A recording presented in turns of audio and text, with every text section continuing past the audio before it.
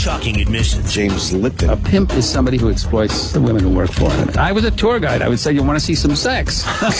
Shit-faced buffoonery. E-Rock drank all the Patron. Everything is blurry. And whatever this is. Well, normally I like a couple fingers up my ass. What the fuck happened? Relive 6 months of ONA in just one short week. Opie and Anthony's worst of 2013 so far. Welcome to day 5 of the worst of 2013 so far with me, Sam Roberts. Opie and Anthony are ending their week-long vacation back on Monday with live programming. However, before that, we'll finish off this great week of highlighting the best moments that have happened this year so far by hearing things like Anthony Bourdain, Liberace's boyfriend Scott Thorson, and of course, today will be the day we relive the Gay-Off. Hide your kids, hide your wife. It's going to happen. Before all that, actually this just happened. We met a guy, well, we found him on YouTube, and he ended up calling the show, named Max Cook, who does a spot-on Tony Soprano impression. Well, James Gandolfini died. It was a very sad day for everybody, but especially for the guy who does all the Tony Soprano impressions on YouTube. He decided, he lives in California, so he calls in at like 6:30 a.m. East Coast time, which is 3:30 in the morning his time, and he's all fucked up on Ambien. He calls in as Tony Soprano, and it's just making sense of nothing. Very weird phone call from Tony Soprano, beyond the grave, on the worst of 2013 so far. Opie and Anthony's worst of 2013 so far. Hi, who's this? I fucking died. Oh, no. It's not what I fucking wanted. I'm 51 fucking years old. What, are you fucking kidding me? I still had fucking work to do down here. Fucking shattered. And I'm glad I died in Rome. It's kind of poetic if you look at it. Jeez. Wow. Wow. What happened? Let me tell you something. I'm a gluttonous son of a bitch. But more than that, there might be other elements. Things I can't talk about. I'll tell you one of the first thoughts I had when I heard he was dead is, fuck, I should have come back that day and met him. I wish I'd, because he was here one day at 3, and I was doing something legitimate for work. But I remember going, like, I want to go back and meet him, but I think I couldn't. And I was like, fuck, I was so mad. Right. And, like, God, I wish I would have come back and met him. It's like you automatically think of my little being affected by it. It's right. Such an Frankly, unimportant I'm glad thing. I never met you. I gotta be honest. Everybody thinks I'm a fun-loving guy. I'm fucking not. Leave me the fuck alone. I'm miserable. Oh, shit. That's another thing that Gandolfini probably would have said exactly like that. Exactly. Look, I appreciate it very much. But can you back the fuck away? You're invading my personal space. I'm in no mood. Hell, what are we going to do without Gandolfini? I'll tell you what you're going to do. You're going to fucking sit your ass down and shut the fuck up. Yeah. I think a lot of people will be seeing your YouTube videos in the coming days, because now they're going to be searching out all sorts of Gandolfini stuff. Yeah. You know? I was only 51. I don't know. Doesn't make any fucking sense, huh? I just had a little girl. Now what? I never wanted to be one of those deadbeat dads that's not around to take care of the kids. I gotta tell you something, this really fucking hurts. I was having a good time, even though I was a bit of a crank. What did Brad Pitt say? Is he all right? No, he's really upset about your passing there. Oh, yeah? Yeah. He's got a lot to be upset about. Look at him with his zombie movies, his long blonde hair, this Adonis. He's a good guy, though. I gotta say, I enjoy playing off of him. Did a couple movies together, him and me. It sounds just like this. Oh. Man is right. What do you have to say about all the people that are really, really, really sad? I don't know. I feel really bad for him. Then again, I'm sort of floating around in these vapors here, and I don't know what's going on yet. I mean, I can't tell you there's life after death, because I don't know yet. Give a man a minute. It's not like you're bored in a cosmic train. Fucking Ambien. Well, did you see the light? People talk about the light. People talk about the light, don't they? I saw AJ, I saw Meadow, I saw Carmella, I saw them young, and then as I started to ascend further up into the sky, they started to get older. And then I saw babies. I didn't recognize them. It's very weird.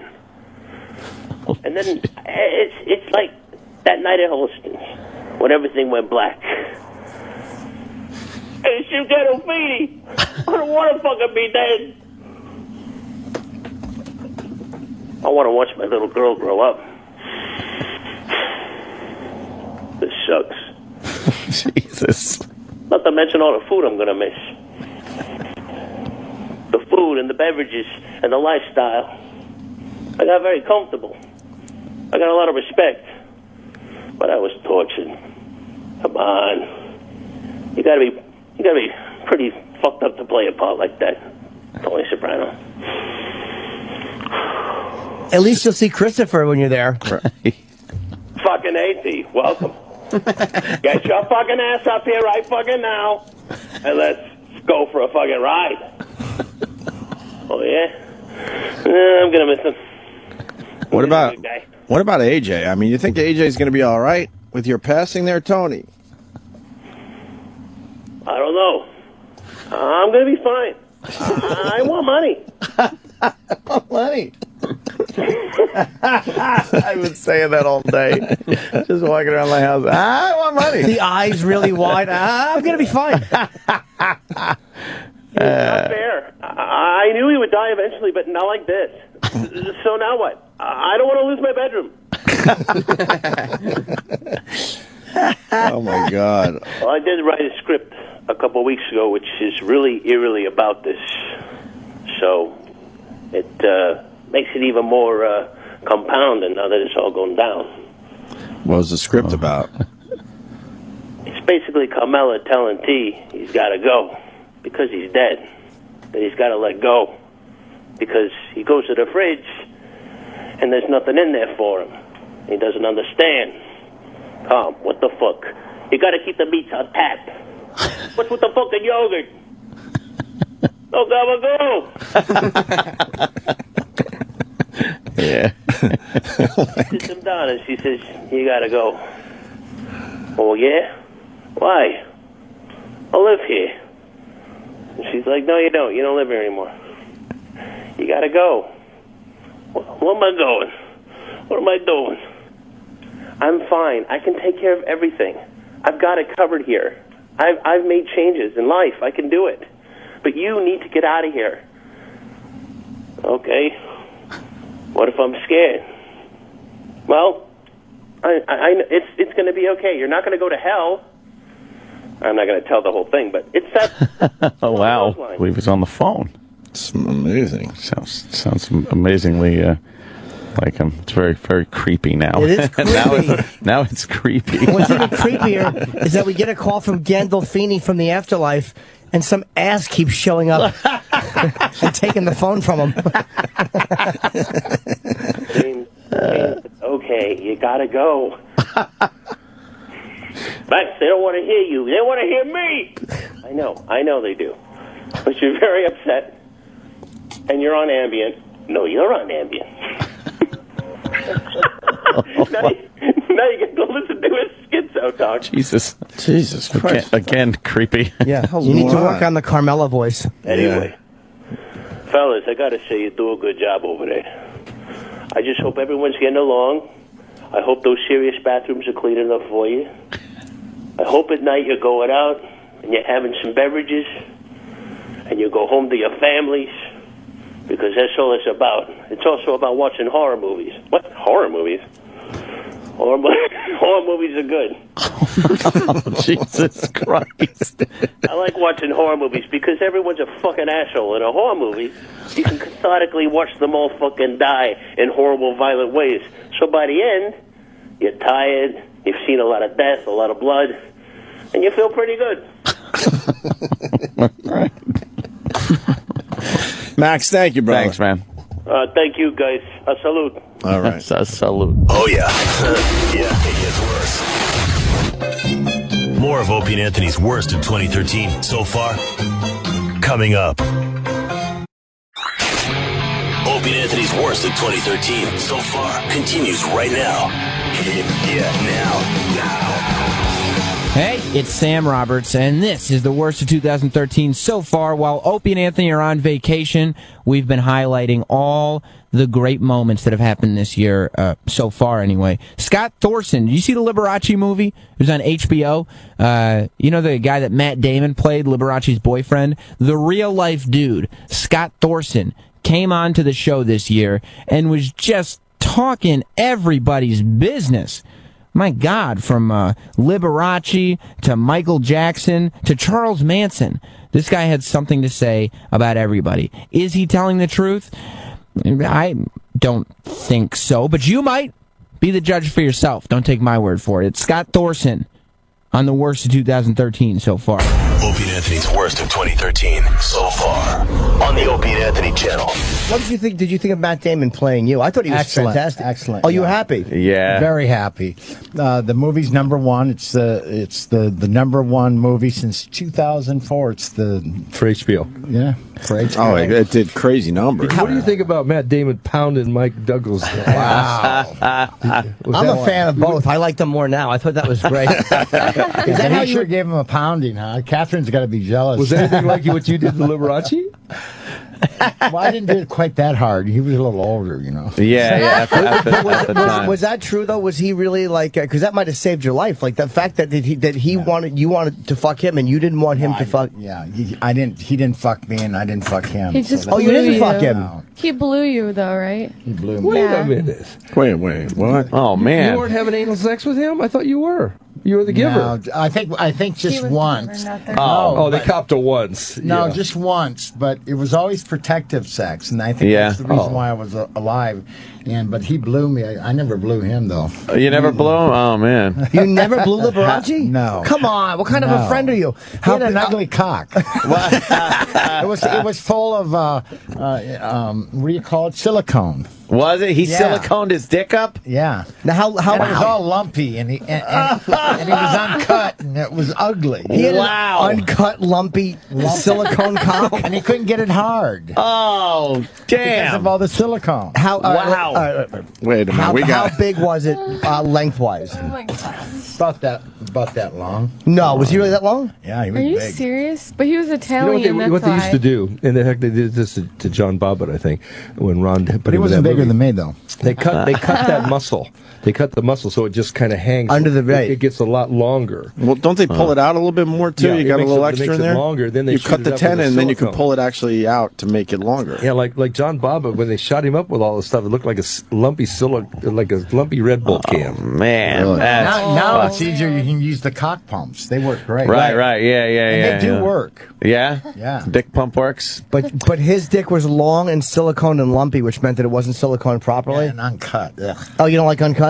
Here's ugly. Ugly, Lee's ugly dick. When you can't pull the skin away from the head, yuck. Oh, God. TMI, Scott. No, that's phenomenal information. Just enough information. That's JEI, yeah. Just enough information. So he would suck your dick, and what would you do while he was sucking your dick? Just think of somebody else, or would you just close and fantasize? Would you really not? You never fucked him? Come on, never once? Just once? I think once I started to, and I didn't like it. What didn't you like about it? I was only 16 years old. Come on. Oh, you were that young? Yeah, Okay, I was young. How did he get off then? Like, what was in it for him? I guess he just jerked. He had one of those bags that he would use. One day I caught him using it, when he came in. What's the bag we got? And he quick pulled it up and threw it in the drawer. I don't know, it was a pump bag, and he was sitting there pumping it. And I was watching. He didn't know I came in. I was watching him. That's when he had his wig off, and he threw it over the shower. I got to tell you a funny story. Yeah, please. He flushed an ounce of my cocaine, right? And I got so fucking pissed off that I chased him down. Now, this house is 17,000 square feet. Jesus. Anyway, he was running for, and I really didn't mean to, but I grabbed him by the back of the hair and I pulled the wig off. And he said, "Oh, Scotch is such a bad boy." Were you sleeping with other people at the time, and was he, or were you? No, just Michael Jackson. You know. No. Now, did you really sleep with Michael Jackson? Yeah. How did that happen? Well, I met Michael in the mid-'70s, and I was introduced to him by Liberace, and we just had a great relationship. Lee and I broke up in '82, so Michael asked if I would come and work for him. Huh. So this is when he was breaking up with the Jacksons, you know, his brothers, and he went solo. And this is when Thriller came in, and then we went to Europe and we did Say Say with Paul McCartney, big hit and all that. And we just hit it off. Michael fell in love with me. I was a pretty boy back then. Were you the giver or the getter there? No, he was the giver. Michael was? Michael was, yeah. He was the giver? Yeah. No, wait, I was very, you know something, and I'm glad that I was that way because of the AIDS epidemic back then. I mean, it was bad. You know, Rock Hudson, and, you know, I saw Rock a week before he died. Wow. Lee and I went over to see him because Rock and him used to fool around years ago. Oh, boy. And then they'd have all the sex parties over there. Boys. How long did you know Michael before it became sexual or became apparent that he wanted to be sexual with you? Well, it wasn't until '82, and then we were together until about '85, and then when he started getting really big, he decided that, well, we better cool this, and then I went my way. Did you guys do a family road trip with plastic surgery or something? Oh, yeah. I got to tell you the funny story. Liberace had a full facelift. I had my cheek implants and the chin. And Michael wants to get his nose done. No, wait, excuse me, back up. I had gotten my nose done, and Michael loved it. And he hated his nose because it was wide and looked like Joseph. He reminded him of his father. And Michael didn't have a good relationship with Joseph. So all three of us are bandaged up in the back seat of the limo Rolls Royce that Lee drives on stage, going to Palm Springs, and then that crazy doctor which Rob Lowe plays. Right, that was great. We're shooting us up full of Demerol and pharmaceutical cocaine and biphetamines, and this is how Michael starts his plastic surgery and starts the drug addiction by pharmaceutical drugs. Wait, can I ask about the Michael Jackson thing? Did the family ever try to sue you or anything? Because obviously... Well, let me tell you, when I released this article in 2004, Alan Butterfield, the editor of the National Enquirer, flew in two experts and FBI agents and did polygraph tests on me. I passed two polygraph tests. One was offered to Michael because they were protesting on it. Michael refused to do it. The Jacksons have never come after me. Now, of course, they say, well, oh, no, it's not true. But, I mean, I've never been sued.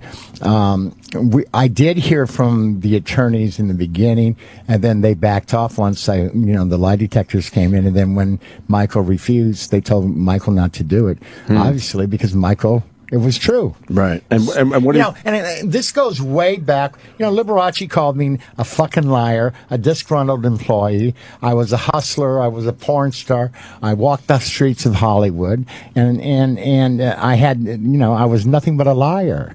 They even paid my brother, Wayne, who passed away, my half-brother, over $20,000 to testify and make up stories about me. They were just a piece of shit back then. Right. I got one more question. What do you think of Michael and the kid thing? Your opinion? Yeah, it's not. Those aren't Michael's kids. No. Michael with the allegations. No. Michael didn't do that. No. See, a lot of people say that it was just that he never really grew up and just felt more comfortable hanging out with younger people. Michael would never do that. He was acquitted for Interesting. It was this kid. The kid, I forget the kid's name, but the uncle is the one that got the $20 million from Michael, and so Michael decided, and this came right from Michael. He was afraid, so he paid this guy $20 million because he was going to expose him. Expose him as a child molester. So Michael paid him off. But if Michael wasn't a molester, what was he scared of? Well, he didn't want the bad publicity. That's that made just him like look Liberace didn't want the bad publicity about me being 16 years old. We settled out of court and all that. Oh, you did settle? Yeah. Yeah. You know what? I'm having a hard time getting my head around Michael being a giver. That really did sound a little. Give me this again. Michael was the giver.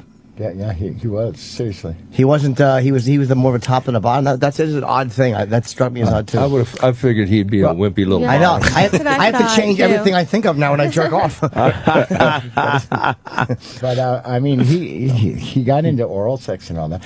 But he had a crush on me. I mean, I was young, and then I got all the pictures to back it up when Michael and I were at Lord Montague's and at Buckingham Palace. And I'll tell you a funny thing that Michael and I did.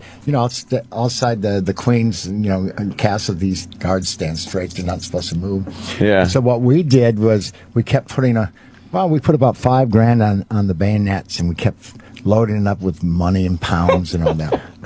And we said, now you can keep this, but we need a picture. And sure enough, he moved and he grabbed the money. They're not supposed to do that. And I sold it to the National Enquirer for $10,000 too. So I got back the money. Scott was involved in the Wonderland murders.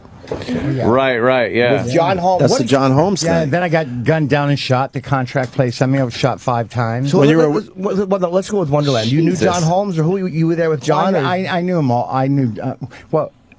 Here's what happened. In '81, I took some of my money and I invested it with Nash because he owned a bunch of nightclubs. Eddie Nash. Yeah, so he owned like 15 Kit Kat clubs, where the girls would come down in the cage with strippers. And then the Club Hollywood, Starwood, Seven Seas, Club Hollywood, the Odyssey. Anyway, to make a long story short, is that Holmes... We would party with Holmes up there at Nash's place. Nash hooks Holmes on crack cocaine. The plastic surgeon, my plastic surgeon, or Liberace's plastic surgeon, shoots himself in the head. So I needed. Wait, the Rob Lowe character shot himself? Yeah. Oh, wow. So I needed a new drug supplier. Well, Nash brought in all the heroin, cocaine, plus he had Mayor Tom Bradley, on his payroll, a couple DEA agents. Anyway, Holmes sets up the robbery, leaves the back door open. They come in there and they stick a gun down Eddie Nash's throat and make him beg. And they took over $1 million worth of drugs, cash, and jewelry. Well, I'm in Tahoe. We're performing at the Sahara Tahoe. I take a Learjet back to pick up a pound of cocaine and some cash because I was collecting from the clubs. Well, in walks, he just had the robbery maybe a couple hours before I got there. Well, when I come there, Gregory Dials, his black bodyguard, brings in Holmes, and they find out that Holmes set up the robbery, and they beat the shit out of Holmes, and they ordered, and I was there when Nash gave the orders to have these people killed, and they used Liberace's Bill Blass Lincoln to drive Holmes up there, and he participated in some of the killings up there. John did. Now what was the killing? There was the robbery, and then what happened? Can you walk us through that? Because Eddie Nash's house was robbed. Yeah, it was Holmes robbed. And then, so what they did was they found out who was responsible. Oh, the actual burglar. And then they were called the Wonderling Gang. Mm-hmm. Okay, up in Laurel Canyon, there's a street called the Wonderland Avenue. So that's why it's called the Wonderling Killings, Laurel Canyon. And so they ordered, Nash ordered these people executed, and they actually killed the wrong people. One guy was there, but they killed all the girlfriends.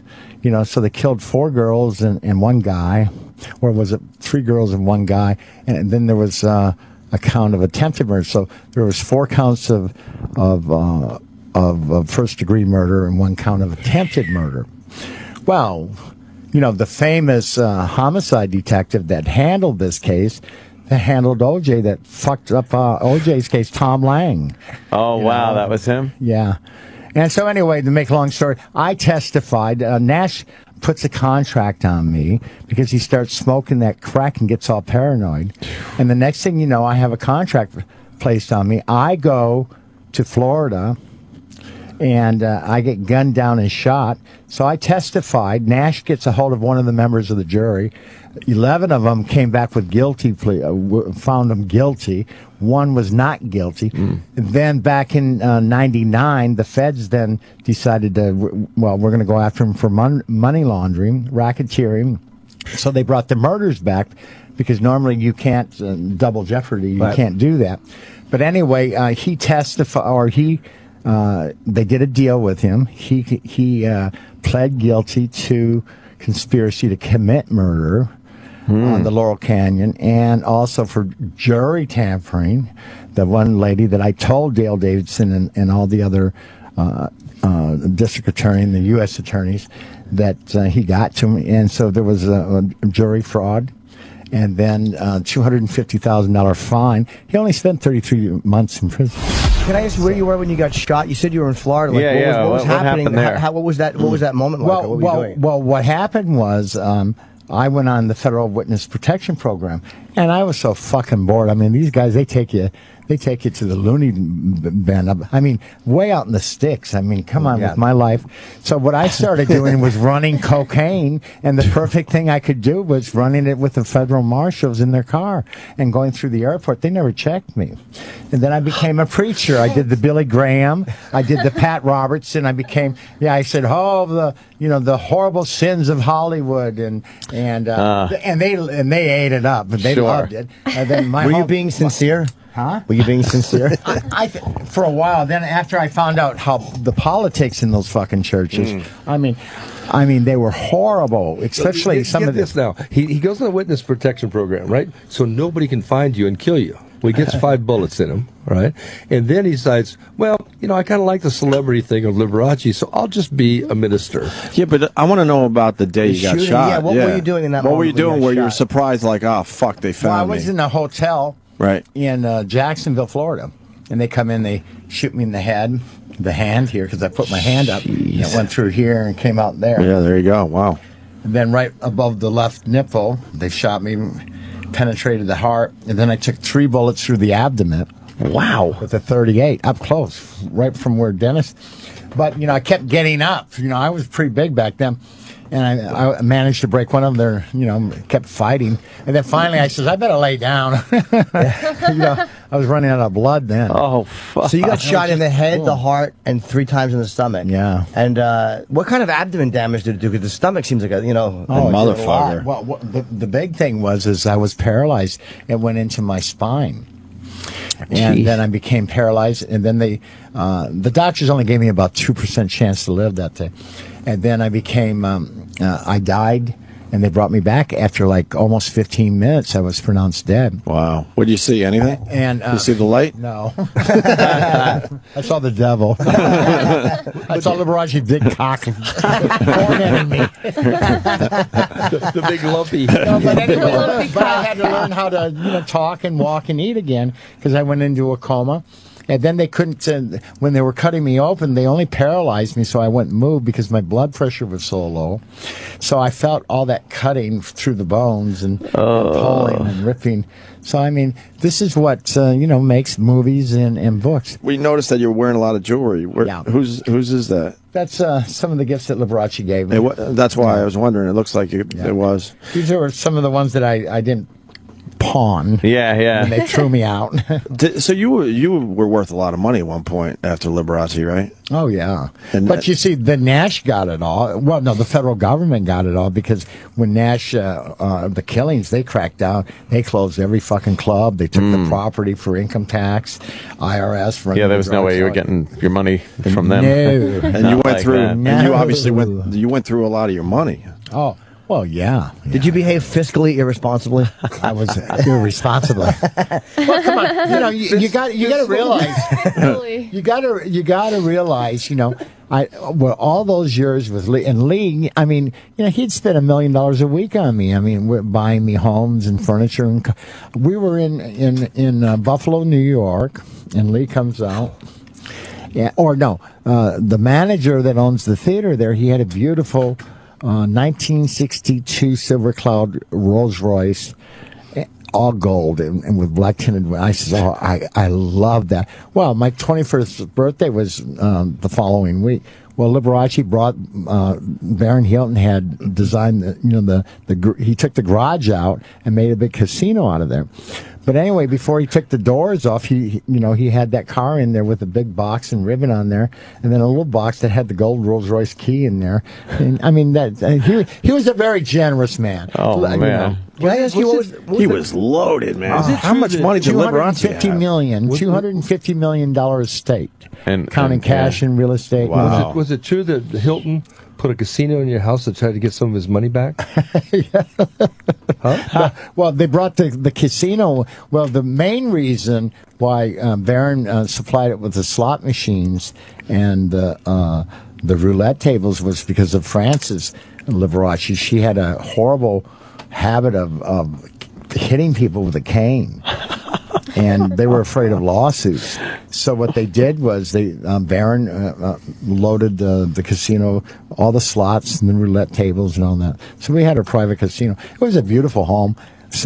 Actually, he built that house for me. It was 5-track. He bought the whole block. And it was a 17,000 square foot palace. That's nothing but glass and mirror. It was absolutely gorgeous. Where they filmed all this was at Zsa Zsa Gabor's house. Wow. At Zsa Zsa's house? That was pretty impressive, too. Did you get to see her? She's, down to her head? Yeah. They cut her leg off. Yeah. Oh, they're taking a body part every other year. I think her husband's just waiting for that day to go. Oh, yeah.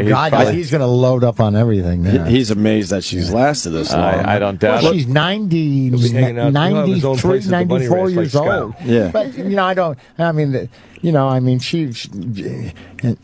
Zsa was the bitch. You know who was the nicest one was Ava. Ava was so nice. She'd come in with Merv Griffin. What another queen that guy was. Merv was? Oh, my God. Well, he loved Ava Kabor, and that was his front. If she made all the public appearances, while he was, at home sucking cock, and But I mean, Merv. Did you guys ever party with him? Merv was one. Oh yeah, he'd bring his little boy in and do their thing. You guys do swappies and all that? But that's Did why Merv ever suck your penis? Ava Kabor. Did Merv ever suck your penis? No, but he could have. I mean, he was low. He was more loaded than Liberace. Was it? What happened to Liberace's house? Is it still there? Yeah, they have it up for sale. They're trying to sell it for $375,000 now. He put over $2 million in that. That's it? $375 grand. Yeah, but he built it in the $50,000 neighborhood.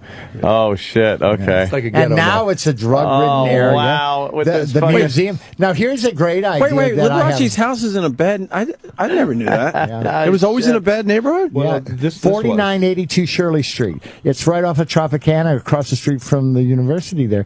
All bad area now. It's drug. And then the museum is on Tropicana, right below Maryland Parkway. I'm the one that put that museum together in '78. I took everything out of the houses and put it together. We bought the shopping center. Of course, when we broke up, he took all the pictures of me out of the museum. But now the museum is bankrupt. See, the karma goes around. Now it's bankrupt. Now they were hoping that this movie would be successful. So what I would like to do is, Dennis and I are talking about this. Is boy, what a great idea that would be. Dennis has got 22 acres out there, horse stables. He's got a gym, $2 million gym out there. He's got this beautiful bunny ranch. Put the Liberace. Now that he's got a history with me, put the museum out there. I could tell the stories. And then we can get a reality show. Scott Thorson at the Bunny Ranch with I'll put on a pink outfit. I want to see you in your cool boy outfit. I'm going to make you a bunny boy. I want to make I'll him be a the cool bunny boy. Or either he can start pimping me out. I mean, heck, maybe he can get $100,000 and I'll give him 50% of it. I mean, come on. I got to ask you about Liberace. There's rumors that he tried to have you killed after you left. Well, let me just say this. I was beat up pretty bad in the penthouse. And this was done by Seymour Heller. I was also threatened that if I went to the press, that I would disappear in Las Vegas. Oh. But, you know, I had balls back then. I mean, I took here's a big, powerful man. Around Michael's chin. And, Baron Hilton Liberace. of the Hilton hotels and all that. Right. You know, they told me to stay out of Vegas. And that's one of the reasons he even took my house back that he got me out there. He says, well, I'll give you $75,000 for it. Wow. He says, but you're not coming out here. I went out there anyway. I terrorized. I used to throw eggs at his house. Wait. Oh, hey, and I went to prison too. I forgot to tell you guys. Wow. That too. With a preacher. The prison story. Yeah. I went to work for the Mexican mafia cartel. I got caught with 5 pounds of meth, and I ended up in Corcoran State Prison. But that was right at the time when I signed the deal with Weintraub. So I went to prison with $50,000 on my trust account, inmate trust account, and I had a ball in prison. The best looking guys and talk about crooked is the Department of Corrections, because I bought all the drugs that I wanted. So you had no problem getting drugs and no, and they kept me. I kept Charlie Manson company. The worst is yet to come. This is O&A's worst of 2013 so far. On the Opie and Anthony channel. Opie and Anthony's worst of 2013 so far continues right now. Welcome back to the worst of 2013 so far. All week long, we've been bringing to you the great moments that have happened on the Opie and Anthony show this year, and without fail, they've all been spectacular. I'm Sam Roberts, and when they give the show to me, did you really think I was going to let the entire week of shows go by without bringing up professional wrestling? I think not. WWE played a big part in 2013 on the Opie and Anthony show, so we put together a little montage, some memorable moments involving the superstars from the WWE. First was, of course, this one went everywhere. It was WrestleMania week. Fandango, the wrestler who got Opie and Anthony back interested in wrestling, surprised the guys in studio. We'll play you that. CM Punk, we talked to him at WrestleMania Radio Row. That's right, we couldn't get to the Super Bowl Radio Row, but we got to WrestleMania Radio Row. We talked to CM Punk, and whether you like wrestling or not, CM Punk is just always an interesting guy. And finally, The Miz. The Miz's appearance on Opie and Anthony was special because Heather B., a fellow Real World alumnus, works in the studio across the hall, in Sway's studio. So she stopped by and everything. A great year so far for WWE superstars. I wonder what's to come. O&A's worst of 2013 so far. Well, we're sitting here. We have the curtains closed. Yeah, the curtains are closed. And we're not watching porno, so something's up. And Sam told us something's up. There's a little surprise that's about to happen. Yeah. On its way.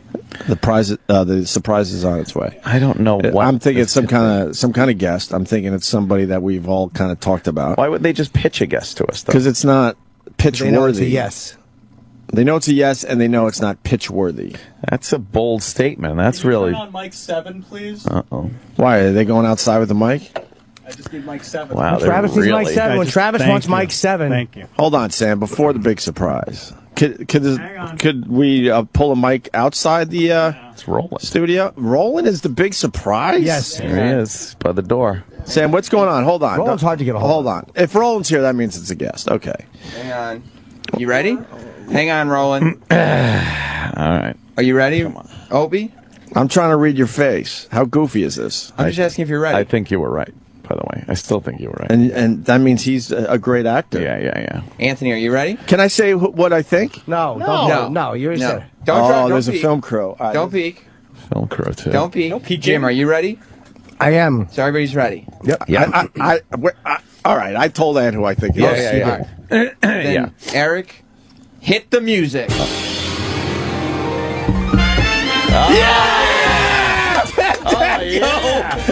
Oh, man. He's dancing his way in. He's lotioning up. It's just fantastic. Oh, my God. It's him. Wow. Oh.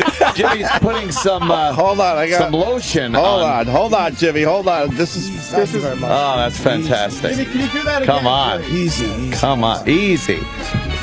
What are you doing?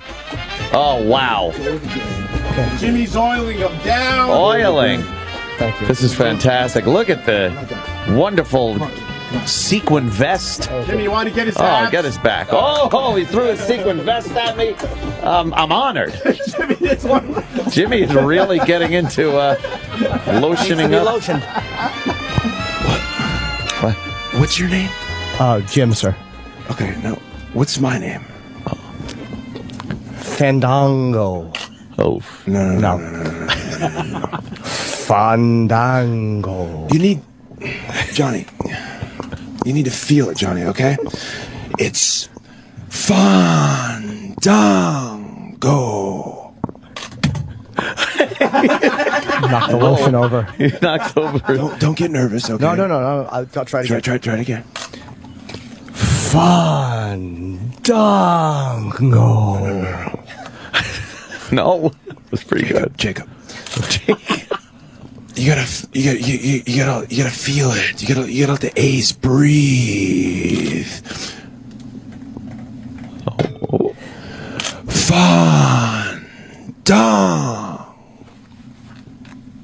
Fandango. Try it. No, it's your microphone. Okay. Fandango.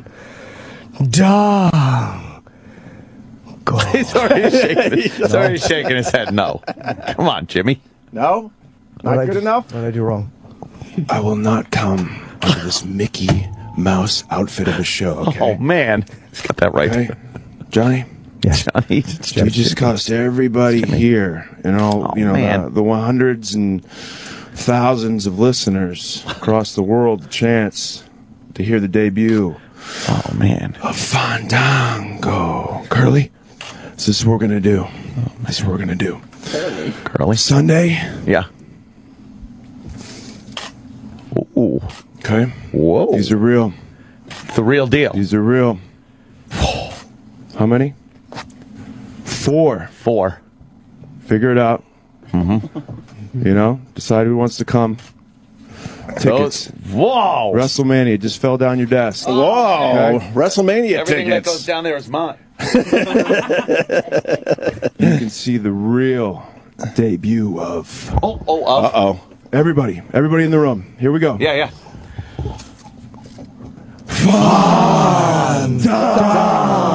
Fandango. And there he is. Wow. And the music. There's the music, the dance. What? I'm honored. And now he's gone. Here. There That's he goes. it. There he goes. Strutting out. That is wonderful. I love it.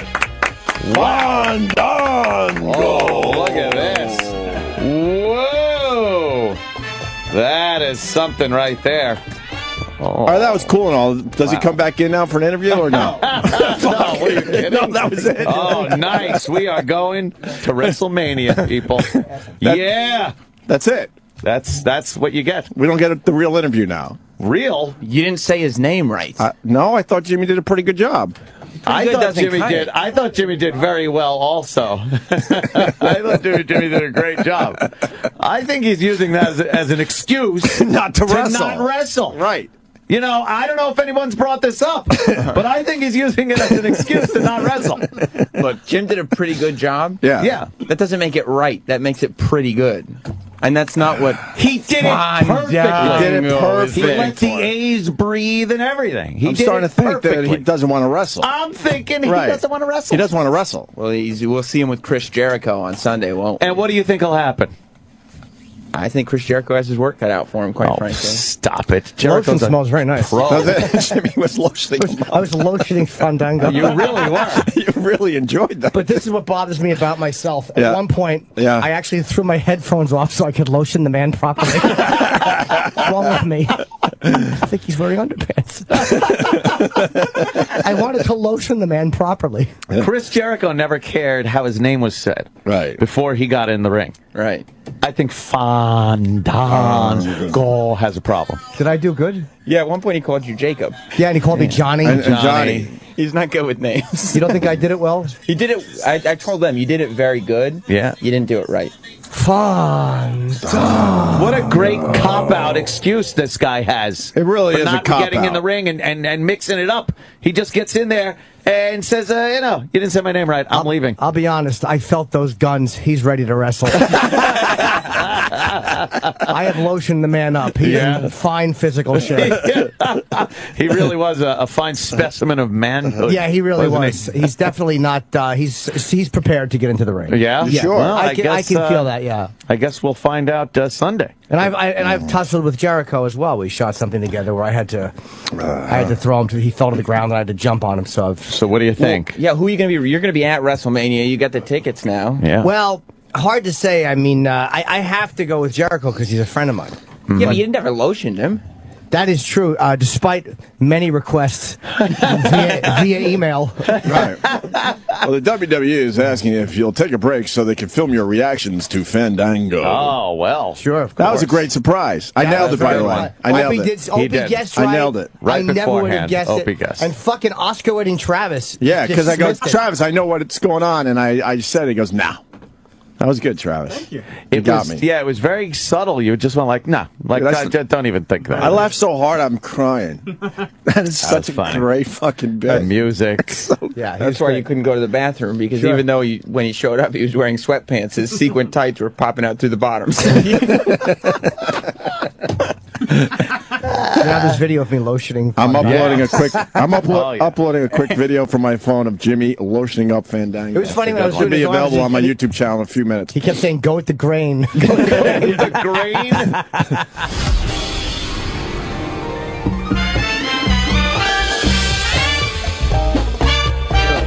That was quite the surprise for the Opie and Anthony show. And obviously the fans basically saying, if ever you guys needed a visual element, just making our point over and over again. Yeah. Sam and Roland and the gang set up the Fandango.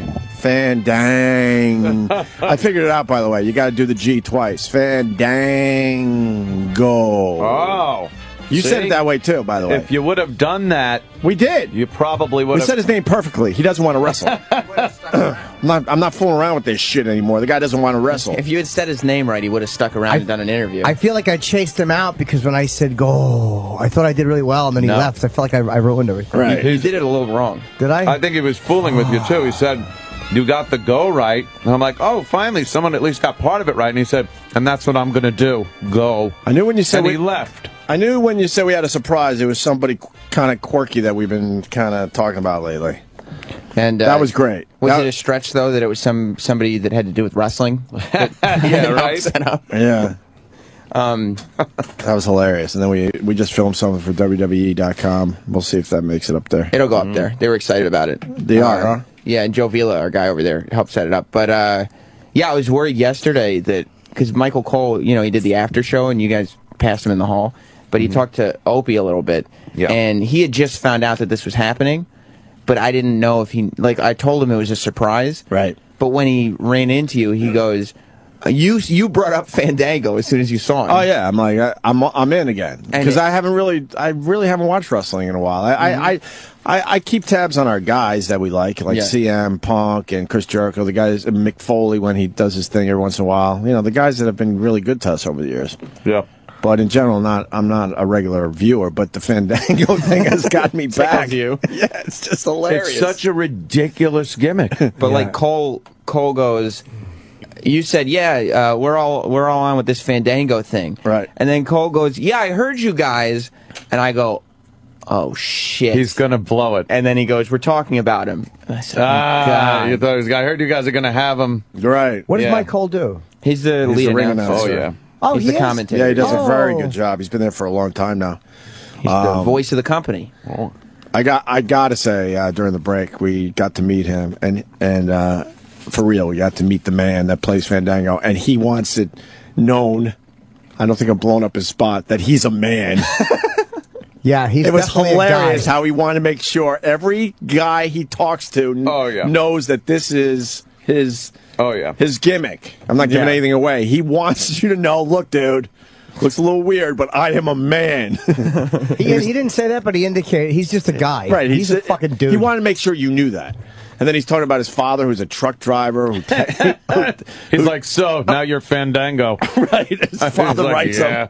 Well, what are you gonna do? What are you gonna do? And I love it though. It's we're all in. It's hilarious. That was an honor getting our WrestleMania tickets. Yes. From Fandango. He's not doing any other press. No, he is a very entertaining guy. I'll say that. I'm looking forward to this. I don't. I've never been to a WrestleMania. This is going to be a lot of fun for all of us. Especially all the guys we've interviewed. We've interviewed almost everybody on the card. Now we're being told we want to take the hotline. So who's on the hotline? Hey, nerds. Oh, yeah. It's Fandango. Listen up. I'm going to give you one more opportunity. He's good. Hey, shh. Oh, yeah. Shut him up. I'm going to give you one more opportunity to get my name right. Here we go, okay? All right. Try it again. Go. Fun. Dog. Hung up on me. He just hung up on me. He hung up on me. It's like we're 12 years old today. The gimmick is fantastic. I know, and there's a part I really want to get it right. I want to be the special boy who does We it. all got it finally right. gets it right. Every single one of us got it right. His entrance for WrestleMania It's going to be ridiculous. fucking ridiculous. So over the top. He did a run-in on Monday, like he just interrupted somebody's match. Of course. And even when he was just interrupting a match, they brought down his big gold sequin curtain and played his music. And you know he did on Monday? You guys would have laughed. Now, you know he's doing the dancing thing? Yeah. He went out while Chris Jericho was wrestling. Right. And every time Chris Jericho did a move, he held up a number that was low. Like he held up like a 3 or a 2 or a 0. It's such a great gimmick. CM! Yeah. CM Punk! Good morning. Hi, buddy. Sorry, it's a little too early for that energy. I apologize. No, it's what you guys are used to. You work horrible hours. Absolutely. Can I give you guys an E-Rock update as we hear from CM Punk? You know E-Rock, right? Yeah, I remember E-Rock. He's you guys can see me, right? No, they can't. They can't. All right, never mind. Why would we have a visual? You know, they were talking about how E-Rock like completely just wormed his way into coming to this so he could see wrestlers, which is weird. E-Rock, you should have seen him. They're bringing guys out, E-Rock, so get ready to film or whatever. And I turn around, I see Punk walking to the table. E-Rock's nowhere to be found, and he's running. He has to run past Punk to get to the table on time. He wasn't here. Why? I don't know. There's bagels in the back. CM, I gotta tell you, that whole Paul Bearer angle is amazing. I love it. Thanks. I freaking love it. And we've been calling the shots from here, going, he's gonna take those ashes and he's gonna pour them on the Undertaker, and you did just that the other night. That is sick. Yeah, I know. It's like next level, right? Yeah, because the guy actually died. Yep. In real life, Hey, Paul Bearer is dead. I didn't kill him. And then having Paul Heyman come out as Paul Bearer was a nice little twist. And Paul Heyman pulled it off.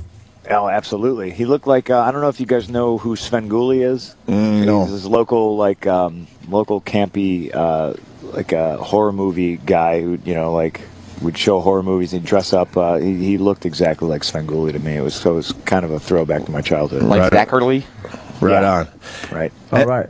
And even though you're doing all this horrific stuff, you still can't really completely turn the crowd because they just love you no matter what. The rotten human being I am, I would cheer somebody if they dumped out somebody's ashes too. I think that's funny. I would go, and you guys would too. So there's obviously that demographic of people who, no matter what I do, right? It's never going to be enough. They're always going to cheer me. That's all. That's what every person wants to do when they see an urn with ashes in it. Is you just want to dump them on somebody. Yeah, absolutely. Nothing better to do with them, so it was perfect. Right. Have you heard from Paul Bearer's family with this angle? When I showed up in Indianapolis, which would be, it was like maybe 3 weeks ago, and it was just a couple days after he had passed. His sons were there, and I talked with them.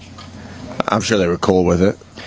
They were almost falling all over themselves to make sure that I knew that they were in constant contact with officials, and that he would have wanted the entire show to be dedicated to him, which it was, the big memorial and stuff like that. And I think that was the night I wrestled Kane. Right. And I stole the urn, so they were on board. Nice. Oh, good to hear. Yeah, and I think they get it. This is pro wrestling. Right. We want people to be outraged. How excited are you to be doing WrestleMania in New York? Oh, I think it's cool. I think New York's one of the better fan bases. Obviously, I mean it's sort of home for the WWE. It started in the Northeast, and this is always obviously when we do the Garden, it's a special event. So this is wild. I'm excited. It's like in an outdoor stadium. Well, Jim Norton's not excited because he thinks he's going to be cold or rained on. I know. I'm going to have to wear my winter hat. Yeah, just wear a nice. Oh, your poor little dome.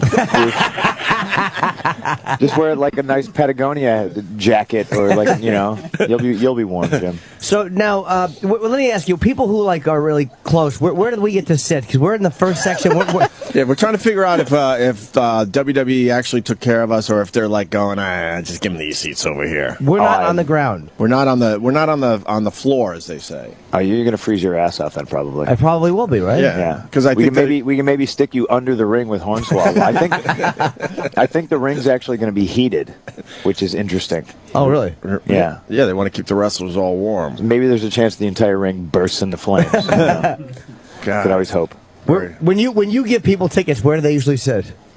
That all depends on who it is and when they ask, because I got some real asshole friends who will try to ask me for tickets to WrestleMania like Sunday morning. Right. Of course. And I'll be like, yeah, sure, and then I'll purposely try to give them the most obstructed view.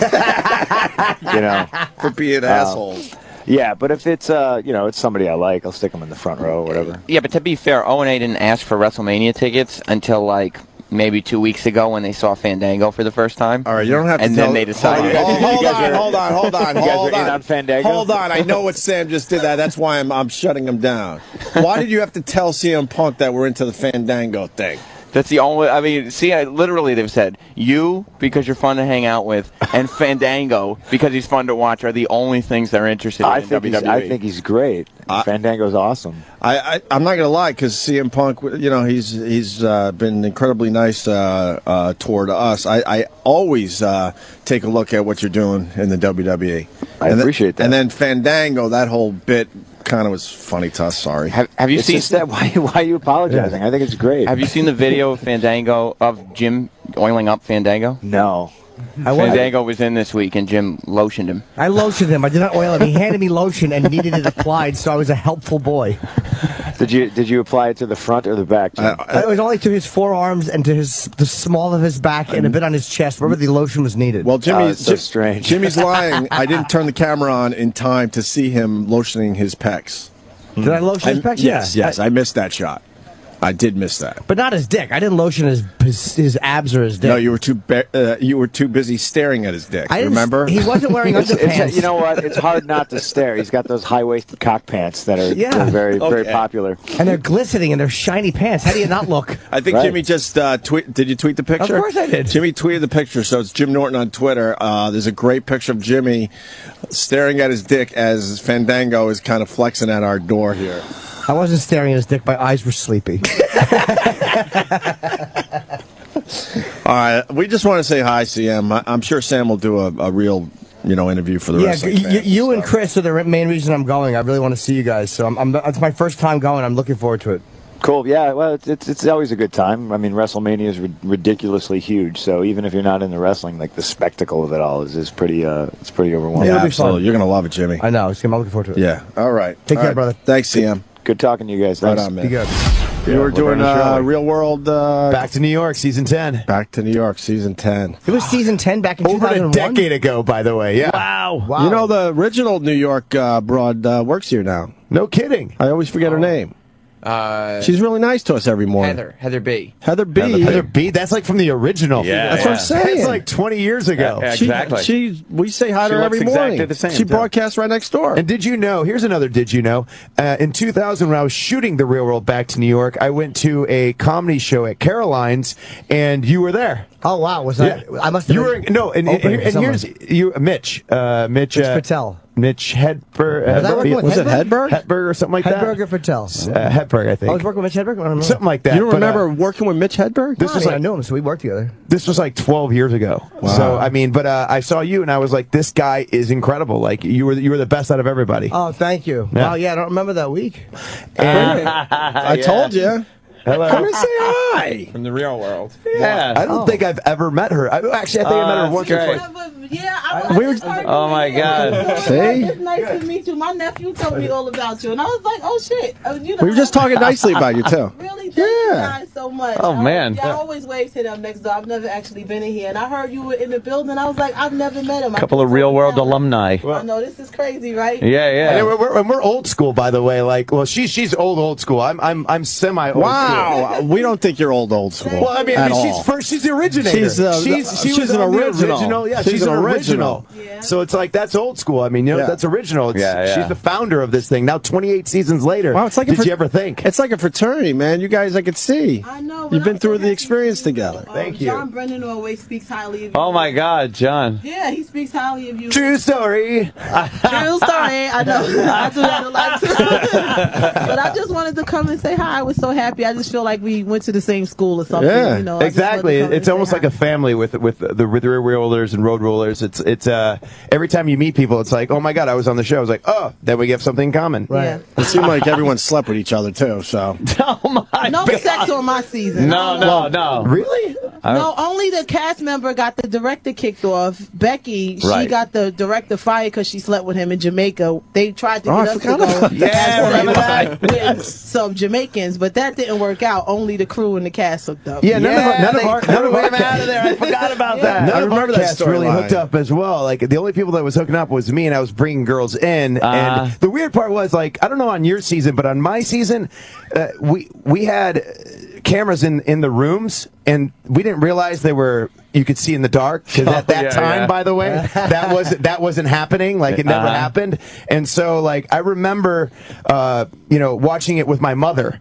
And my because we don't get advanced copies, so I'm watching it on TV with everybody else, and Coral's like, Mike had sex in the bed, and then it shows me like under the covers, like in that green lighting, and I'm like.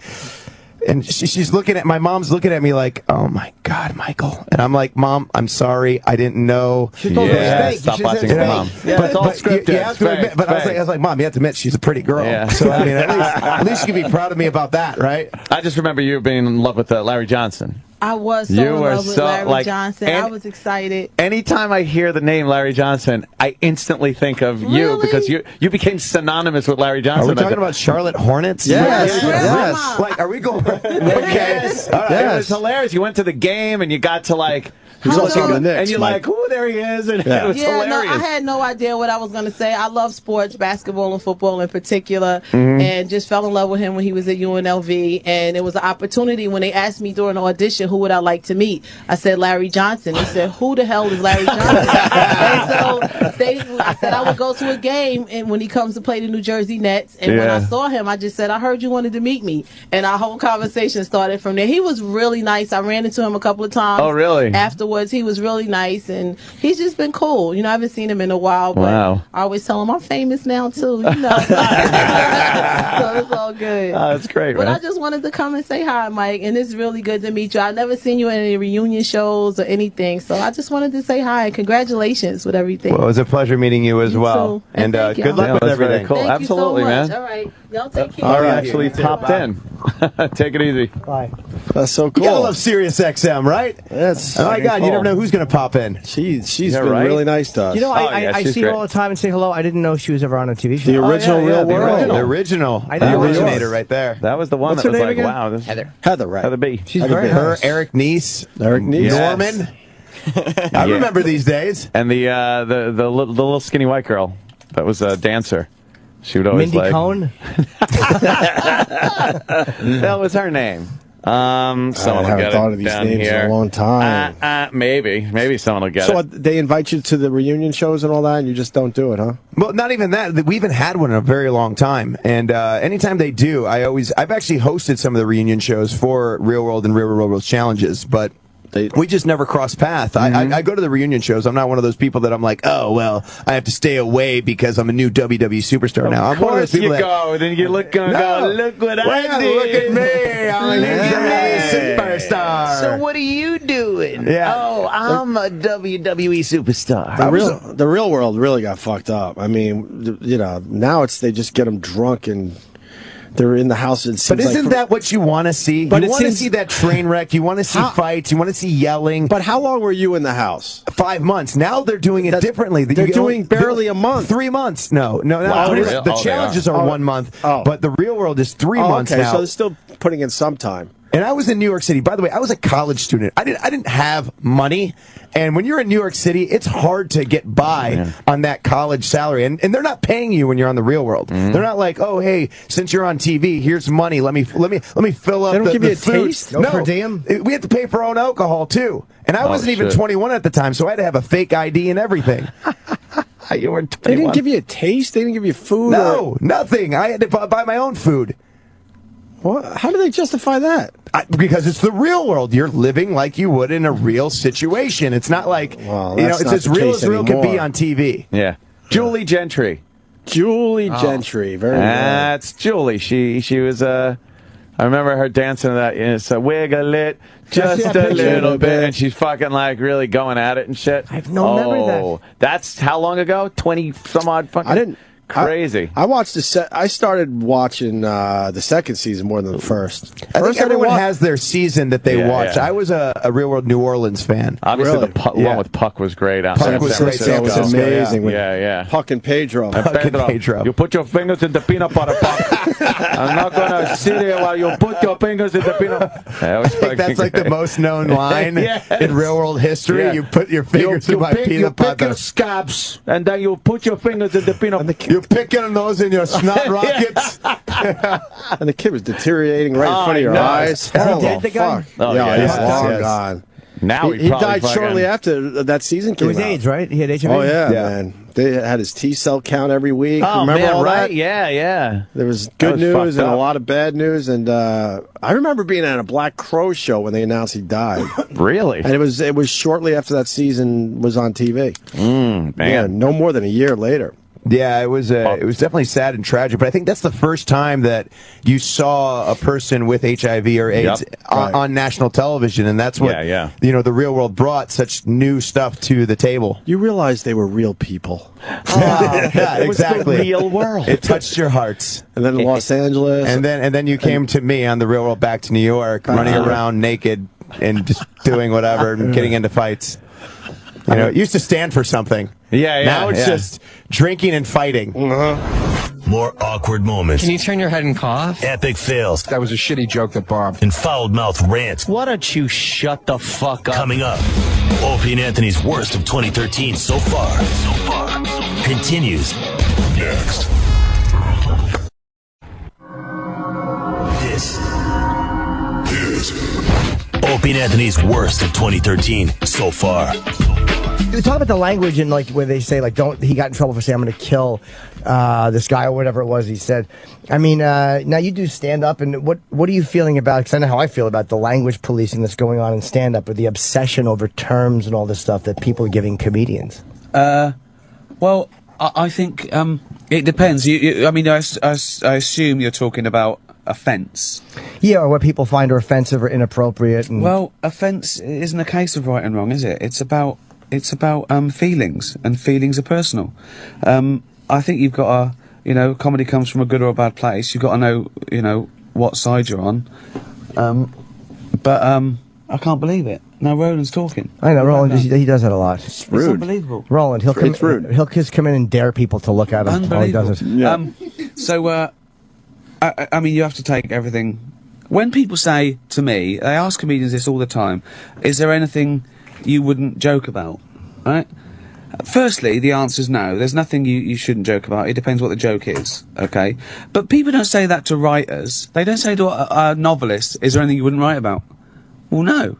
So we know it's about how it's treated. So they assume that comedians treat things without due care and attention. They're like not considered, like they have no morality. I see this all the time on Twitter. This people who think that they say things to me like, so are you never offended by anything? I say, of course I'm offended by things, but it's personal. But what I'm offended by isn't the same as you. You know, you can't. It's not objective. And you don't want people penalized for offending you. You don't want them to get in trouble if they offend you.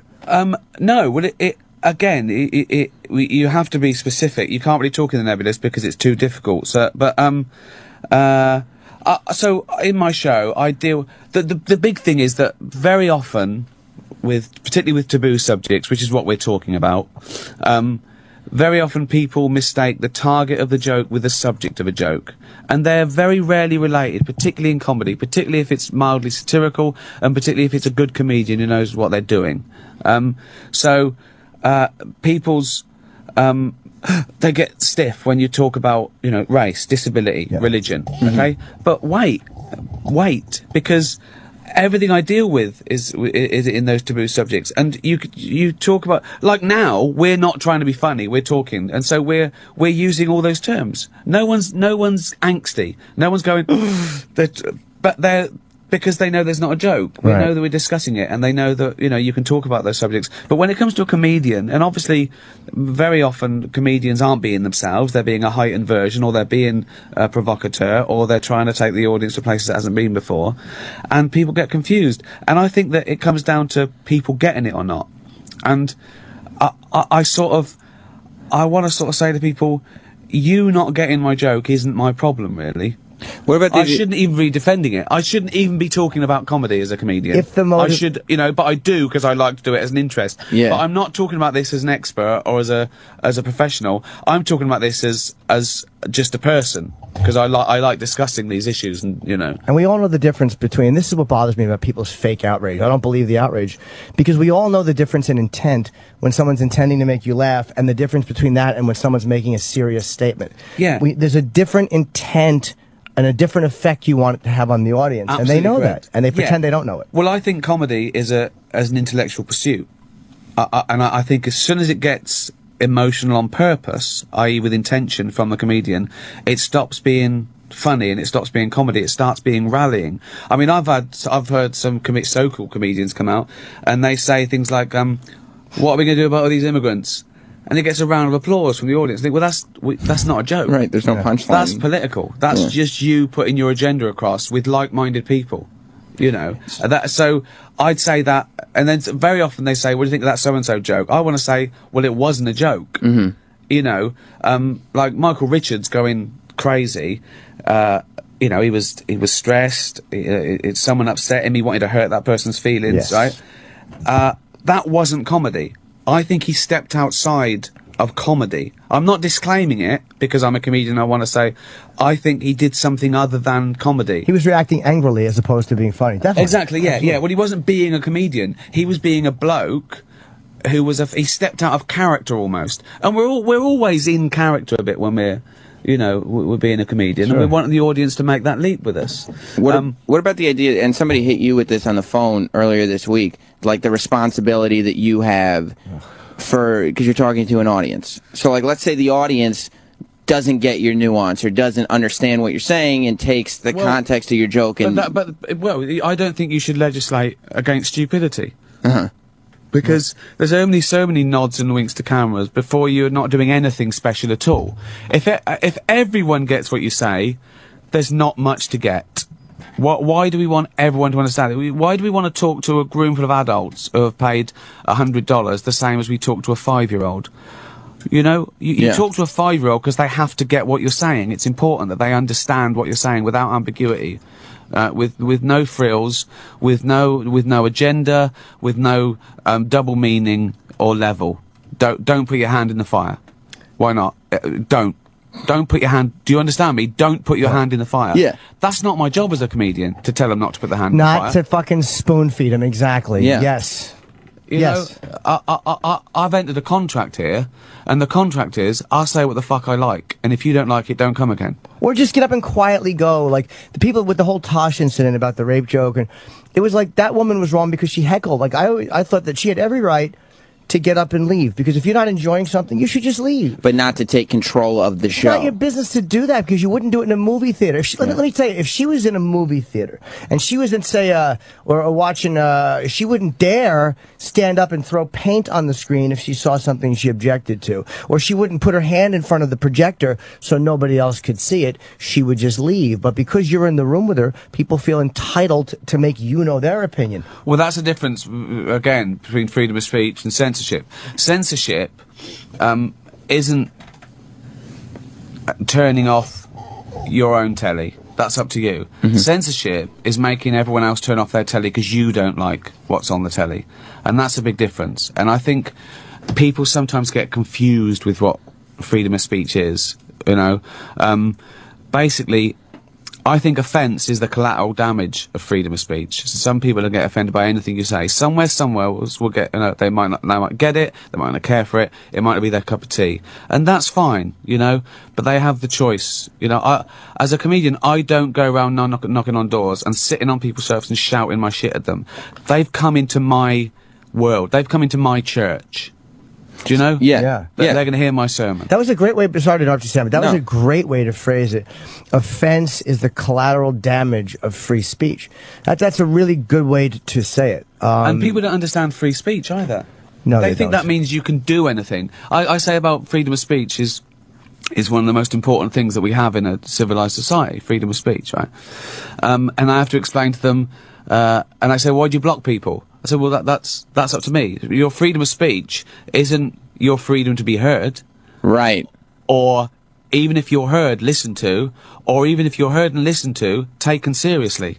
So that the freedom of speech ends with you saying what you want. And right? I mean, it's the same principle as you saying that they came to your church. Like, if you're tweeting something out, you don't intend for the world to see it. No, you they're intend for following those me. who follow you to see it. Exactly, yeah. You've come to my door and you've complained about what I'm saying on my sofa. It's like, just It's leave, my sofa. Just leave quietly. You don't have to do anything. Just go home. Just block me, whatever. Yeah. Right. And by blocking, by the way... And this is what an idiot says as well about freedom of speech. And they say, oh, what? So Hitler was right? No, because he wasn't saying things, was he? He was killing people. Right. That's not saying, that's doing. Yeah, and his intent was his intent was not to make you laugh. It was to rally people to genocide. Right. Big difference between that and what genocide is not covered within the boundaries of freedom of speech. Right. Yeah. And you know, if Hitler just went around saying shit, fine. Yeah. It's allowed. If he just went around, if the worst thing Hitler did was say awful things, okay, okay, he's a bit of an idiot. I don't want to be his friend, right? Yeah. But he's allowed to say as long as he doesn't put any of that into action, you're okay. You're okay with your funny little moustache. Don't do anything, though, will you? No, okay, because it's illegal. His first murder. His first murder. Oh, you let me step them out there, mate. Yeah. There's the line. Oh. You did it. Yeah, but we're talking, you know. There's another phrase that annoys me on Twitter as well. Militant atheist. Militant atheist? Well, you mean I said stuff? That's what a militant atheist is. Yeah. I'm going to go onto a crowded tube station, unbutton my shirt, and talk about science and shit. It's horrible army. Yeah. There's so many things I want people to know. What militant means, what freedom of speech is, the burden of proof. The people who tweet me things like, you can't prove God doesn't exist. No, I can't. Yeah, great I say things like, you can't prove Santa doesn't exist. They go, don't be so ridiculous, of course. Well, that's insanity. It's ridiculous. Of course he does. A man with a white beard doing shit in that time. Don't be talking bollocks. You're great on Twitter, man. I love the fact that as famous as you are and as big as your career is, it's like you don't worry about saying the wrong thing, and you don't. I love that you. As long as you're honest, you can't be held accountable, really. In that Tosh, what's his name? Daniel Tosh. Yeah, I didn't know about the joke or anything. It was raging, and people were asking me, "What do you think about Daniel?" I said, "What's happened?" Said, "Rape joke. It should be rape joke. You should never joke." I said, "Well, it depends what the joke is." Yeah. Like, no, of course it doesn't. You should never rape. And then someone sent me a tweet, and she said, "I will laugh at a rape joke the day I know that no one in that audience has been raped." And I just tweeted back, "What a strange door policy." Oh, yeah. I remember that. 2, please. Certainly that's... can I just ask you a question? Have you been raped? I have, yeah. You can't come in. Sorry. No. It's a policy. It's no, not because me. there's a woman at the front, and she's only going to laugh if she knows that no one in the audience has been raped. That was a great one. Yeah, I remember that very specifically. But what an ass she is to say that, because that means you won't laugh at a drunk driving joke, or you won't laugh at a pedophile joke, right, or you won't laugh at any type of domestic violence reference. What is a rape joke? You know, I wouldn't. You know, I don't find rape funny. It's not. It's terrible. It's terrible. It's one of the worst, heinous things. But there's so many levels to get. I mean, technically, the door policy joke is a rape joke. Well, if that's exactly. I think. Yeah, exactly. Right? I think so. Yeah. I think they mean the subject of rape, sure, as opposed to. You know, again, if you're laughing at someone who's been raped, that's not a joke. Yeah. That's just you're a horrible, nasty. But I don't find it funny. There are some people that would find it funny, but they're serial killers and rapists. Right. Okay. And the thing is, again, stupid people treat jokes about bad things with the same fear and loathing as intelligent people treat the actual bad thing, and they're not related. You know, a joke about that's what humour's for. To get us over bad things. That's exactly what, evolutionarily speaking, a humour is. So it gets us over bad shit. If you can't joke about bad shit, there's no point joking about good shit. Yeah, because it's already happening. It already feels good. It's already good. Yeah. Everyone likes a balloon. Who gives a shit? It's like laughter is this drug that cures bad shit. Is a drug here. It cures good shit. I don't want that. I like good shit. Yeah. I want something that cures bad shit. Well, laughter's the best medicine. Thank you very much. Yeah. And you know what? Those people, a lot of them are dumb, but a lot of them aren't dumb. A lot of them aren't dumb. A lot of them are, like, dumb is almost letting some of them off. Some of them are dumb, but some of them are so self-centered in their opinion. Yeah. And there's a real self-centeredness that comes with it, and a self-importance about what I feel is appropriate, and what you feel is appropriate is not. And I'm the arbiter of that. Well, they don't like a comedian having this superpower of freedom of speech and exercising it so well. Right. They can't stand it. I mean, these are the people that go to comedy shows with the intent to catch you doing something wrong and catch you saying something you weren't supposed to, so then they can blog about it, or they can, tell the world that you shouldn't be doing what you do. Yesterday, someone tweeted me, "There is a cure for cancer. It is called praying." And I sent back, "Your application for chief of oncology at this hospital has not been successful." Right? Sure. Okay. So that's a clear joke about how stupid it would be if we took praying as a cure for cancer seriously, as opposed to all that stuff that cures cancer that we've researched, right? Someone gets involved saying, "Oh, so you're laughing at the fact there's no cure for cancer?" No. I'm laughing at you because you're a stupid fucking idiot. Right. So you don't get what I was saying. Basically, he's angry on false pretenses. Yeah. I've had it happen to me. Someone in the paper has said, "Look at this terrible joke," and they've done the joke, and it's wrong. They've got the joke wrong. It's so important. Yeah. Every aspect of a joke is important. The syntax, the semantics, the rhyming, sometimes even some of the visual aid that comes with it. Taken out of context, it's the better the joke, the more fragile it is. Well, sarcasm doesn't read in print. You know, I'm happy he died reads terribly like, "Oh yeah, I'm happy he died." There's a tremendous, that was me acting. There's a tremendous difference, and people know that, and we have that common bond of language. But what I hate about people is they pretend they don't know it, because the bigger goal is to get you to not say what they don't like. Exactly. And that's all it is. Yeah, and some people, you know, there's in a Venn diagram, there'd be lots and lots of overlaps, but some people are genuinely angry and they don't know why everyone doesn't find the same things wrong as they do. Yeah. Then they just want a retweet. Then they just don't like you. Then they just want to say something because no one listens to them. Yeah. Ever. That's often An excuse the to case. be heard. Absolutely. An excuse to be heard. They're frustrated that they're not heard like we are, that they haven't got that platform, so they want to bring us down a peg or two. And if they say, if you say you're sorry, and if you've wounded somebody, when people are wounded, what's wrong? Talk. We'll listen to you now. Yeah. People want to pretend that they're wounded by somebody's Well, words. yeah, I had many complaints. You know, I used to work in a public sector. I used to work at a university, and they had a complaint. And sometimes they just couldn't believe you called them back. They go, "Oh, thanks, don't worry about it."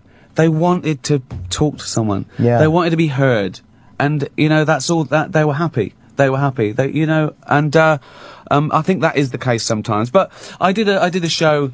Madison Square Garden, okay? So, a lot of people, I did jokes about, race, the Holocaust, and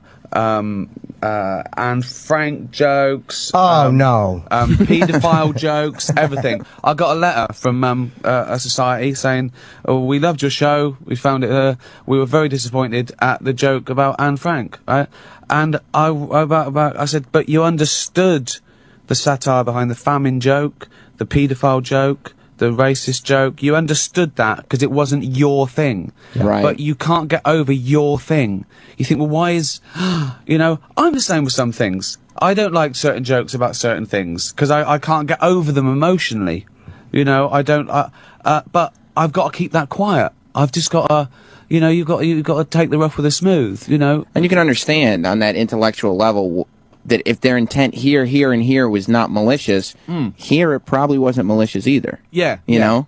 Yeah. Just because you don't like that being brought up doesn't mean that this guy was trying to hurt your feelings. No, exactly, and that's what it feels like. That's what offence feels like. Offence feels that, why is he having a go at me? And you've got to step back from that and go, well, he's not having a go at me. He doesn't even know you. Yeah, unless I name you. Right. You know, I think that's one thing I don't do too often. I don't say, you know, again, it depends what the target of the joke is, and sometimes even if you name someone, they're not actually the target of the joke. They're instrumental in getting to the target of the joke. So I can understand why someone would feel bullied if, oh God, he just got on stage and talked about it. You have to take the personal out of it.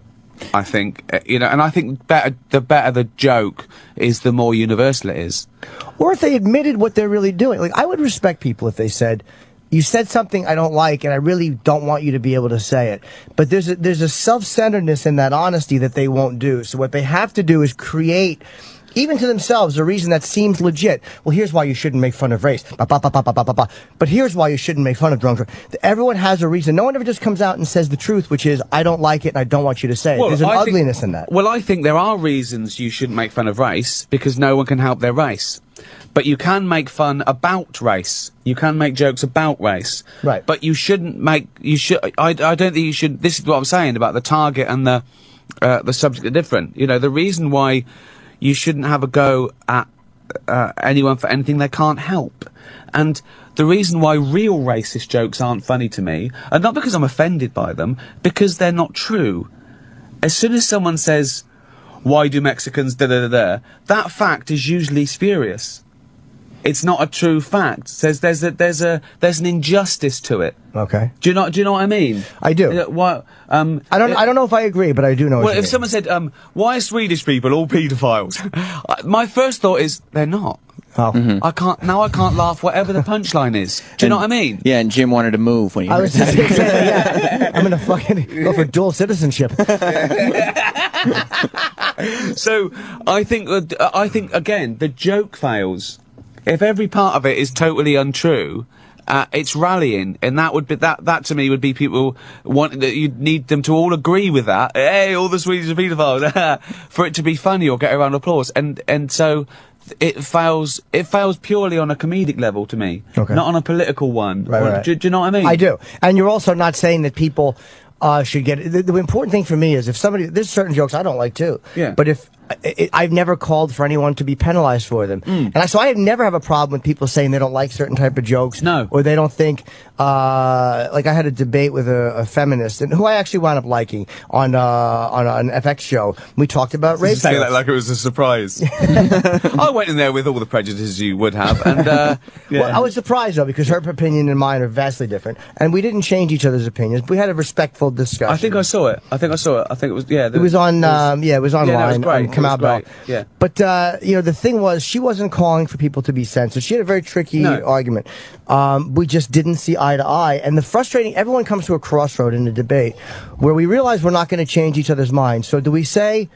Okay, but that's when people get angry when we don't get our way and change their mind. I remember, and I don't want to misquote her, but as I remember, her worry was that I think she had a term called rape culture. Rape culture, yeah, where the assumption was if it's all out in the open and it's okay to joke about, it desensitizes people and can cause an environment where rape wasn't so heinous and terrible, and right. I don't believe that. I don't either. I don't think anyone has ever gone, I saw a funny rape routine. I'm going to try it tonight. Right. I don't think that's ever happened. I don't either. I don't think so. And I think that's a big misconception because we can joke about terrible things that we're somehow condoning it is totally untrue. And I couldn't find the actual bad things that I joke about more offensive and more disgusting and want them to end more than anyone I ever know.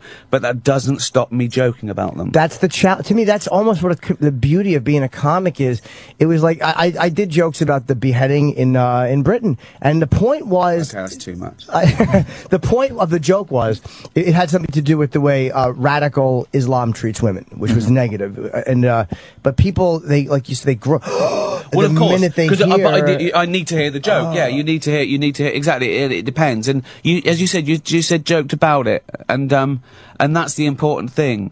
At no point do I imagine you ever condoned that act of violence. No, and people know, and people read sarcasm, and people, it's like a lot of times, and there's been times where I've said things that I didn't sincerely mean, but a lot of times the joke is in the ludicrousness of the opinion. Of course. People know that, and every reasonable person knows that you don't mean that. It's like if you say your dick is 8 feet long, nobody actually says, no, it's not, and means it literally. They're fucking morons. Well, some people are morons. Some people don't understand it, and I do that, and as I say, you sort of play a slight character, and I think people get to know the thing you're playing. I started with stand-up and on TV playing a character that I'd said all the wrong things, but everyone knew that, I came down politically on the wrong side. I say things like, Nelson Mandela, what a great man. It used to get a round of applause. Just saying that got a round of applause, like, in the right audiences. They just clapped his name. Right, and I went, incarcerated for 25 years.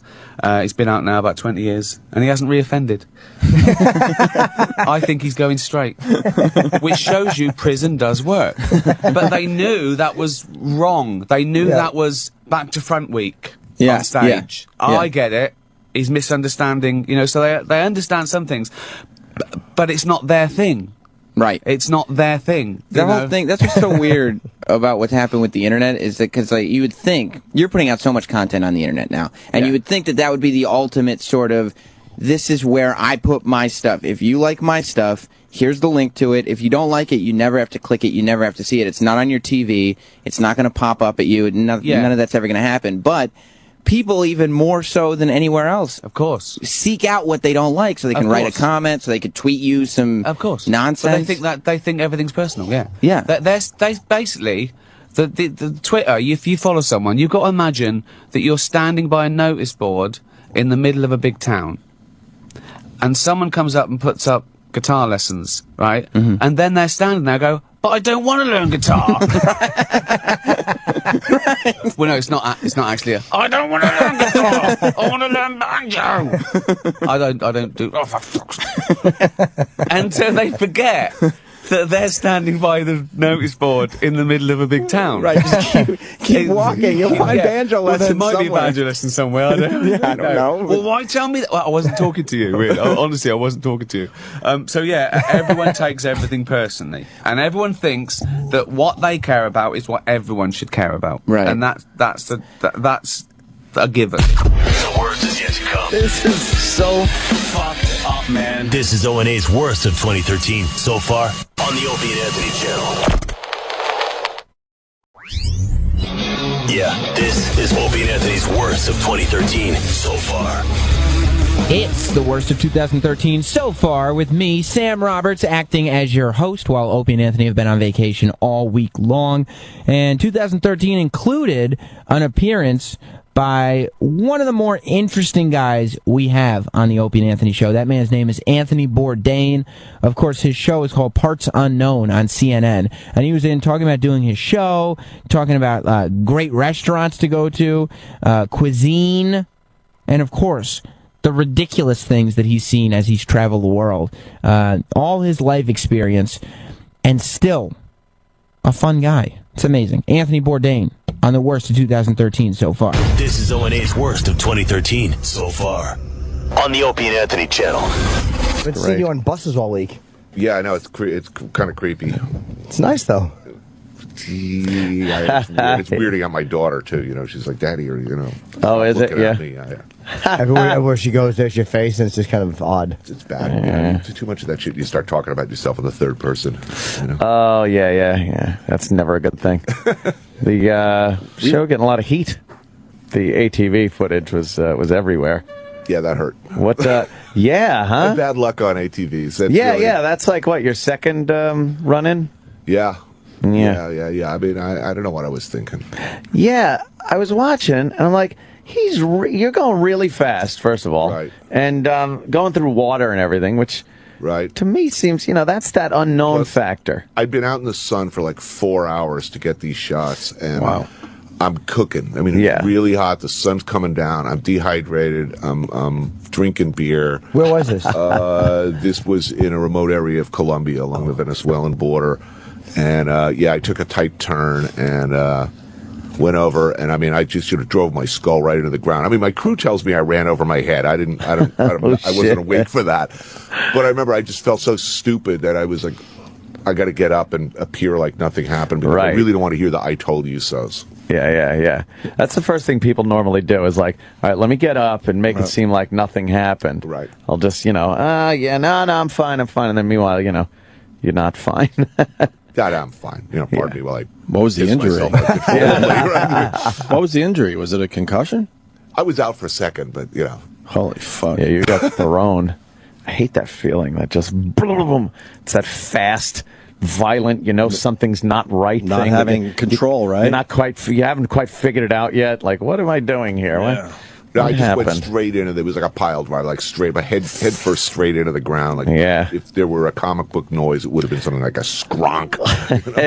Yeah, Ozzy almost died doing that. Fucking I know, right? Osborne. ATVs are rough, man. The first ATV accident I had. Who gets to use that in a sense? So the first time, I was on, I think, Jimmy Kimmel, and I showed that clip, and Ozzy was the other guest, and he's sitting next to me. And after the show, he followed me around backstage for like 45 minutes, like this doddering grandmother said, Anthony, don't do that again.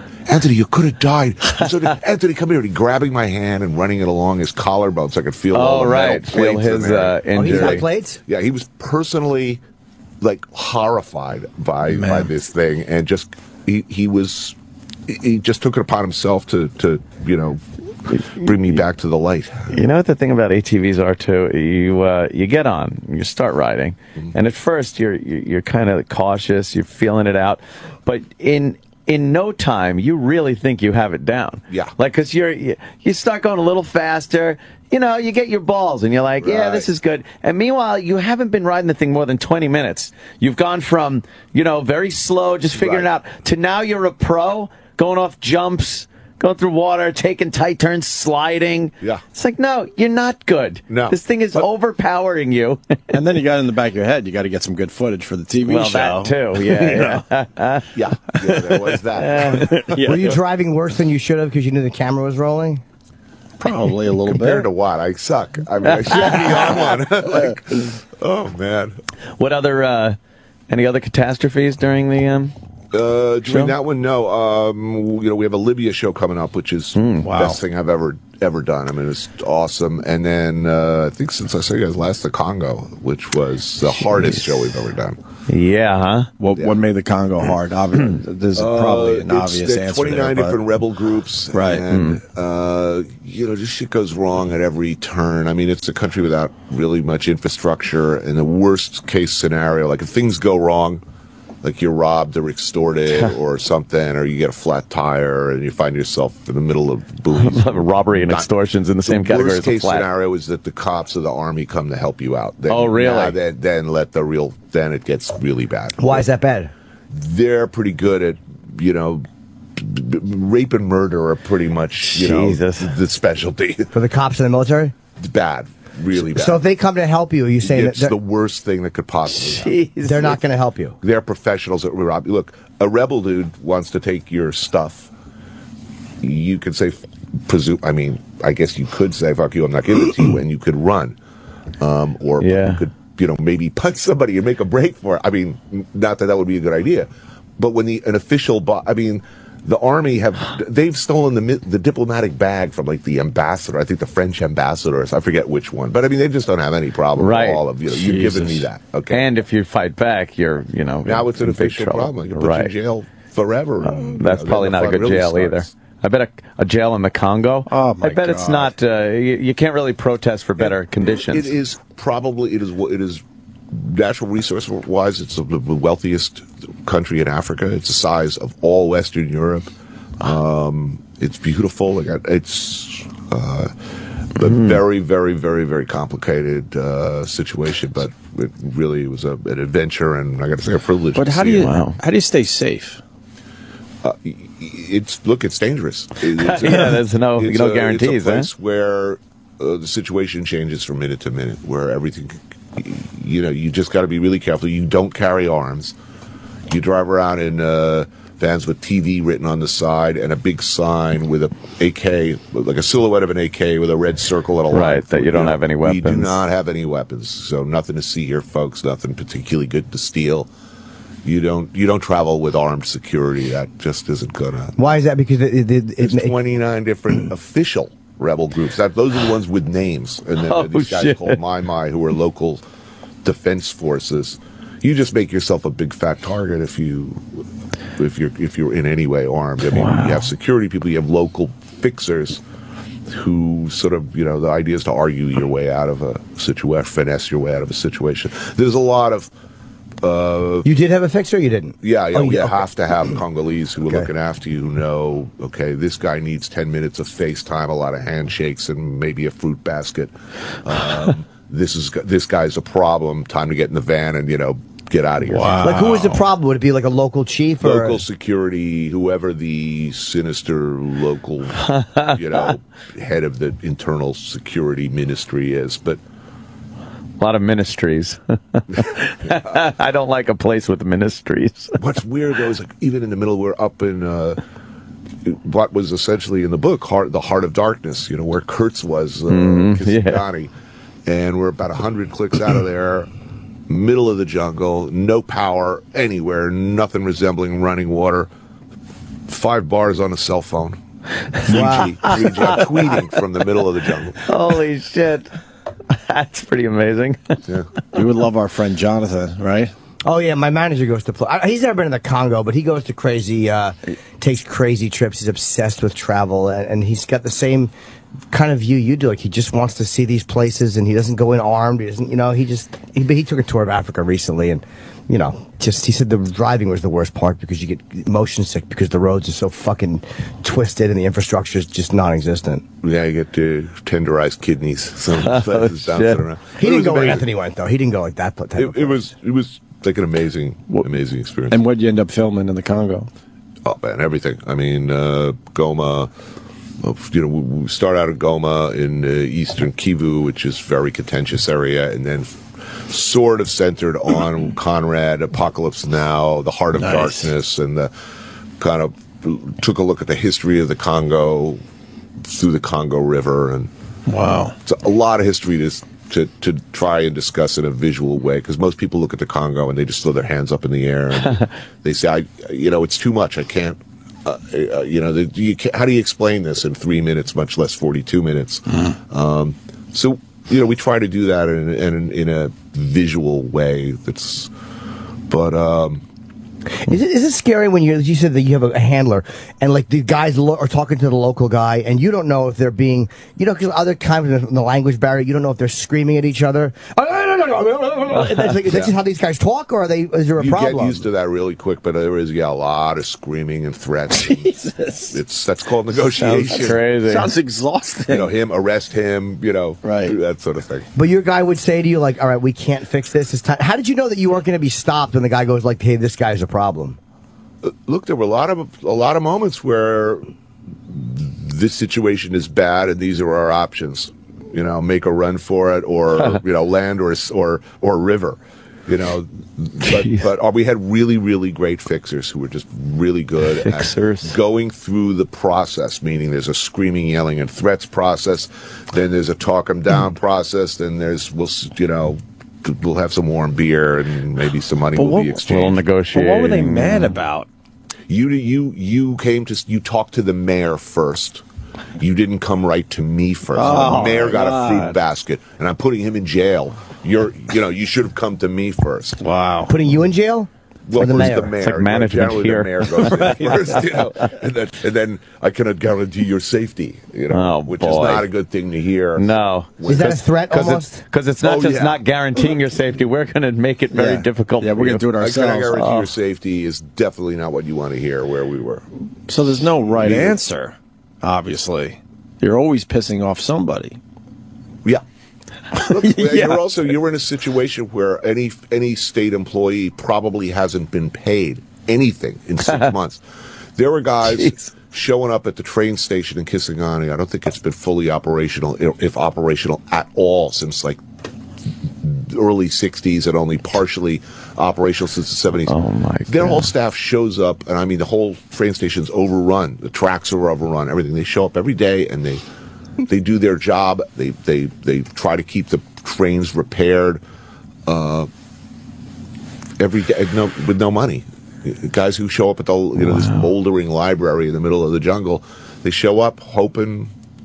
They just show up to work. They put on their jacket, they tie, they go in, and there's a library there. And just we went to this like Belgian research center in the middle of the jungle. It was pretty awesome. Wow. It was like really, really wild. What's the library like?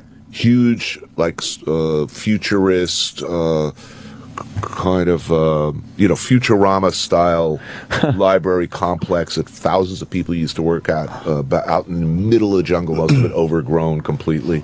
You see a lot of that. I mean, you see the hotel where Bogart and Bacall and Katharine Hepburn stayed during the African Queen.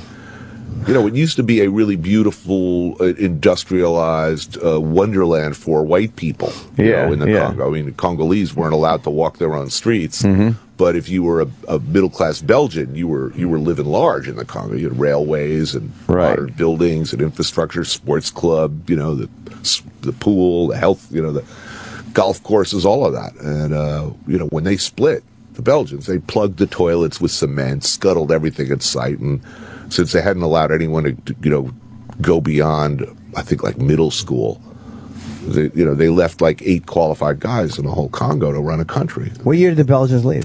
Early 60s. Why were they such pieces of shit about it? Man, they were not before the Belgians, the whole country was owned by King Leopold of Belgium, and he basically killed half the population, pushing them to collect rubber and ivory. And if you didn't bring in your quota for rubber by hand tapping it and extract, they'd cut your arms off. Jesus. Their people were paid by the arm. This was in the 20th century. It's kind of like kicking over the sandcastle before you leave the beach. Right. Not uncommon. A lot of guys in Africa. It wasn't just the Belgians. Also, to be fair, the Congolese, as soon as they got independence, made this mistake of democratically electing basically a communist. Yeah. Who we quickly had killed. Okay, us and the British and the Belgians. And so we were not too eager to see them succeed, particularly given the large uranium deposits in the country, which we did not want to fall in the hands of the Russians. So, it did not make us unhappy at that particular period of time that the country was not working. So without the colonialism there now and stuff, what is the issue now? They're surrounded, they're bristling with diamonds, gems, natural resources that everybody wants. They've got neighbors like Rwanda with huge displaced armies who've been kicked out of Rwanda, now running around in the Congo because the last president, any president actually, they can't rely on their own army. Anytime they have problems within the country, they make they basically rent out or sell off their national resources to neighboring countries who send in armies to ally with the current president. And then hang around and make sure that they get to keep stuff. So there are all of these surrogate armies controlled by the neighbors, as well as all these Looney Tune little breakaway groups who 10 minutes ago were working with the army and the national government and are now allied against them. Have you ever thought, like, what's the solution here? What would be the solution to get a viable, world-accepted country there? It's so big, that's the problem. I mean, it's the size of all Western Europe. I mean, the capital, and most of it's jungle, so it's really, really hard. Look, they need a large functioning management class for sure. But we can hardly pull that off in this country. So. You said something back there that everything's being overgrown. Yeah, that must have been really cool to see. It's hauntingly beautiful, right? To see, And the Bogart Hotel where they stayed? Yeah. That's one of the places that's completely overgrown? It's a squat now, but it was called the Pourquoi Pas Hotel. And did you get to go reading inside Hepburn's memoir as I'm, looking at it. And, did you go inside of it? Yeah. And it's just being overgrown. Well, I mean, there's squatters living in it. Wow. Yeah. Jeez. And that library is not used for anything anymore, right? There are a few, there's still a few Congolese students who were trying to make use of that research, and it's heartbreaking. People are trying, but it's really, really tough. That's a situation where you fight to live every day. Yeah. And, has that given you how has it changed your perspective of the United States at all when you see stuff like that? And it's stuff that, only a small percentage of people in America would even see that. How has it changed your view of? If I hear somebody whining about writer's block, I'm not too sympathetic. Right. When you see how hard people will work just to stay clean, how hard they'll work to maintain their pride, clean clothes, clean body. That's it's not what you expect. Does it give you more patience here? Are you more patient with things, or you got to? You're thinking that there. when the ferry goes out and it's another 7-hour wait to get across the river, and that's every day. Right. You think, I'm never going to yell at a traffic light again. Yeah, the 1 minute that it's taking. Yeah. God damn it, I missed the light. Man. So we've been mixing it, look how easy I got it. We're bitching about, oh God, if I just one toilet, one good shower. Right. But that's for what, a week, 10 days? The next show I'll be in Spain, eating tapas and drinking red wine. So. Have you taken a lot of shits outdoors? Yeah, we're professionals, man. We got it all figured out. We're real good at all of these things you never thought you'd have to learn. We're getting real good at. Yeah, the al fresco dump. Yes. Do you ever think I'm going to this place and I've overstepped this time? We made a mistake thinking we were going to be safe, and we are. I know you have a lot of scary moments, but has there been any times where you're like, I really fucked up this time? Me, no. There were some days in Libya. There were some time because there was stuff going on around us. It wasn't like, oh my God, we're going to die, but this situation was getting worse every day, and there was a lot of discussion whether to stay or go. Like every day, there was an emergency meeting. Okay, this is the latest security briefing, and our security guys were not. When your security guys are saying, "Look, if we'd known before what we know now, we wouldn't have come. We would have advised you not to come." Man. And so every day it was sort of like the whole crew had a vote: are we bugging out for the airport, or are we going to try to hang on for another few days? How would you vote? I voted to stay. I mean, I felt pretty secure. I'm not a heroic guy by a long shot, but I didn't see any immediate. It looked okay to me. I mean, the people around us were cool. The Libyans were very cool with us. Because there was stuff happening outside of our view that was worrying. We have the Vice guys in sometimes, and I love their documentaries. And Shane was saying that the worst place of all the places, the scariest was Juarez, Mexico. Yeah. Would you go there? Would you go to certain places in Mexico at this point, or do you think you might want to avoid that? I don't know. It depends on what the situation is. I'm not looking to put, unlike them, I'm not looking to put my head up into a firing line just for good TV. Right. I mean, I'm there for another reason. And I'm willing to accept a certain amount of risk if there's a really good story or something interesting there. But I'm not looking at, hey, look at me, I'm in Juarez. Right. Nah. Nah. I mean, I love Mexico. So, I mean, I'd love, if you tell me, if enough people tell me it'll be okay. We've been to a lot of places where they say you shouldn't go that turn out to be really cool. When you're in these places, like, do you come back here and see news from the Congo and from Libya, and does it affect you more in that way? Do you have to carry this around with you now, going, not only feeling bad for your own country and what's happening here, but now you gotta have empathy for like half the fucking globe? I don't know. It's weird. You steel your heart to a lot of things. I think when you that's see what a I lot assume. Of sad shit regularly, you have to. I mean, I've seen this happen with NGOs and people who work in environments like that. Right. Just in order to get to work every day without having a breakdown, constantly weeping, you inure yourself to certain things. I get angry seeing really stupid coverage of places like Libya. No clue. There are actually idiots out there saying, we were better off with Gaddafi. Oh, really? Really? It is people say this with authority, having never been to Libya, never having met these kids, the majority of people who overthrew you.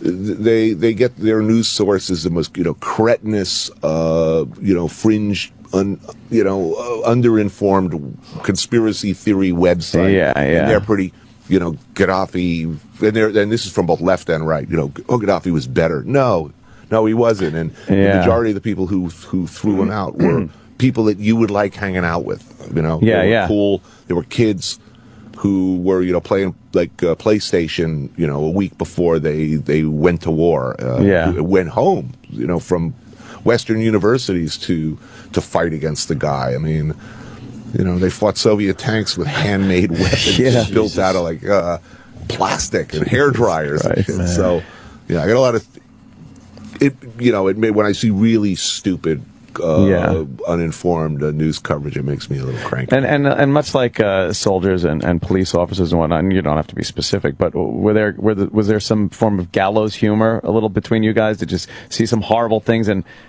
in order to even deal with it, have to make a little joking? Reach this stupid zone where I hear point. You. It's like to cope. Coping mechanism. Yeah, well, when you just start like getting giddily obsessed with getting anally raped, it's like everything. Look who laughs first, Jimmy. Yes. I've never actually laughed thinking of it. I always come. It is. It's a constant remain, especially when you're sort of. When you're really tired. You've been going. You're stressed. You're scared.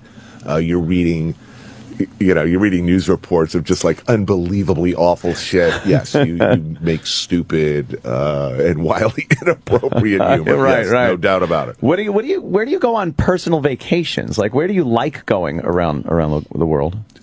Look, any beach where I can just stay put is good for me. Nice beverage on the beach Island this summer. Just hang out with the family, and then I'm not doing anything.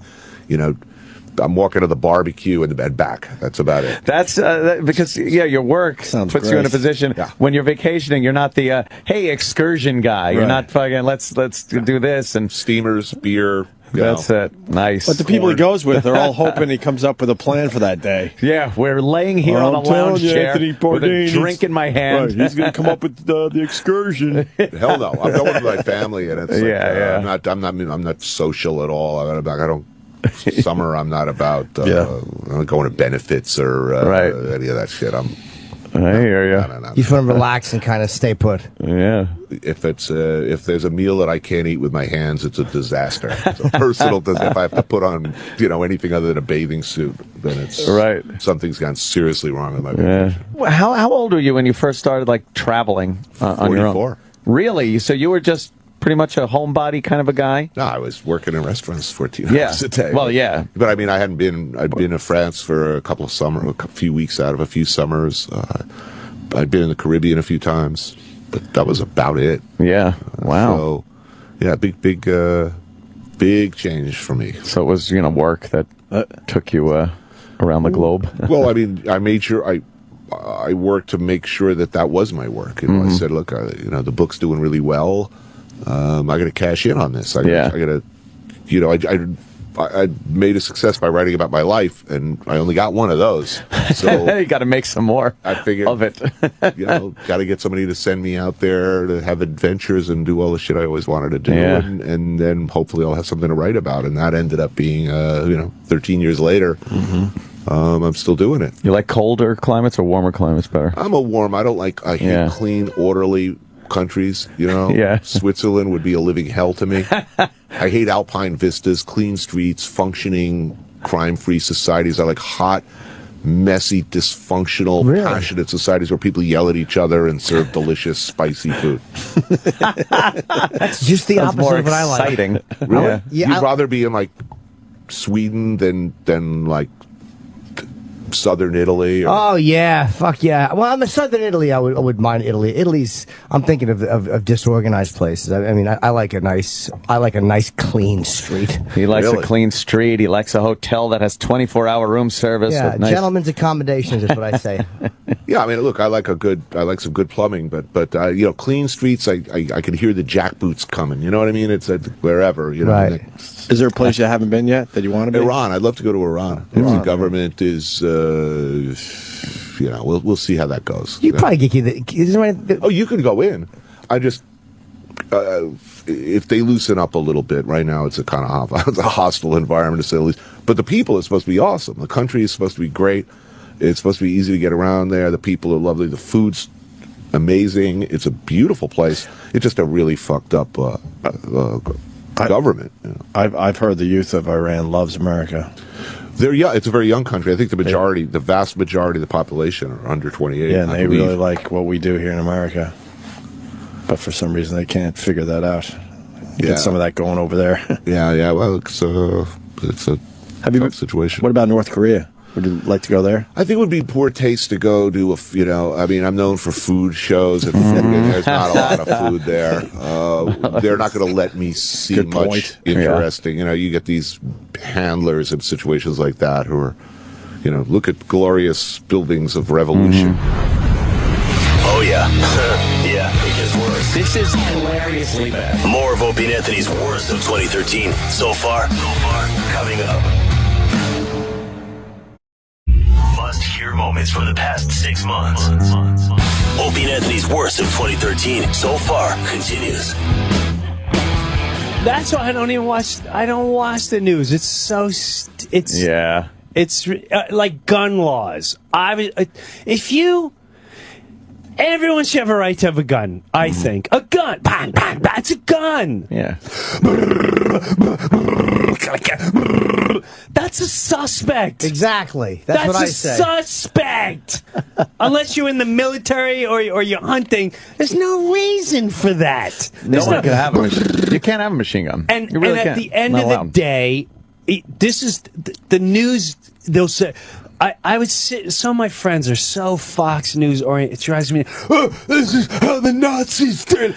I go, what are you talking about? The Nazis. I'm like, no. The last I heard, the Nazis would knock on the door. I'm like, does your name end in Stein? They're not looking like, what are you talking about? Or they'll say, I get so riled. I feel bad for people when they go, well, it's the Constitution. Like, are you retarded? Yep. They wore fucking wigs and tights when they wrote up the Constitution. It took 40 minutes on a guy on a fucking horse to shoot somebody. There were no cars. You had to get on a horse. You had to puck fucking gunpowder and stick it in there, chase this fucker with fixing your wig. Because the bouncing of the horse was fucking your wig up.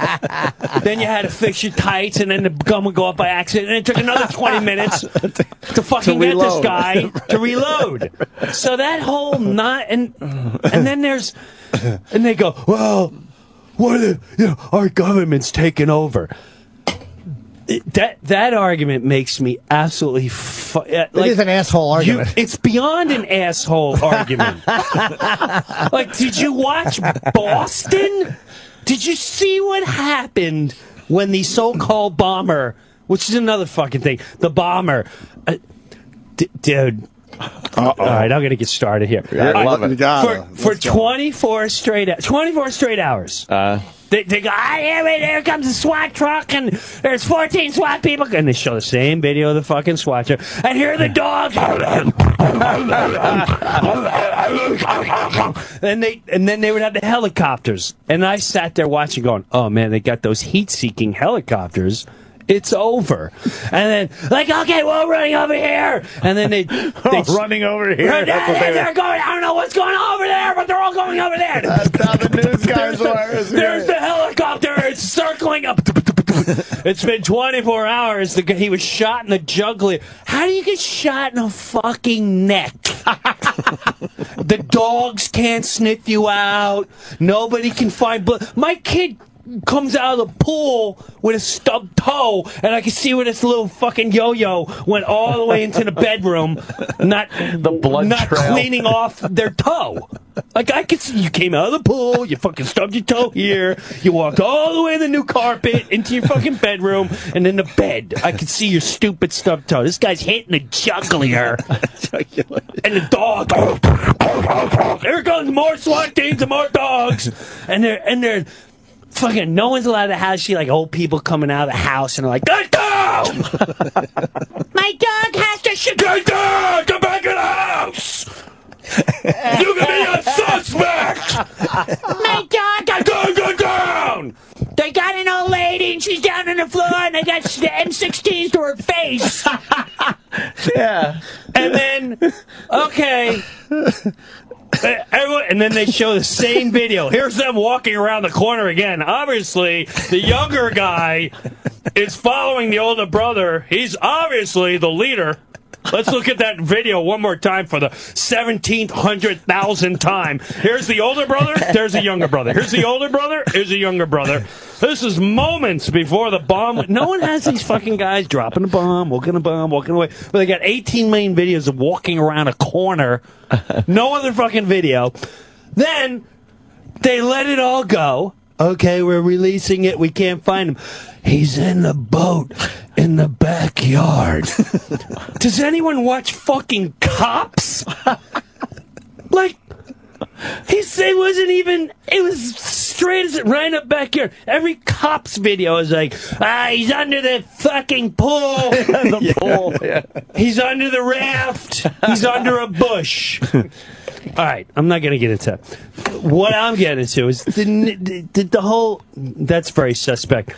When I watched that made me again look at yo-yos that are into like, you can't take my guns away because if the government takes over, so the government's going to take over and you're going to hold them off.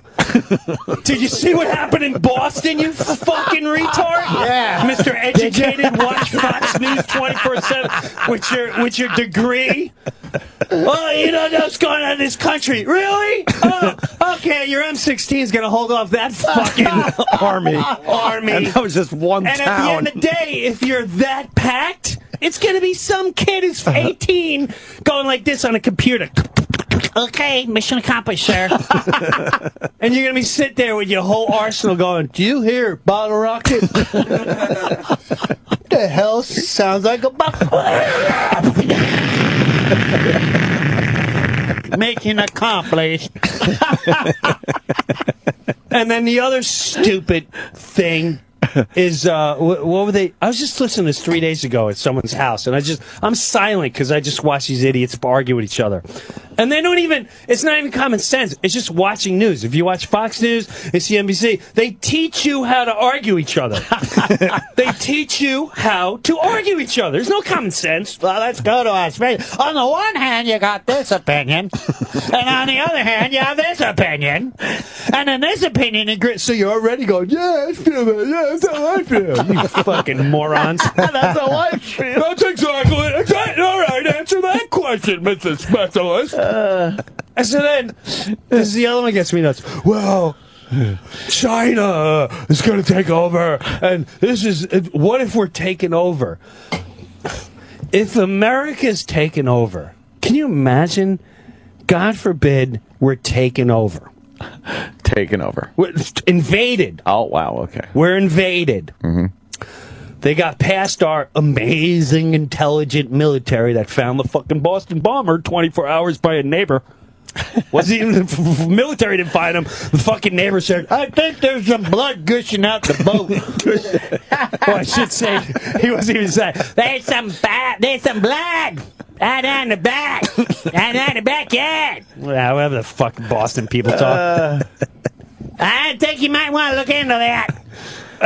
If some red liquid's coming out of my Boston whaler. My whale. Someone's fucking with my whaler in the yard. My dog's licking the outside of my whaler. It's got blood all over it. I didn't see no dead rabbits. And so, if you're sitting there, our intelligence, our amazing military that was all over that, couldn't stop that, couldn't catch them. Yeah. They can't stop whoever's going to infiltrate us. Then our local police force takes over. They can't stop them. Do you think Jed in Tennessee and Bob in Jersey with your thank God for the gun law? Yeah. I got my Tony on Long Island. Yeah, Tony on Long Island gonna stop me. Fum and Vladimir and whoever who's just already crushed everyone. This ain't Red Dawn in the night. This ain't Patrick Swayze ain't gonna help you, you retards. People are retarded when they watch the fucking news. So anyway, I don't know how I got into that. They're Bravo. Very funny, well, man. I do have a couple of responses. Please. I do have a couple of responses. Please.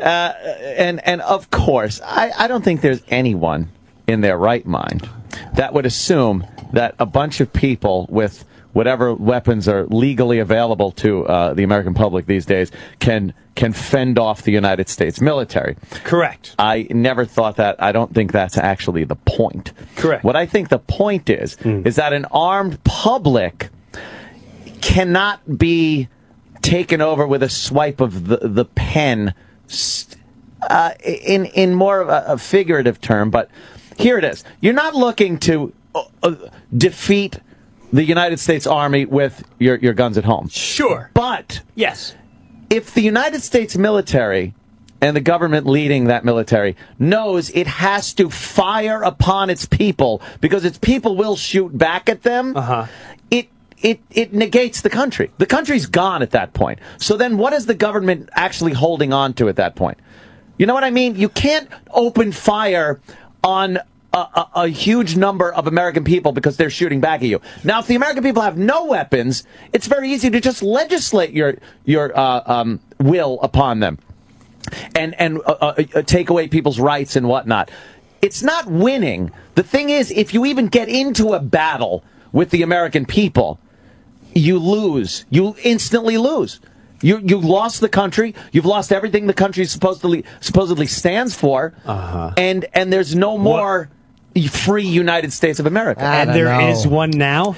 I know you can talk about what it is now and everything. I understand that. I don't think it's free now either. And I think they can legislate against you. In small pockets of resistance like Waco and whatnot, Boston. You can smooth it over and say, well, these are individual things on a large scale.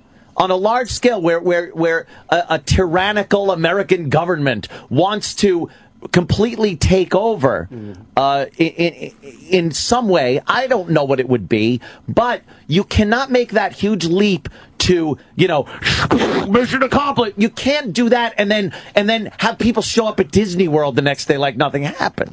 You know what I mean? It takes shut up, Jimmy. Really, that's a goofy argument, man. It is not a goofy argument. Man. It is not a goofy argument. It's a goofy argument. It is not a goofy argument. At the end of the day, what are you saying? I still don't even understand what you're saying. What I'm saying is an armed population. Okay, we all have guns. Yeah, I got this country. Okay, everyone that's armed in this country is yes legally. Okay, you got arms. I got arms. Okay, I got that. Now what? I believe it is a deterrent to the government just invoking its will on the people without.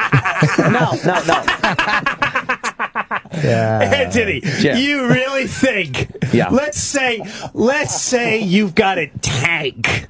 Let's say you've got armored vehicle personnels or whatever. Yes, you have a nuclear warhead in your fucking garage. Sure. You really think at the end of the day, someone in Washington's going, listen, it's time for takeover, but keep away from that Anthony from the O&A show because he's got too many weapons. No, it never gets to that point. So what is it? It never gets to that point. It's a deterrent. It's almost an someone's got a dog, detente. and I don't want to go in that house because they got a dog. It's an uneven detente where it's a balance of power based on the fact that if anything happens, it negates what we are right now. It eliminates this country of ours. If the United States military starts firing on American people who are firing back at the military on a level much bigger than Waco, then but that doesn't have to happen because you don't understand what I'm saying. I don't know. It's really pretty far-fetched. It is not far-fetched. You're talking about fucking communism. You're talking about like pure Russian military. Oh my God! Hey, look! It's the 4th of July parade. No, it's not. Welcome to America. Oh my God! They're shooting on us. I thought it was a float. What happened to America? They took our guns away. That's what happened. It's goddamn Nazism all over. Like you're so far-fetched in what you're saying. No, it's not far-fetched. Yes, it is. It's crazy. It's lunacy what you're saying. I'm not even saying what's lunacy. It's lunacy. You're saying more lunacy shit, thinking the government is going to have some 18-year-old in a fucking shipping container launching drone attacks on cities that people have fucking... That's lunacy? That's more action movie shit than me saying that people, the knowledge that the American people have over 300 million guns in their possession. You ever see the videos? You ever see the videos of like Iraq War when they're on the ships? Yes. What do you think? That's a guy packing a fucking missile in a thing. That's a guy in a computer going. I know that. I think you're missing my point. I think a lot of people are. No, I think a lot of people know exactly what I'm talking about. It's simple. There is a deterrent alone in the knowledge that the American people are armed. Regardless if they're armed with fucking muskets or blowguns or anything else, there's a deterrent there to know. But no one cares if you got a gun. Like, I don't care if you got a gun. We're talking about crazy semi-automatic... what's the difference between semi-automatic? Assault Shut up with an assault rifle. An assault rifle is a semi-automatic gun like a hunting rifle. There's nothing different. Right. I'm talking like... You can't own one. You can't own a machine gun in this country. You shouldn't. There's no reason But there is already a law. That law's there. I know, but again... Why can't I go out right now in New York State and buy a semi-automatic AR-15 and take it to the range? Because Why if you can't I do get that? fucking wasted or someone finds it, it's a deadly fucking weapon. Here's the other one. Well, then you gotta stop cars, and we should take cars away. Like, what a fucking retard argument. It's all madness, dude. It's the thought process that you really think it's going to deter anything that I think starts insulting intelligence. Well, then I think the bigger insult is the thought process thinking taking guns away from Not taking people. away. Oh yeah, try to buy that. Try to buy that. Why would I want to? Because it's cool. No, it's not. Yes, it is. One of my kids find it, or one of the retard kids across the street find it. What are you leaving it laying around like a rake? Yeah. So You got to be what's called responsible when you own a gun.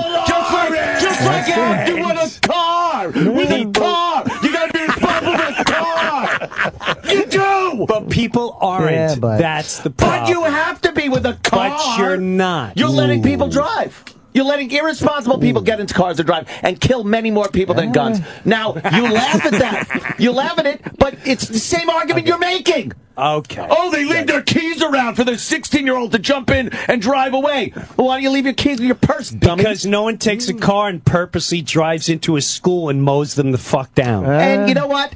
On a statistical level, it's very rare. Statistics. All right, so when your kid is killed, you let me know how that statistic works. All right, how about That's the dumbest thing How ever. about the 6 kids in Chicago that were fucking shot over the weekend that no one even gave a shit about? Because we're that used to it now. Like, more is kids that killed. Is that it? What are you arguing for? What do you like barking for? What do you want? You just want machine guns? I want the ability to live my fucking life the way I want. You have it. No, I don't. You got 50. You got a I big want to buy fucking another contract. one of those. You got it great. I want to buy another one of Then those. move to a country where you can get one. I guess I can't. Why not? Because they figured out, the rest of the world figured out that when the fucking people... God. Stop it! The rest of the world figured out what? That when you have... Savages are killing people all over the world with how about weapons a that? lot less fucking sophisticated than that. And you know what? The people that kill us here are nice, young, educated people. They're not savages. Oh, they're not. wackos. Or Plenty they're of- on drugs. most of it or they is- had problems. Or they grew up in a bad home. They're not savages. No, most of them are gang savages, and that's where all the homicides come from. There's a small portion that are those crazy white kids that shoot up the schools, and that's what the news picks up on. But it's not romantic and fun enough when it's just gangbangers shooting grandma for a piece of crack or shooting at his buddy from 3 feet away and hitting 3 12-year-olds. Yeah. Take it. They shouldn't have it. Fucking take it away. They shouldn't have it. Take it away. They shouldn't have it. Right. Yeah. So what's the problem? The problem is they Like legislate... fireworks. I'm annoyed that I can't light off M80s anymore. That bothers me. But because some retard blew his fucking hand off or let his kid get he got wasted and the kid blew it up, that fucked up 4th of July. I think we still enjoy 4th of July every year. Now I gotta travel to a fucking river to watch it for 20 hours and then take me 9 hours to get home. But we still have 4th of July. It's no fucking difference. No difference. Too many retards fucked it up. The guy across the street, a guy in my general neighborhood. Yeah. His kids came walking around the neighborhood with bullets strapped around and with one of his guns. It's like... He should have been arrested. Should have been, but he wasn't. He should have been fucking arrested. Should have been, which proves to the point we can't take control of it. So when we can't get control of it, you're not allowed to play with the toys. Stop. You're fucked. You think that everyone should be based on the lowest common denominator and what they can or can't fucking handle, and that's how we should take it away? Well, you know what? Maybe sometimes you get up on stage, maybe you'll say shit that offends people or makes people do things or influences people. So why don't we just take what you say and throw that out the fucking window too, brewer? What's it got to do with It's taking the same thing. Someone? No, that makes no sense. You're saying that because some people can't handle certain things, that everyone can have it. Murder weapons. I don't have a murder weapon. I don't have a weapon that can destroy and kill somebody. Oh, we could argue that you're fucking influential. You're very influential. Your speech is very influential. Okay. And look out, you might influence people to hurt homosexuals or Negroes. At the end of the day, are you upset just with guns in general, or that you can't get a machine gun? I don't need a machine gun. You want to I like a good semi-automatic. You know, when you pull the trigger, every one pull, one bullet flies out the other end. And you use it for target and I love going to the leisure. range and target shooting. And then I like having other weapons that I use for self-protection. Yes. Which is, I kind of like the idea that it puts you on equal footing with some thug that might want to do you bodily harm. Yeah, I'm with like you that. there 100%. Someone busts in your door. I'm with you. I'm sure if someone kicks in your door, the first thing you're going to think is, I wish I had a gun. Hey, I'm not going to lie to you. Someone came over to my house. He showed me his gun. He's like, listen, I travel everywhere with a gun. I need to let you know I have a gun in your house. Oh, that's nice. I said, okay. Let me see. He goes, listen, it's in a case, blah, blah, blah. And he showed it to me. And I'm not going to lie. My wife, every night, gives me a fucking false alarm someone's breaking in. And sometimes I get worried because I know the golf club or the bat just ain't gonna do it. Yeah. With a bullet facing my torso. Yeah. That's true. Yeah. So this one night while they were sleeping over, I swear to God, slept like a baby. I got woken up in the middle of the night. Someone's tussling the front door. What? I know I hear someone trying to get in the front door. This is every other month. It was the first time in my life I just got up with no fear, walked to the front door, and even ask who it was. I just opened the front door, knowing they may get me, but my kids are safe because right next to them is some weapons that are going to put major holes in these people or deter them. Yeah. I don't have a problem with that. Right. It's sort of like playing a game with rules. All right, we all have a rules to this game. However, as much as steroids, baseball, whatever, all right, obviously whoever's making the rules up aren't sticking to them, and it's turning into bad shit. Here and there, even if the percentage is small, even if it's blah blah blah, and it's fucking things up for you who should have the right to go. Certainly I go to a range. It's like this guy. He goes to the range. When I went to the range, this guy had a it looked like a Smith & Wesson, but it sounded like a cannon. And he warned us. He went, hey, listen. He was a huge guy. He went, hey, listen. I'm shooting off assault rifle. He said it's assault, but it was a pistol. Wow. And this thing, literally, it was so loud. Even with the headphones on, it had a whole. It was like, it was probably the 50 caliber. Yeah, and it went, and flames came out the end. And the what do you call it? The target silhouette, would just explode like feathers a pigeon getting blown up, and you can see his boner. And I would have one too, just go pow, pow. And my daughter, I had to say, she was shooting and she was a beast, and she turned to me and she went, I really like that feeling of power. It's just it's fun to shoot. But does the average citizen need that? I mean, I don't. Jimmy. I'm just correct. Jimmy's an asshole. Right. But who was at the front door? Who's at the front? Who was at the front door? Her imagination. Oh, no. I figured as much, but I needed to know. Imagination. Who was at the front You left us with it, and I opened the door. Yeah. I liked your analogy, though, with the sports, and there has to be rules and things like that. I understand the rules factor. But here's what happens. Imagine playing a game where you're adhering to the rules, but there's people on the other team that aren't paying attention to any rules, and they're not penalizing those people. Every time someone doesn't pay attention to the rules, they go to the people that are paying attention and give them more rules. So now like in New York household, if I'm in my house and my kids, I go, listen, no Fritos, no snacks after 7 o'clock. Right. Okay. It's 7 o'clock. Any snacks, you're going to get punished. You're screwed. Right. No iPads, no Instagram, and no email, no nothing. Okay, now when I'm not around, I go upstairs and this little fucker's sneaking. I said, "Where'd you get that?" Well, Mom said.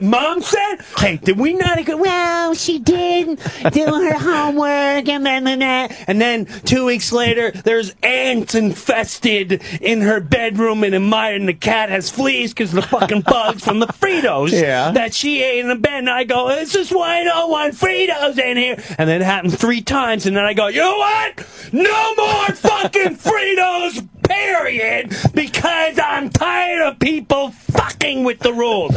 Everyone's fucked." So there. It's up to the people. And I tell the sisters, I go, "Listen, I don't care which one of you fuckers do it. One of you fuck up, you're all screwed." That gives an incentive for the other ones to go, "Don't bring the Fritos up there. I'm going to tell Dad." That might work. I'm going to tell Dad. In the Brewer dictatorship that you live in. Yes, well, Fritos. Someone's eating the Fritos in bed, and no one's... But I have a right to bear Fritos. Yes, you cannot take that away from me. Yes, you do. And no one's going to come in and take them at the end. If you got the Fritos in your house, they're in your house. Tough shit. They're in there already. From here on now, it literally should be like, "Sit down. What's your name? Where you from?" Right. First of all, the way you look, you got to go home. It's already out. You're already out. You're already out. Oh, yeah. Yeah, it gets worse. Let's get some asshole sniffing going. Let's cut this place up into a mood of fun and festivity. More of Opie and Anthony's worst of 2013 so far. Coming up. 6 months worth of shows. More than 500 hours of audio. Trimmed down to just 1 week of essential listening. What's that? That's 20 hours of mind-blowing radio. Translation, we wasted well over 450 hours of your time already this year. Sorry. This is Opie and Anthony's worst of 2013 so far.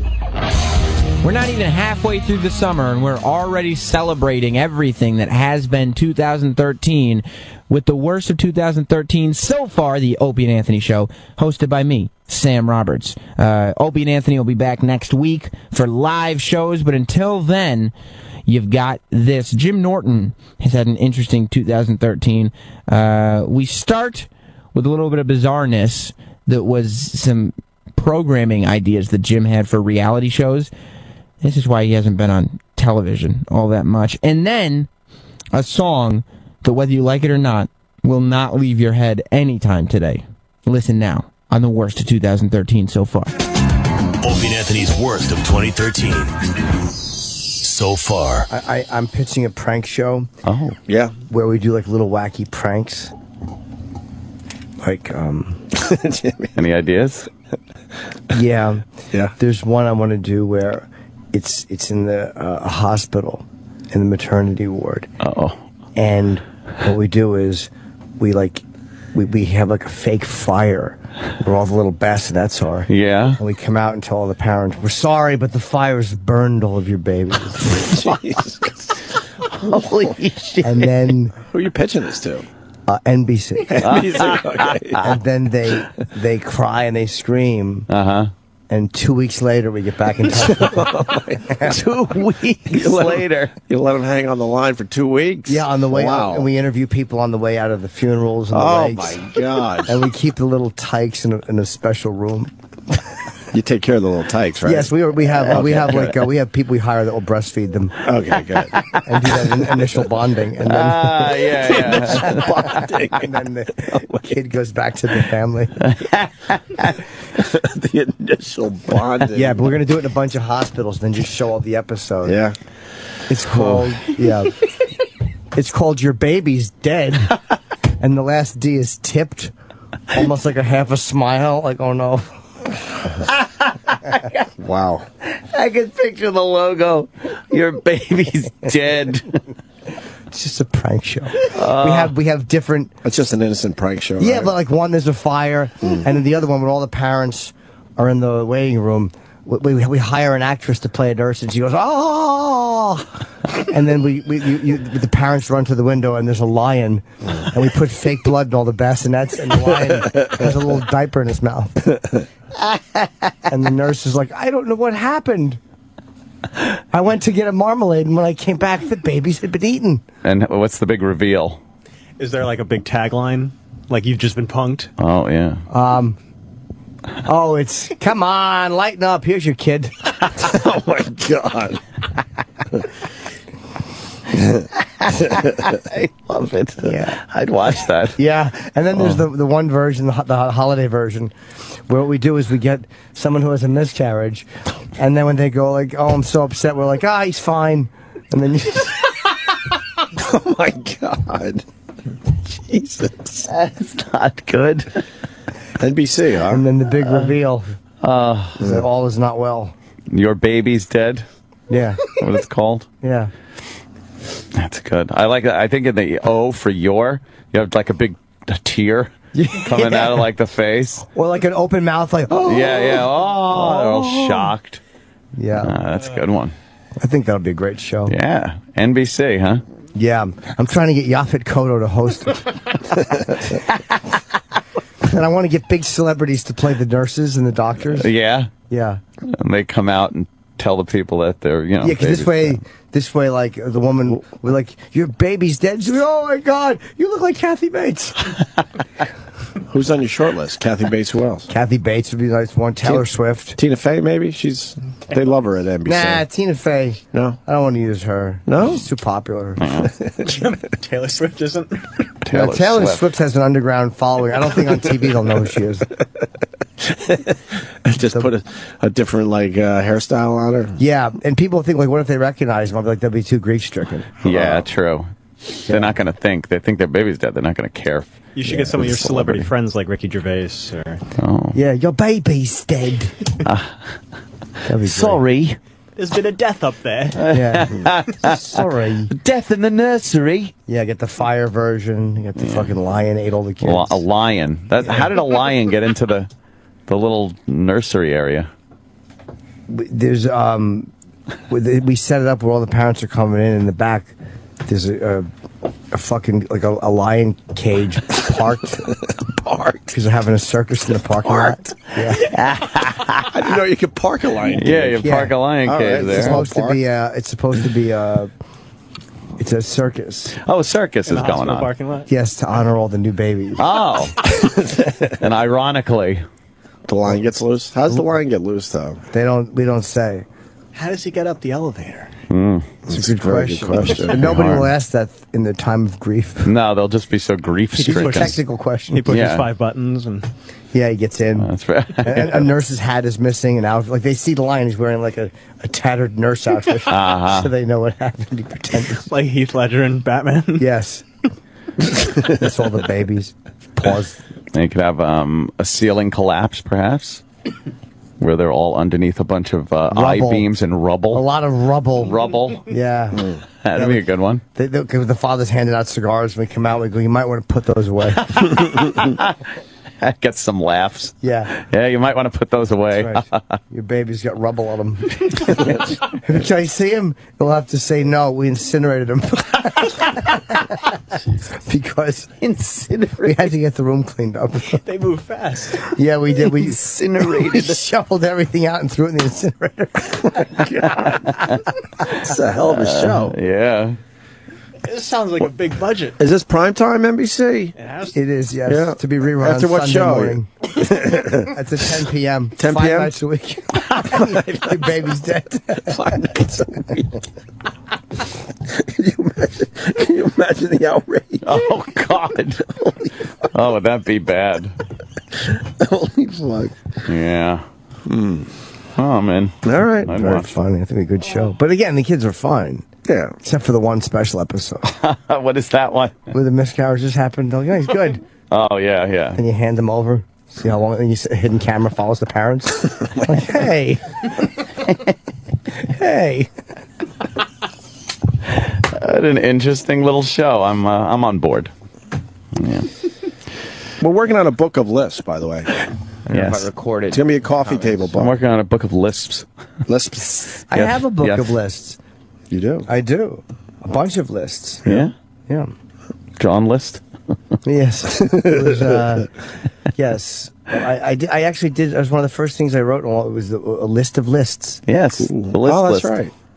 Like the 50 funniest moments in child pornography. Oh, yes. But it did, women with the worst smelling pussies in order of ethnicity.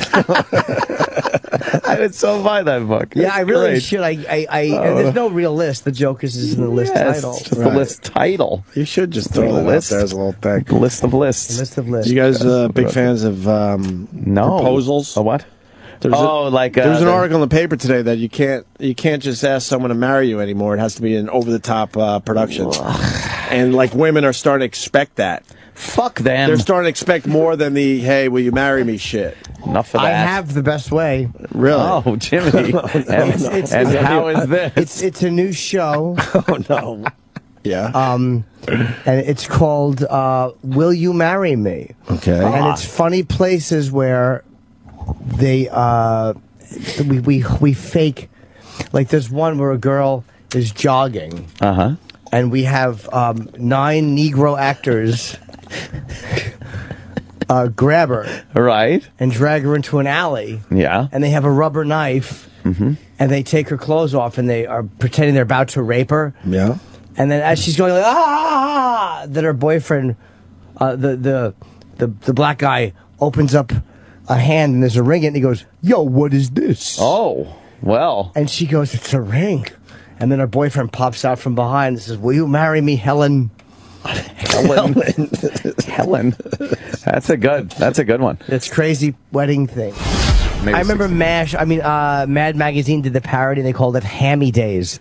They were terrible with their titles. They were funny though, Mad Men. They were really brilliant parody, like A Clockwork Lemon, Yeah. A Crock of Shit Now for Apocalypse Now, where they bleeped out shit. It was very funny. A crock of shit now. I remember a little record album in the back of a Mad Magazine. Yes. It was an Archie Bunker one. Yeah. It was square. You peeled it out off the page and put it on your record player. A record player. And what was the Not other- even a turntable. It wasn't a nice turntable. It was a record player. There was another song on the back. It was a big song from Mad Magazine on the back of the. God, can you look up Mad Magazine songs from like there was a. Oh fuck! Remember the folding thing at the end? Oh yeah. I No, always folded absolutely. so it wouldn't bend my magazine. Making out. Making out.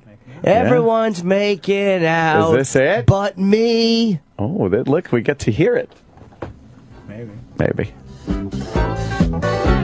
Oh, disco years, huh? Yeah. I wanna break out loose and swing. You liked this? I'm sure I did. Yeah. Yeah. Till those bells ring ding-a-ling, loud as can be. Sam's laughing at you now. Ding-a-ling. But I never hear them chime, 'cause I chicken out each time. And I know the only ding-a-ling is me, yeah. Oh, you like this? I remember. Horrible. Now to be making out. This is terrible. Is this funny or is that everyone's making out but me? Yeah. I loved this when I was younger. Oh, because you weren't making out. No, I wasn't. Well, you made out with the girl in the tent, but she told her brother to not Exactly. go away. Yeah. Because some drunk is... Oh, what's this? This is horrible. This is so bad. It's funny. No, it's not funny at all. Would you rather watch Topo Gigio, Sam? Then I don't know. I don't know. Topo Gigio is pretty bad. Topo Gigio's rough. Horrible. I loved it as a kid. You did. Yeah, because it was just it was a fucking puppet. You didn't realize they were making fun of you? Why were they making fun of me? Oh, Oh, the Italian thing? Yeah. Making out. Making out. Making out. It's horrible. It's not I'm funny. making out. He's Oh, all I'm making out. out. Oh, all I'm making out, like all I'm figuring But from all me. this making out is everyone's making out but me. It's very Chipperson. Fucking How hilarious. long is this fucking thing? All right 6.5 already. minutes. I hear that there are Oakland Raiders. Oh, no, good. Ralph Nader's got his hot crusade. Ralph Nader.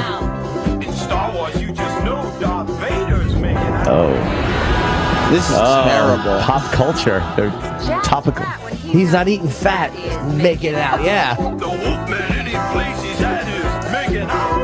I've even seen a Muppet that is making out. Oh, this is so bad. I'm getting douche chills. There's still 4 minutes left. Yeah, This plenty is of time. Plenty of time for laughter. Yuccola. I never. What's the date on this Mad Magazine?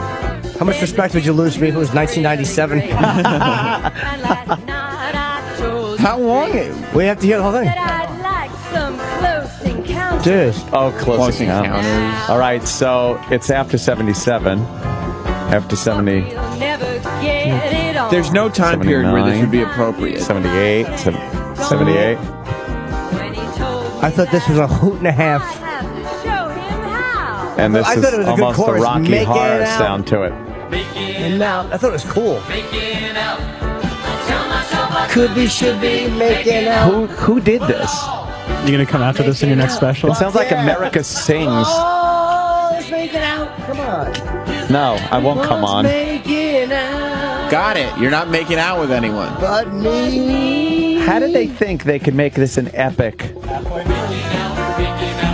What did they have? Like 6 minutes, 6.5 minutes of vinyl? Oh. Superman. King Kong when he is going Ape is making out. His references.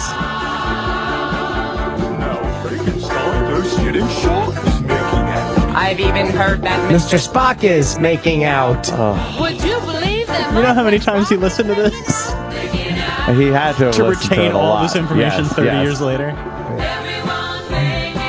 All right with the making out. Making out's funny. How often did you listen to this? Constantly. Jimmy, this is awful. Your parents would have to put up with you listening to this in the house. There's this girl I used to see. Was very hot for me. How old were you when you were listening to this? 10, 11. Yeah. This is a super special issue, and the cover has all the people that are making out. Is that Fonzie in the upper right? Yeah. More. Making out. Making out. So another 2 minutes left. This is so bad. I'm making out. I got it. Imagine being a parent and hearing this coming from your kid's room. Hilarious. After they got their Mad Magazine. How embarrassing. I used to love this song. Apparently. Me. All right. Can you imagine getting through the 6.5 minutes and the sound of your kid picking up the needle, moving it right back to the beginning, and starting it over? Hey, did you? So you're making some funny lines. Jacques Cousteau. Would you have listened to this more than one time in a row? The songs we know most every night is making out. And Charlie Brown, well, he's a type. He's making out. How Dracula with just one bite. You like that part, right? Yeah. Uh-oh. Oh God! Making. Did you out. go to school and say, "Hey, did you hear making We all out?" heard making out. Yeah. Oh. Making out. At all. I'm making out. It's love is making out. Is that So everyone's bad. making I can't believe it's still out? going. But I forgot it's twice. It's the big ending. You I don't remember who I was at the beginning of this song. Yeah. A douche. Right. Okay. You want to hear it Is that again? it? No. Fuck, no. That's it. Making out. I just want you to know that you will be thinking of that for the rest of the day. I don't want to though. But I don't know what part you'll I be don't thinking of. want to. Some of you will be thinking, I tell myself I could be, should be, making out, or I'll just be doing from making out. all this making out. Mine will be making out. Making out.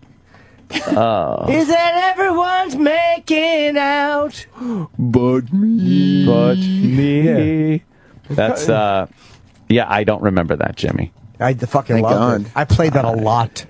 Don't. $5.99. Buy it now. Wait, you can buy the magazine It's only with $6. Making out. You know what? Everything you think is collectible ain't. It's not.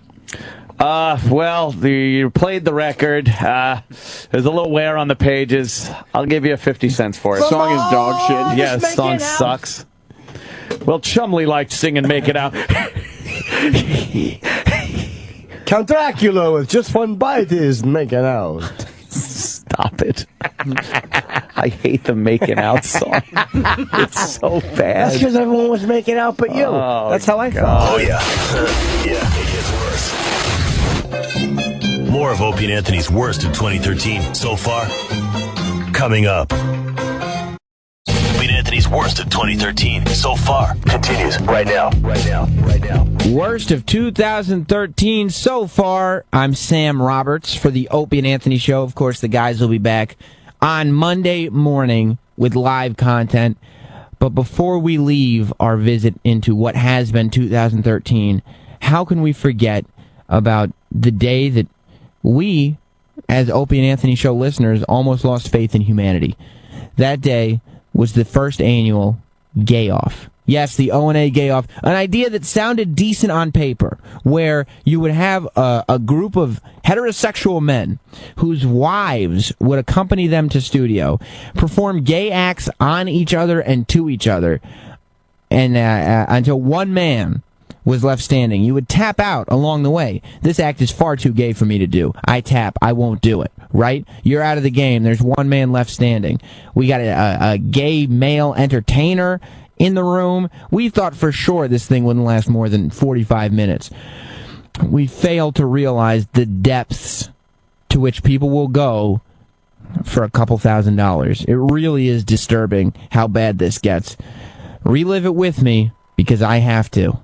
This is the first annual Opie and Anthony Show Gay-Off. O&A's worst of 2013 so far.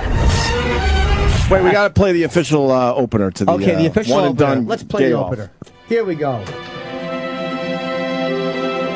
Once in a blue moon. Yeah, fuck, look at that. Does one get to witness the birth of a rich tradition? Oh, it feels good. Yeah. Today, we witness such a birth. Brace yourself and clench your cheeks. Oh, it feels good. As the Opie and Anthony Show proudly presents the first annual Gay-Off. The supposed heterosexuals have arrived, and so have I. One at a time, these studs will be all gayed up on in front of their real-life wives. All for the sake of a couple bucks. The gayosity won't stop until our contestant taps out, or his wife does it for him. I've already come out, so we better get the party started. Wow. Woo! Very good. Sam leading the applause. Well done. Well done. All right, Sal, it's to you. All right.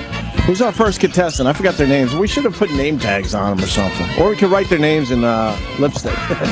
Why the contestants, should they have to have their shirts on? Or, I mean, how are we supposed to get some tickling done? Dice, I apologize. I'm trying to do the bit right. I have to do the bit right. Do the bit right. I gotta do Jim it right. commits. I commit. Jimmy is a team player. You know that. I commit. You do know he's a company man, okay? What does the show need, Jimmy? What does the show need? What this show needs? I think this show, the problem is we've gotten off track a little bit. Yeah. And I think perhaps a little bare-chested men would just set the course straight. I think you guys should take their shirts off. Dice, you still in? Or are you ready to leave? It's like a gym. I say it's like a gym. All right. like he said. He knows me. It's like a gym. All right, fair He's in enough. the gym every It's day. like a gym. That's right. Okay.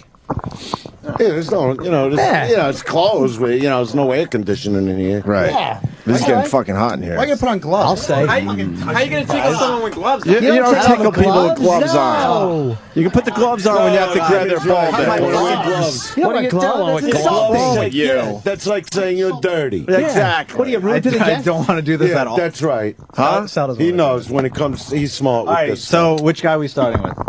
I don't know their names. I know that's Dave. I know that's John. Who else we got? Dennis is in the middle. How about we start with Dennis? John. Let's start with Dennis. And Adams at the end. Dennis. Fantastic. There goes. Wait, so how long does he have to tickle him for? 45 minutes. 45 minutes. All right. 45 minutes. Yes. That'd be awkward. Yeah. Yeah, how long does he have to tickle him for? That's up to you guys. What, like 30 seconds?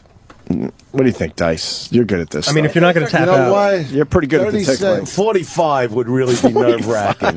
Nerve-wracking, yes. You know, for him. Are we going for So if you go nerve-wracking? for- I don't know. Yeah, it's The whole got to idea get a is little uncomfortability. uncomfortably long. Yeah. 45. 37 Let's go 37 seconds.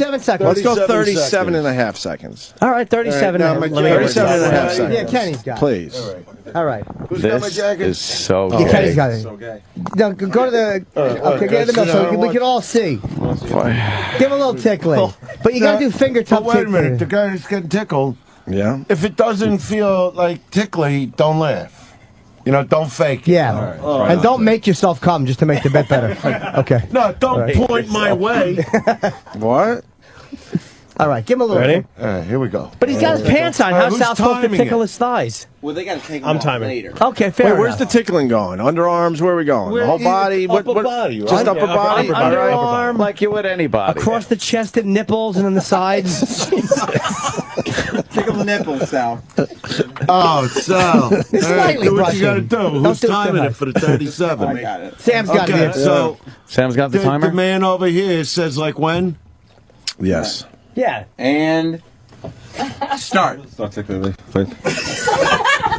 lift your arms up. Oh, Go ahead. Shoulder in. No, shoulder in. Go ahead, whatever. Oh, this shit's Tickle, tickle. Tickle, Hold on. tickle. Stop the clock. Stop the clock. Tickle, tickle. There he's dry heaving. Stop the clock. Sal, tickle, tickle. Why are you getting sick? How many seconds? Why are you getting Sal, are you okay? This is gay. This is disgusting. You should like this. He's getting physically sick. Get in there. How are you getting tickle. Physically ill. I'm sorry, guys. I didn't mean to. Wait, Okay. are we losing Dice? I'm going up for a minute. You're- I'm not quitting. We're losing I you. just don't want him throwing up on me. We're losing you. No. Did you see what just really happened? Get over there. Sal, Fucking tickle guy him. nearly It's the threw up tickling. by This is easy. Get over tickling, there. my new friend here. Dice, Tickle us, Dice. Sal. Come on, Dice. You can Well, do I got to this. stand somewhere else. You know what?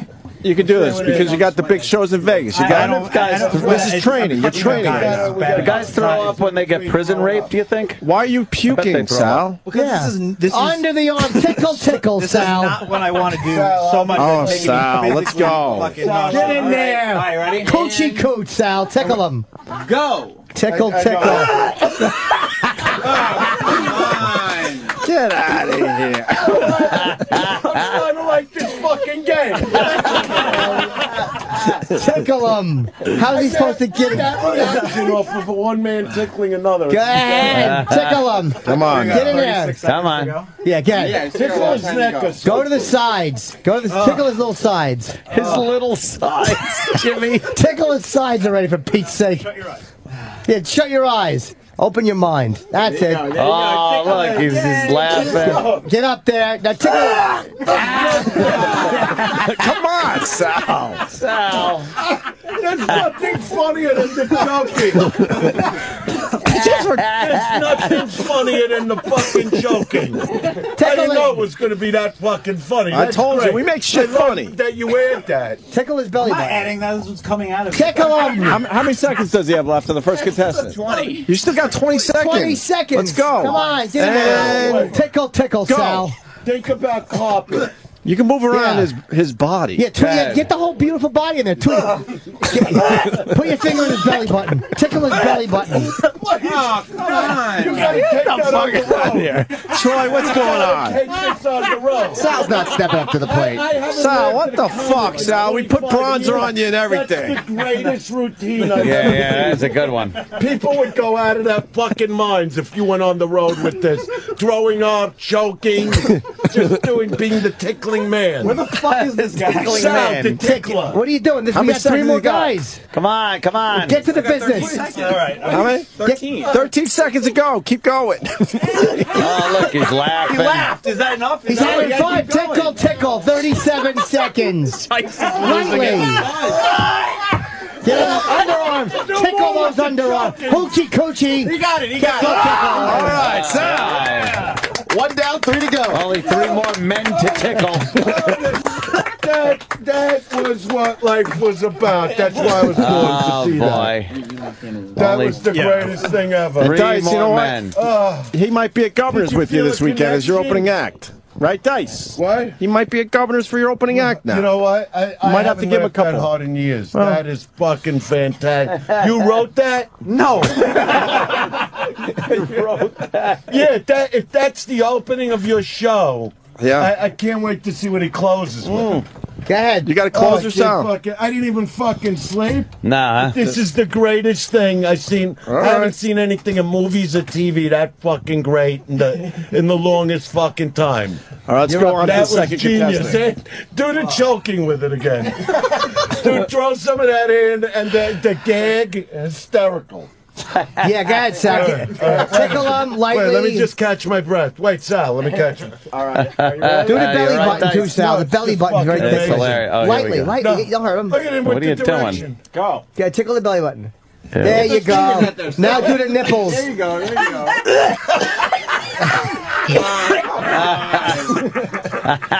You're not loving this? Yes.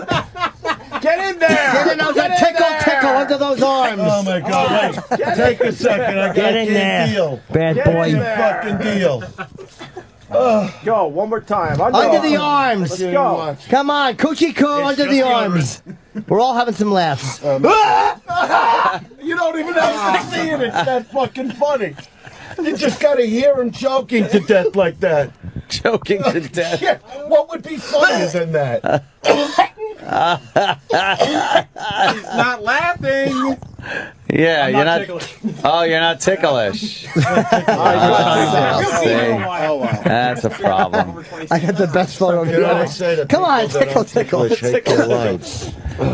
Smell your You fingers. can't be tickled. Smell your fingers. Go ahead, smell them. No. Is it underarms Smell wet? your Your fingers. boss is telling you to smell your fingers. Smell your listen. fingers. We made Feel the that. decision. Yeah, there you go. Try his underarms. It's still pretty nasty. Give him a tickle. A little man-on-man Very tickle. manly. You're like pinching me. You don't pinch him? For some reason, Lightly. there's no chemistry. How much more time? Go another 7 He's not ticklish. There's no That's good. chemistry That's with good. you and him. I could feel that. Yeah. No chemistry is right. The other guy, you were choking on it, gagging on it. All right, who's next? John? I'm being told the Go-Go is 5 minutes away, so we have plenty of time. Go, to finish, go! these Oh, two it guys. needs that fucking guy now. You gotta stop. Wait till you meet Go-Go. Yeah, Go-Go is, I believe, a pure delight. I can't wait to meet Go-Go. Oh boy. All right. All right. Look at that in Go ahead. perfect tickle position for Wait a yourself. minute, maybe you should stand different, with like What do his you back mean? to him or something. What are we doing wrong? Yeah, maybe you could reach around from the back. That's a good idea. I mean, just to change it up. Yeah, no, I think it's a good position to start at least. Disgusting. No, but like, if you back into him a little. Let's go, Sal. Just try tickling around the I belly. just love that he didn't turn the guy, he went behind the guy. Wrap all the way You around. know what Tickle the that belly. says? Class. Yeah, get close. Go ahead. No, go around. Touching. Go around that stomach. Get that belly, Sal. He's ticklish. Reach around. Hoochie coo. Caress his breasts. Oh my God! Go ahead, You gotta joke like you did with the first And guy. the nipples, too. And the nipples. Yeah. See, the minute you tell a guy he's got a great act, he stops trying. Yeah. All of a sudden, there's no You don't like the choking. armpits, do you? That's his Achilles heel. That's a bullshit. That's a bullshit call. I agree. Yeah. That wasn't a real one. The other ones that he was doing was real. Go to the front, Sal. Go to the front. Tickle this baby boy. Give this big bear a bump. How many seconds has he got on this? He's still got another 20 to go. Yeah, but isn't it about not connect? You Come can't on, we're let all go. having fun. Yay. Tickle. I stayed up all fucking night for this. Get in there.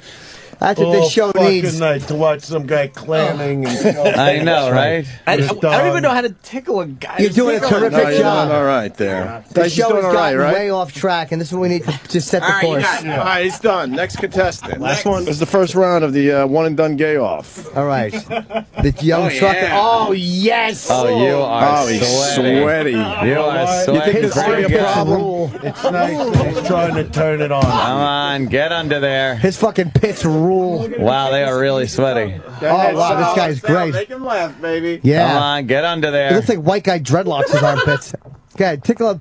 Get up into those armpits. Oh God! Go ahead. Oh, tickle him. He's ticklish. Keep going. There you go. Oh, it's lovely.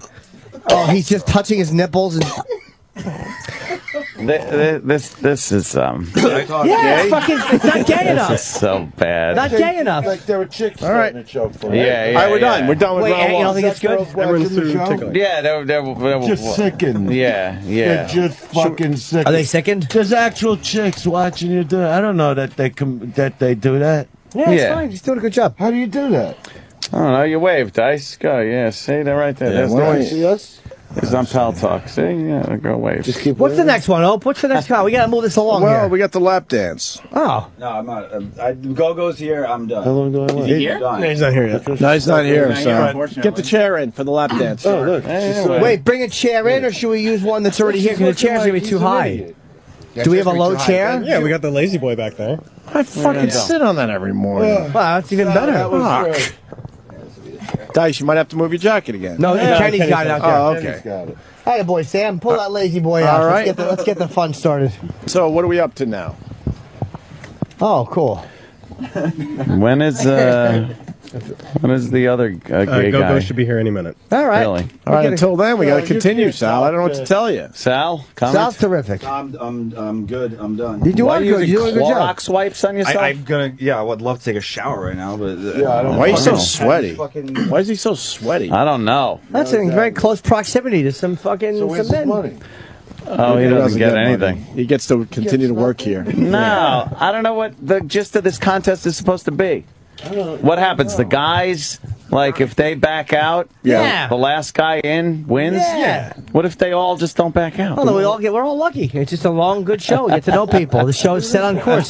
Sam has a contingency plan. Oh, you know, and the women don't Playing look on the- thrilled at all. Well, they couldn't be too happy. They You're probably not too happy, huh, ladies? How does it feel to have somebody so disgusted by touching your husband? Anyone? Anything like that? Like with He wasn't that Let's disgusted to touch my husband, so he Oh. seemed kind of into it. You hardly gagged at all. That's true. Your husband was probably the least sweaty, though. Or no, was he? I don't fucking know. Okay, Sal doesn't fucking know. All right, Sal, it's time for the lap dance. Yeah, I think so, too. So who's the first in the chair? I don't think Sal wants to do Who wants to go first? Oh yeah, that one. Sorry. Who's he? It's amazing. I don't know. What's your name again? Adam, right? Hi, Adam. Welcome aboard. Oh, what is this now? Oh, he's sitting in the chair. Yeah, well, He's leaning back. He's got his legs spread. Yeah. Shirt off. Yeah. so what does Sal have to do? Getting some Gyrate? money out. For how long? How long for the lap dance? Dice, you're good with the time At thing. least 45 to a minute. 45 to a minute? Yeah, think of like a strip club. Let's or go a something. minute. How long do they do Let's go it a in minute. A minute's long. That's long. Yeah. And Can you these do a guys minute? there's a You know what? Half a minute would work.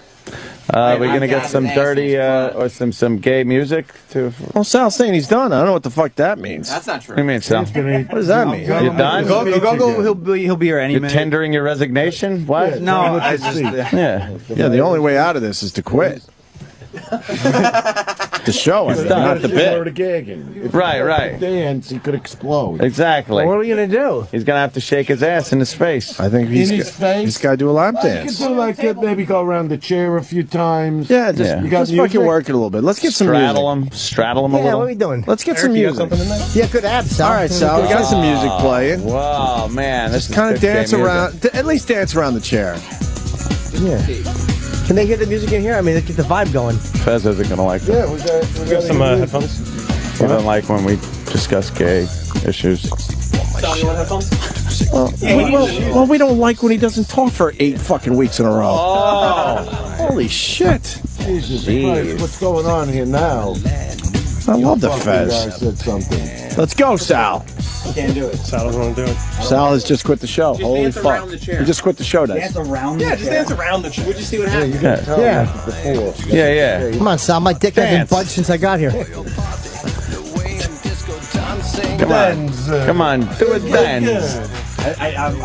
I'm good after the whole thing. You're holding up the show, dude. You really are. Dance? Troy, Sorry. you want to show them how it's done, Troy? Oh, you want me to lap dance hit these guys? Well, just the one guy just to show Sal.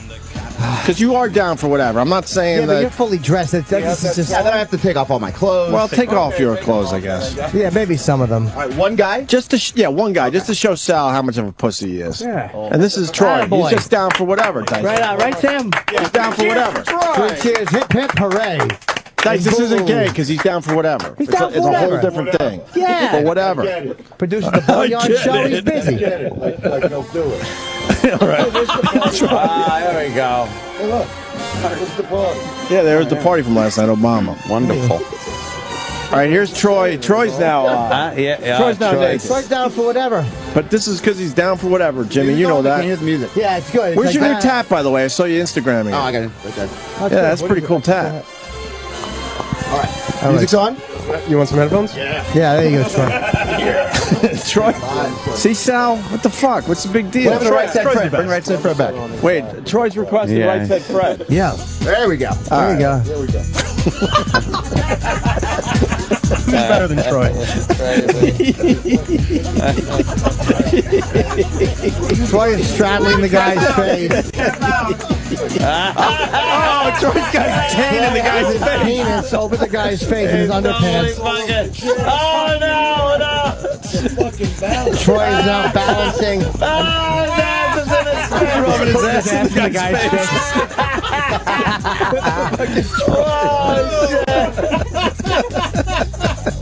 Troy leaps off. He had a grind on his leg. The girls are loving it too. The girls are applauding. The girls are applauding. This is what a. Troy's swinging his microphone. He's just doing a Roger Daltrey. He is just making Sal look like a pussy. Yeah, that's how you do it, Sal. Sal, now get in there. Wow, he's Get in there, Sal. Take the headphones and feel the music.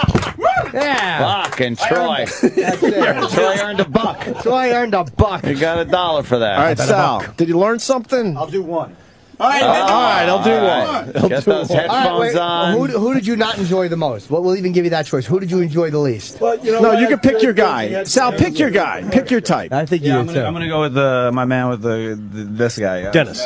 Oh, really? Is that your type? Favorite. Huh? Do you have a song you'd like? I don't know, something, whatever. He's got a favorite. I gotta go.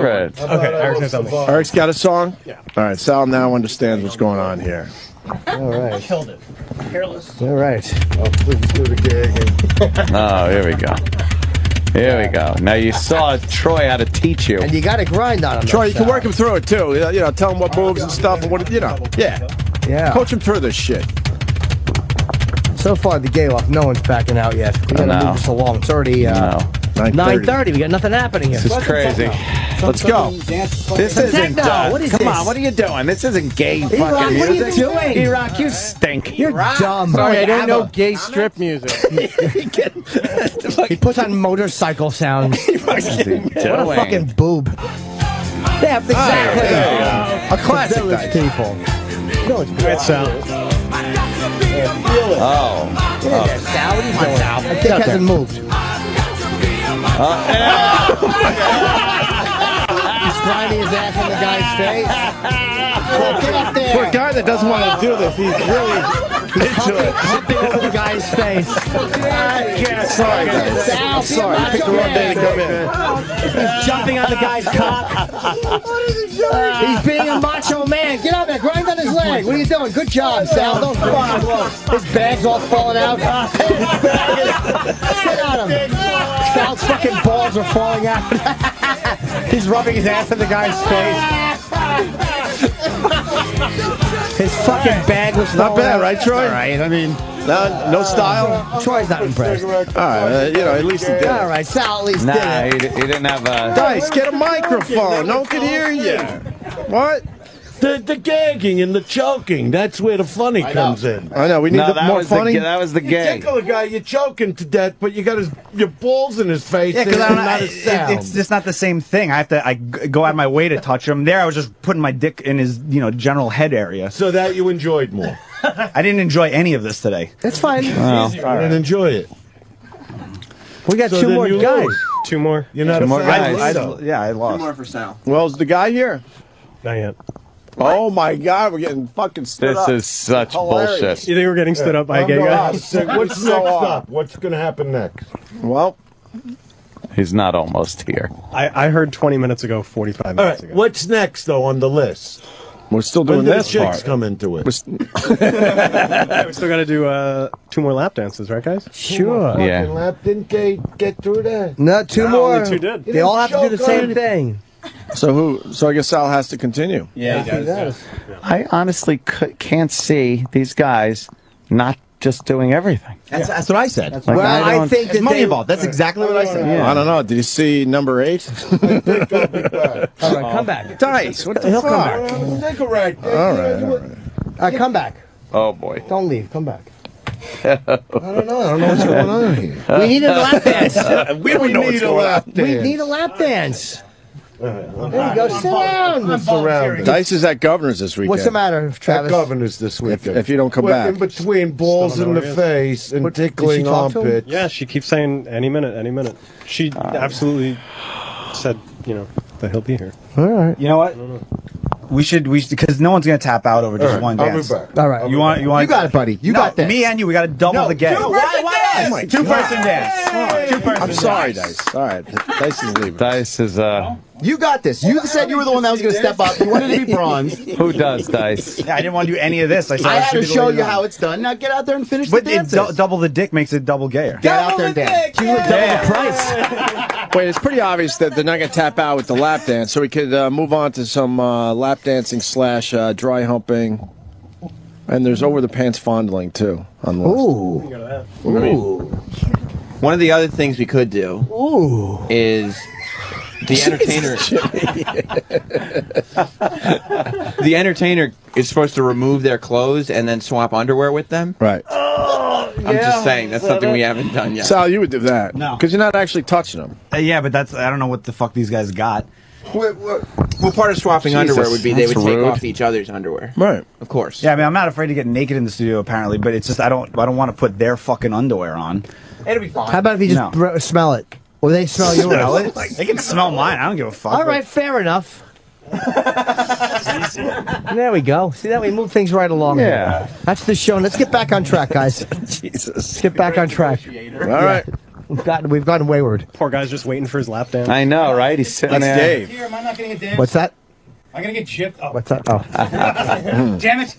What are we doing here? Come on, Sal. You want to move on to another one? Well, Sal's shaking his head. Yeah, the lap dance thing's not going to work. No, that ain't gonna get him. We know they'd all make it through that. The energy is really waning. Kind of gets a little. I know. Well, I'm trying. Our performer's blowing us off. Yeah. Yeah. Getting stood up by a gay guy again. Well, he's 2 hours late. I know. He's not showing up. No, I know. Okay. We're just sitting here eating bread. over the underwear mutual fondling. That sounds good. Just over the underwear. That means you got to shove your hand down the front of his pants. I gotta say, Sal looks like he's having a nervous breakdown. He's a sweaty mess. There's something in his eyes that isn't. You all right, Sal? No, I'm not good. It's bringing up some feelings, huh? No. I couldn't even touch the guy without Jimmy, dry heaving. what do we do? What do we do, Jimmy? Well, I don't know. The exchange of underwear and smelling them could be funny. How about this? I think that they should have had 2 dancers, but you never talked to them. But it's one of those things you live and learn, because if we would have had 2, it might have been too much. It's just unreliable. Yeah, I don't want Troy to take away from Sal's bit. The worst is yet to come. This is O&A's worst of 2013 so far. On the Opie and Anthony channel. Opie and Anthony's worst of 2013 so far continues right now. Yeah, now. How about this? Maybe this. We have to improv a little. It's getting late. So Sal doesn't want to do anything. How about would Sal be willing to pull the side of his thong aside, maybe Troy, and then these guys have to do like a little nose brush against the ass cheek. Against the ass cheek or the asshole? The ass, not the asshole, the ass cheek, but the asshole will Jimmy's be there. great at improv. The asshole will be there, but no, you're not going to touch Well, it's talking right now. Wait a minute, that's me. There, cocksucker. Oh, Jesus, Jim. Piece of garbage. Go home. Oh. So, no, they don't touch your asshole. They just touch the outside of the cheek. What's the big deal about a cheek? That's well, the cheek. Your asshole is spread right there, and they go the nose lightly brushed over the cheek. How about we go for cock handshake? Well, that's going to be coming up. Sword fights. Would you do a cock handshake? We got to do something. What's a cock handshake? You want to do some You docking? shake each other's cocks like it's their hand. No, I'm not touching anyone else's Why? dick. Like, how do you do? How do you do? No? We'll allow you to wear gloves. He's stuck in traffic, this guy. No gloves. It's just, it's no. We'll allow you to wear gloves. I don't want to touch anybody's dick. You don't have to touch him in his dick. With the glove, it's still No, touching with the asshole sniffing. I think a little asshole sniffing. We're all on different pages. Yeah, I know. Let's get some asshole sniffing. We're all just standing around with, unfortunately, not our dicks in our hands. Let's get some asshole sniffing going. Let's pep this place up into a mood of fun and festivity for Valentine's Day. Am I right or wrong, Sam? You're right. No one's doing anything. All right. What is it? Asshole sniffing. A little asshole sniffing. We'll all enjoy that. All right, how does this work, Jimmy? Sal and Troy, they both stand there with their assholes open, and these guys just go over and take a nice deep sniff of each one. I say, here we go. Let's revise this. How about nose to asshole for 30 seconds? 30 seconds. Whoa, That is a long, that's a long time. I mean, if we're stepping it up, let's step it up. Yeah, well, Troy, Well, you know what? Troy's right, As Sam. said in true bumper Step sticker this fashion. fucking thing up. You gotta step up. All right, let's go. Let's So go. nose to asshole. $1,500 at stake. We can't just 30 hand that seconds. away. All right. Do it. And you're first. Okay. Sal. This feather means nothing. This feather duster, I laugh at It's this. nothing. Whose asshole are we going to use first? Oh my God! When did you shower last? Look at him; he's a sweaty this mess. morning. It doesn't matter. This guy, whoever's getting this is not going to be happy. I showered this morning, but I took a dump too. So I'm a little. You're a little gamey. No, like here. Okay, how about the nose has to be really right up into the asshole? It doesn't have to actually touch the asshole. It can just be right there. I say touching. Troy rules. Well, Troy, you rule. I say seat back. Yep. So it's turn it around. I think you should give him Arabian goggles and put your asshole on his nose. What's Arabian goggles? That's the balls. The balls right on the eyes. But what we used to call it the Arabs do to deserve that. Arabian But what was goggles. that? That was called what? War Roman helmet. War. Yeah. Oh, Okay. no, the Roman war helmet's when the penis is going down the nose. So what is your variation? The balls just resting on the eyes. Oh, the asshole on the nose, and that's where the dick will be over the head like almost like a skunk. All right. Arabian He's ready. goggles. You don't give a fuck. This I guy's sure don't in. want to wear goggles in Arabia. Troy, you seem a bit more game. We might have to just ask you to step up. You seem to be the guy for the job. Sal's hemming and hawing over here. Sal, you would do this. There's no time for hemming and hawing. Am I putting my ass like? You're pulling your thong aside and you're putting your asshole right, not roughly against his nose, just gently. Let him get a good deep sniff in there for 30 seconds. Stop hemming and hawing. Let's go. Am I going to keep track of time? Oh, yeah. Okay. Pull that thong aside. Oh, Sal, you ready? Oh, Jesus Christ. Oh, fuck. How many times are we going to see Sal's ass? That is terrible. It's just like a little paper Wait, film. Heather, what are you saying? It's like toilet paper on his ass. No, it's not. It's from being wiped off. The bronzer being wiped off. Oh, okay. Yeah. How about some music? Yeah, Eric, Eric, what are you doing? Stop lollygagging in there, having fun. You're the sexy official DJ Stop of the looking One at and the Done eye candy. Gay-Off. Oh, thank you. Oh, wonderful. Well, there you go. Why are you giving him the music? Give Sal the music, baby. Pull your pants down. You don't have to dance. And what? The balls go on his eyes? Yeah. Put your head back, sir. No, hang your head back. Take the dumb headphones off. This isn't a dentist. What the fuck's he doing? Hey. Jesus Christ. Headphones. Dentist. I want you to enjoy. Why don't you give him cyber goggles? Put your asshole on his face. Yeah, plop right down, buddy. Sal. Plop right down. Don't put your full weight on him. Just enough for him to smell. Go ahead. Get in there! Stay there for 30 seconds. Come on, stop being coy. I'm good. Come on, Sal. There you go. Perfect. Never getting in the Radio Hall of Fame. He's got to breathe. Fuck. Oh, he doesn't have to breathe. Yeah, he's got his mouth. Oh my God! 30 seconds. He's got his. What the fuck is going on? Sal. Attaboy. This is terrible. Absolutely. This guy's a trooper. Talk to Dave. 20 seconds. Dave, how is it? My asshole is. No, you got to answer, Yeah, Dave. talk. It's wonderful. Keep talking. You can even do a plug for whatever. I don't give a fuck. Levy Land. 30 seconds. Good boy. Dave, you're up. You move on to the next round. You don't need wet naps. Your balls are fine, Sal. I couldn't imagine. What? It's all assy? Smells like ass over there. Oh, fuck. Oh. Fuck, man. I would offer my asshole, but geez, they'd be lining up for it. All right, who's next? Sal, you want to pick your next guy? No. Yeah, come on. Remember the lesbian couch over? It's Remember a that? distant Those memory. chicks, they would, they'd that's all a be distant naked, memory. right? And they're on the That's it, sir, couch. you. Yeah. And they were licking each other's boxes. Yeah. And making out and groping. That's about- actually finger penetration. Two Yeah, girls. you That's know, about 10 years in your ago face. now. Get all the way back there, sir. It's been this way for 10 years now. Yeah. Fuck. The Sal. Wait, by It's the a way. new breed here. All right. Yeah, this is a new day. Oh, yeah. You okay? Sure. Stop asking if they're okay. They're here. Yeah, what the fuck? You're right. You're right. Fuck up. Who you fucking Oprah? You okay?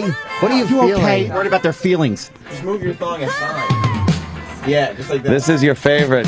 No, your favorite guy is up back there. Wait. Oh. What happened? Yeah. This is much funnier from this side. Oh, my God. Where are we at? 6 seconds. Have him talk, the contestant there. Yeah, how you doing down there? No, you got to answer. It's a radio show. Fine. Have you ever done this before? Yeah, once or twice.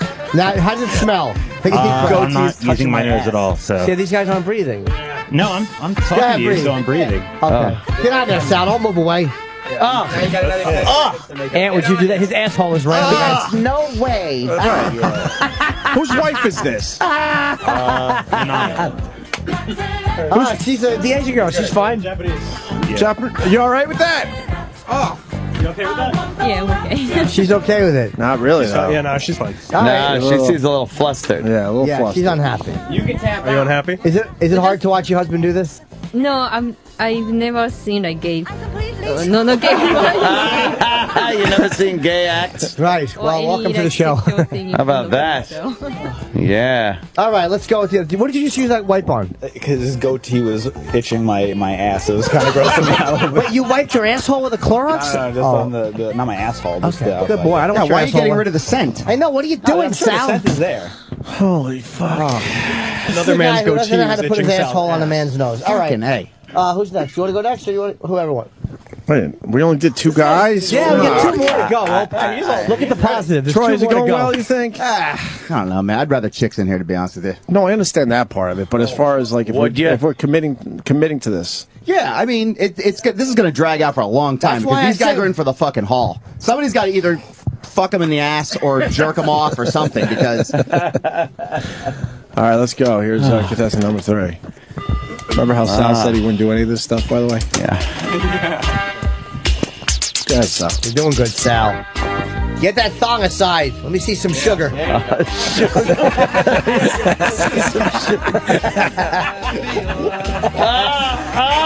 How is that, sir? How you doing, sir? Bleachy, it's quite bleachy though. I appreciate the wet ones. Bleached it. I can't believe Sal wiped his ass with bleach. It's just Maybe Troy should be up there. Yeah, we might have to go to the bullpen. We might have to go to the bullpen. We might have to. Troy's not happy, but we're Troy's calling not in the gonna wipe his left-hander. ass. Calling in the left-hander. Come on, let's go. Left-hander stepping up. We're calling the closer. Man, Rivera's coming in. The closer. You just need 1 out. That's all you You don't need. put bleach on your asshole and a man's gonna Yeah, smell but it. this, fuck, Sal. Ass change How are is you being raised? brought to you by Preparation Inch. Yeah. Troy's not happy. Look, man. God damn it. Troy's like the guy that's got to come. He's like the wolf. He got to come in and clean up. You don't like that he used bleach? No. It's everything up. That's like a performance-enhancing drug. It really is. You don't do that. All right. Oh. We're rolling? Obviously, he's not using Yeah, growth I got it. hormones. Oh, it is. It's sort of wafting. See, that's how you do it. Yeah, Troy. Tap out. Troy is rubbing his asshole in this guy's face. Talk to the guy. How you doing down there, sir? Yeah. He goes, oh, no. That's Oh, my God. He's up there, too. Take a big whiff, buddy. Oh, yeah. What are you thinking? Oh, yeah. Like some coffee, too. Some coffee. This is so fucked up, man. This is fantastic. All right, that's started. Attaboy. Oh, how was that, sir? This is what this program needs. How's this? Absolutely. Set us right back on the straight and narrow. Yeah, Good buddy. job. Just wet wipe now. How was that? Was it bad? That was pretty Terrible? nasty, actually. And now let's talk to the... Wait, who's your wife? What's your wife? What's your name? Lon. What? Lon? You all right with that? Well, I mean, if he's doing it, it's not me. Yeah, that's You wouldn't true. be okay with that for you? I've been there. Come on. Oh, yeah? Oh, yeah. Lon's a good egg. All right. Sat on his face a little bit. Yeah. Yeah. Okay. Face sitting, that's where you begin, right? There you go. That's true. Fair enough. That's where the road starts. Cornerstone of any The old dirt road. Cornerstone of any nutritious breakfast. Okay, who's next? All right. Good luck to you, sir. Oh. Attaboy. Sit back, enjoy. Lucky devil. I'm going to. Oh. Way back. Way back. Are you going to get jealous, Sal? Because this was your favorite guy. Oh, I have another idea for them after this. All right, ready? Are we ready? We got it going? Oh, geez. Okay, here we go. Oh, God. He pulled his... Holy shit. Oh, my God. This is the worst. Dude, his asshole is right on his mouth and nose. He's bouncing up and down on the guy's face.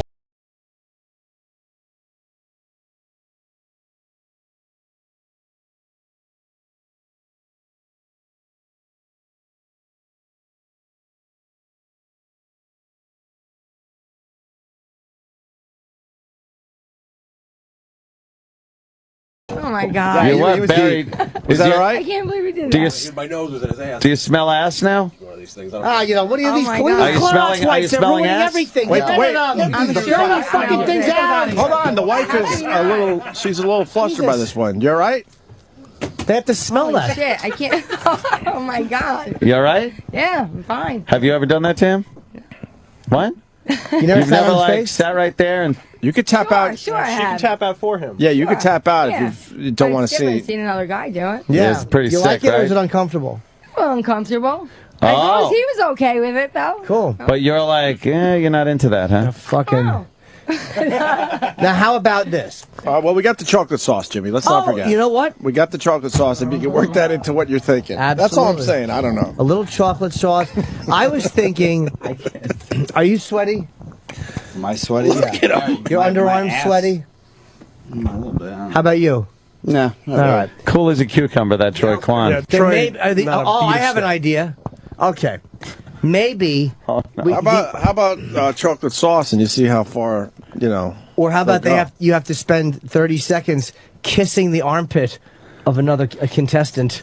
A little armpit kissing is completely harmless, but I think that there's 4 contestants, and I think they can kiss each other's armpits. Why not? It's a gay-off. Can we get a train going on? You know what? Fucking Troy. Hey, you know what? There we go. Just throwing We ideas put out there, our Jen. heads together, and we're going to get this shit back on track. Let's get this show back on track, guys. Yeah, we can figure it out. How do we go from that to what you're suggesting? Well, We could one just will have a start, dance one will off or lick, something. Then the other one lifts up the other one, so that one's licking one while the other's getting licked, and then we'll go in a circle. That's daisy a great chain. idea. That's why it's all random. It's Yeah, all fair. that's a great and everyone idea, gets huh? to enjoy themselves. Yeah. I'm walking around with his bag. It's His the bag's best. hanging out of the side of his... Do you know how great this is? No, No, I don't. I actually don't. Oh, my God. I think we officially lost Dice. Oh, of course we did. Yeah, Dice, he couldn't put up with that. Yeah. All right, what are we doing? Hi, Sal. Good job, buddy. Not really. What are we doing? Now, So what are we doing? We're gonna do. Let's get everybody in the room. Let somebody run the show. Let's go. Everybody get in there. You don't even need this that yet. yeah. That will kill the taste. Yeah. I want natural man flavor. So Sal should be the bottom, you should be the top then. Because that way No, this is all within contestants. Nothing to do with us. We're more Sam. No, that's not true. They're all going to be in a circle. It's a chain, Sam. Yes. 4 of them smelling and licking. 4 men being men, like the old Everyone days. arms up. arms up. Yeah. You should be more of a circle. Are we filming this? Oh my God. Why not? Hopefully not. Why are we not filming this? Put your head near him. Don't start yet. You put your head near him. No. You put your Oh head my near his God. Yeah, we got film it. Sam. Put your head near his pit. Somebody film it. Sal, film it. Somebody. There's the camera. You got one there. Sal, that means he's not going to do anything else. This would be easier with. Hold on. No. You don't stand in a circle. You just. How are we supposed to see that? You're not huddling. They're not in a circle. One of them isn't going to. Yeah, then no, only you just two of them do- are going to get the full No. enchilada. One lick. Next one lift lick. Yeah, they don't have to be. They're not huddling. Oh, you don't want to do it at the same time? No, who cares? Oh, I thought we were doing it all at the No, same you just time. line them up. Like, and you could be a big circle. We have to see what's happening so we can describe it. How about one starts and licks all of them down and then it goes around? There you go. How long per each person? 15 seconds, but it has to be full licking and putting your face in there. Yeah. Each person. Yeah. Each person, then you go down and then it starts Where back is it? around. He's here. Okay. Who's here? Oh, here he is. Oh my God. Oh my. Go-Go's Go here. go. No, I'm sorry. Hi, Go-Go. Hi, how's it going? Should I get naked now, or? Hurry. That's the attitude we need in here. Oh my God. We all had to step up here. Fill it in for you, buddy. There's been a lot of improving and uncomfortable Yeah, I behavior see. so Is that, far. is that poo or is that chocolate on him? Bronzer. That's Because bronzer. not all gays like poo, and I would be one of those. That's just bronzer. This is bronzer. bronzer. Okay, nicely done. Yeah, So- looking good, right? Yeah. Well, welcome to the show. Thank you. Go Thank you harder. so much. Sorry, I was I had to fluff myself, and it just took longer than I thought. Oh, so. well. Yeah, then. All right. Oh, okay. No, serious. Let's do it. It's showing the road, buddy. Okay. All right. Okay. Oh, man. He's ready. His nipples are pierced. He's ready to go. Go on, here, Sam. All right, so what do we want to do now? Now, I still say we finish that one armpit licking idea. I think that's a good one. All right. Oh, are these the guys? Yeah. They don't look straight. Really? You Can think you they're, tell if you're doing it to somebody if they're actually enjoying it and they're just pretending they don't like it? Well, usually they pay, so I assume that they're liking it. Unless it's like a, I don't know, a joke or a dare or something like that. But Okay. yeah. Okay. Oh. So, Right. is there some music, or Yeah, do I just really, start we gotta, waving my like, dick in their face? How's that? Wow. Jesus. That's what management said when we signed the contract. An hour ago. Oh, where were you? Sounds like, where were you all my life? Do you mind getting naked for the guys? No, why not? I mean, I kind of feel like I have to do it. Like it's all out right now. He's just naked for the guys. We're balls deep, so let's Just for the guys. there we go.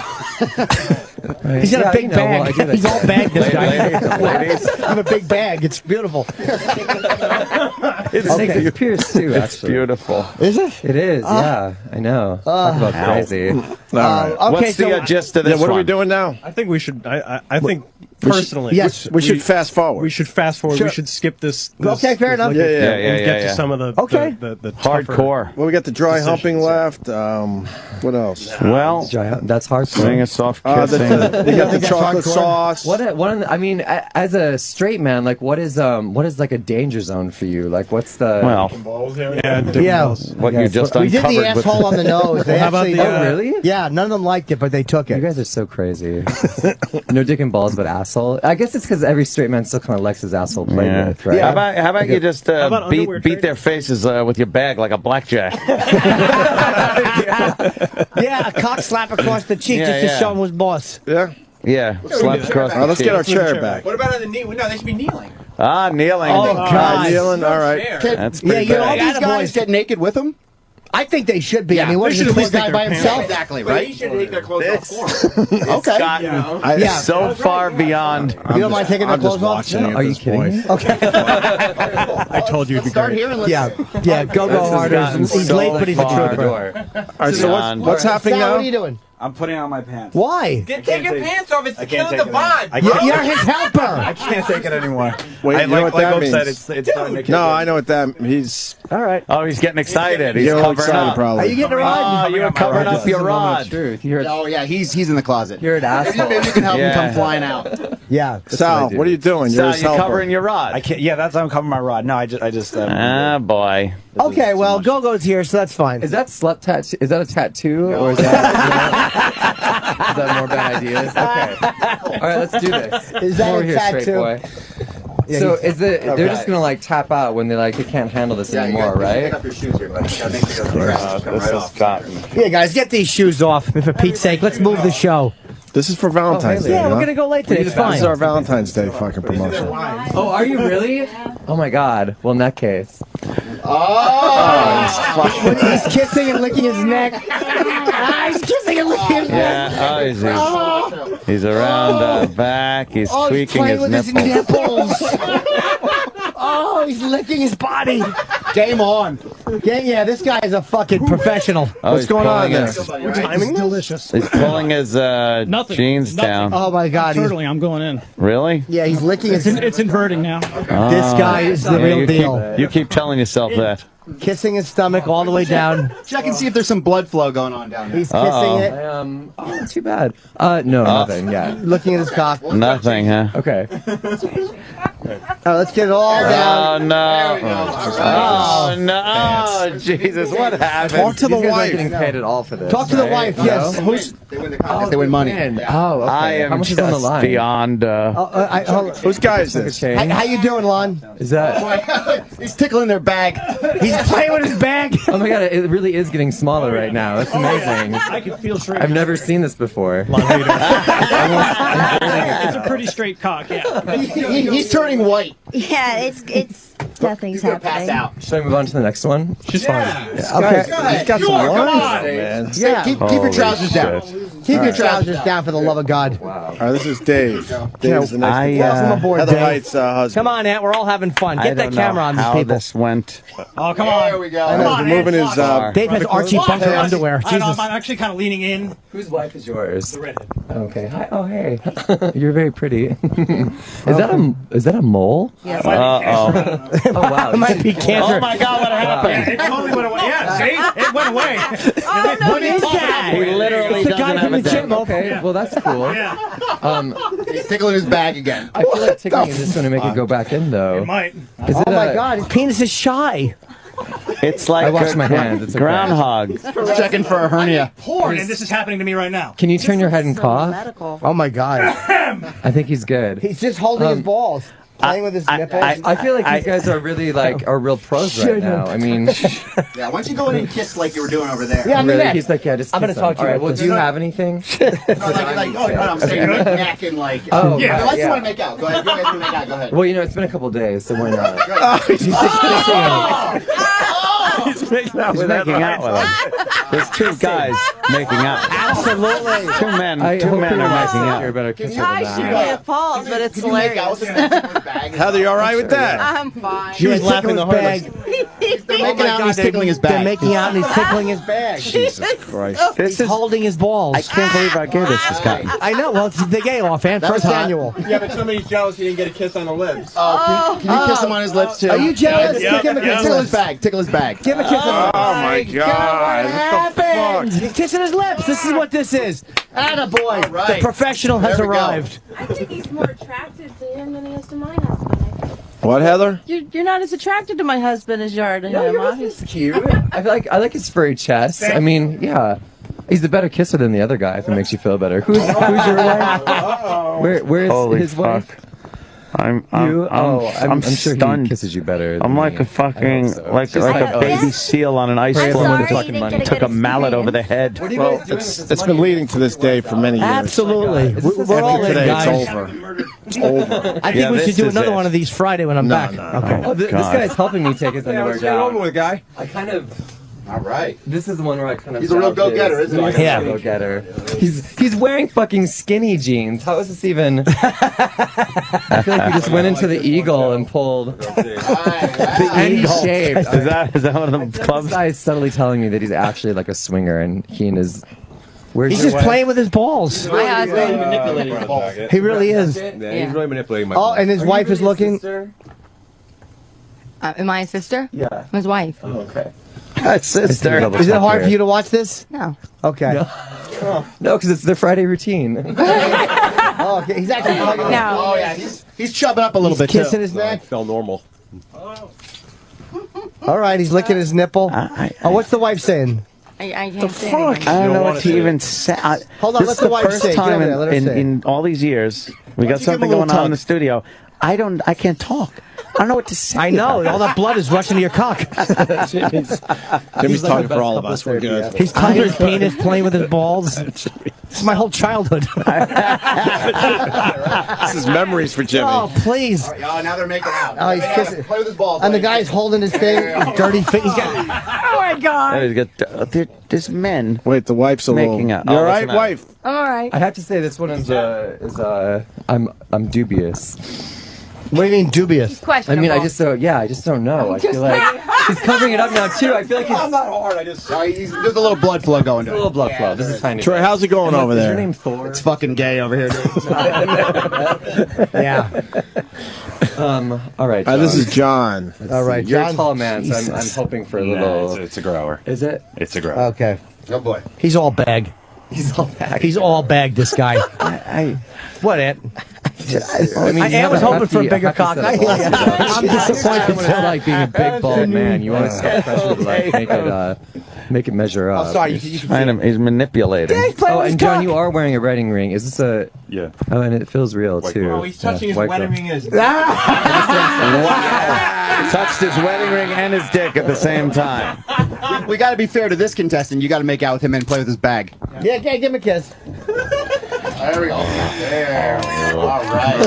I'm not gonna kiss you. I'm not going to kiss. I'm getting a lot of teeth right now. You get a lot of teeth. What kind of? Where's the wife? I'm not gonna Is he all right? Right here. How you doing? He's playing with his nipples. From.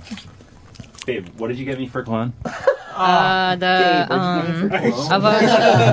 Abercrombie.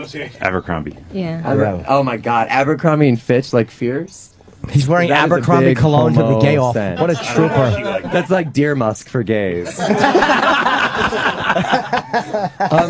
Well, they look like they. No, we got plenty of time. Jim Norton. We'll do the Jim Norton show Friday. This is acceptable. We're kind of doing the Jim Norton show. Yeah, I feel like they all passed. Who are you this. kidding? Okay, so they got through this round. What's next? Well, I don't know. I mean... How do you follow that? How do you follow that? Oh, jeez. Well, What do you want to do? What do you think? Ant wants to go home. No, well, he doesn't have just- What do we do? Tapping into something for Obligation here. No one is tapped out. No, these guys are professionals. $1,500 at stake. I really would have thought somebody would have tapped out. No, why would they? For that mild behavior? Jim Norton. What's left there, Sam? I mean, If we They were going to tap out. they're going to go the distance. What about on me? What about Yeah. Don't you have chocolate syrup? Yep. Yeah, should we pour Break that some shit out. chocolate syrup on the go-go?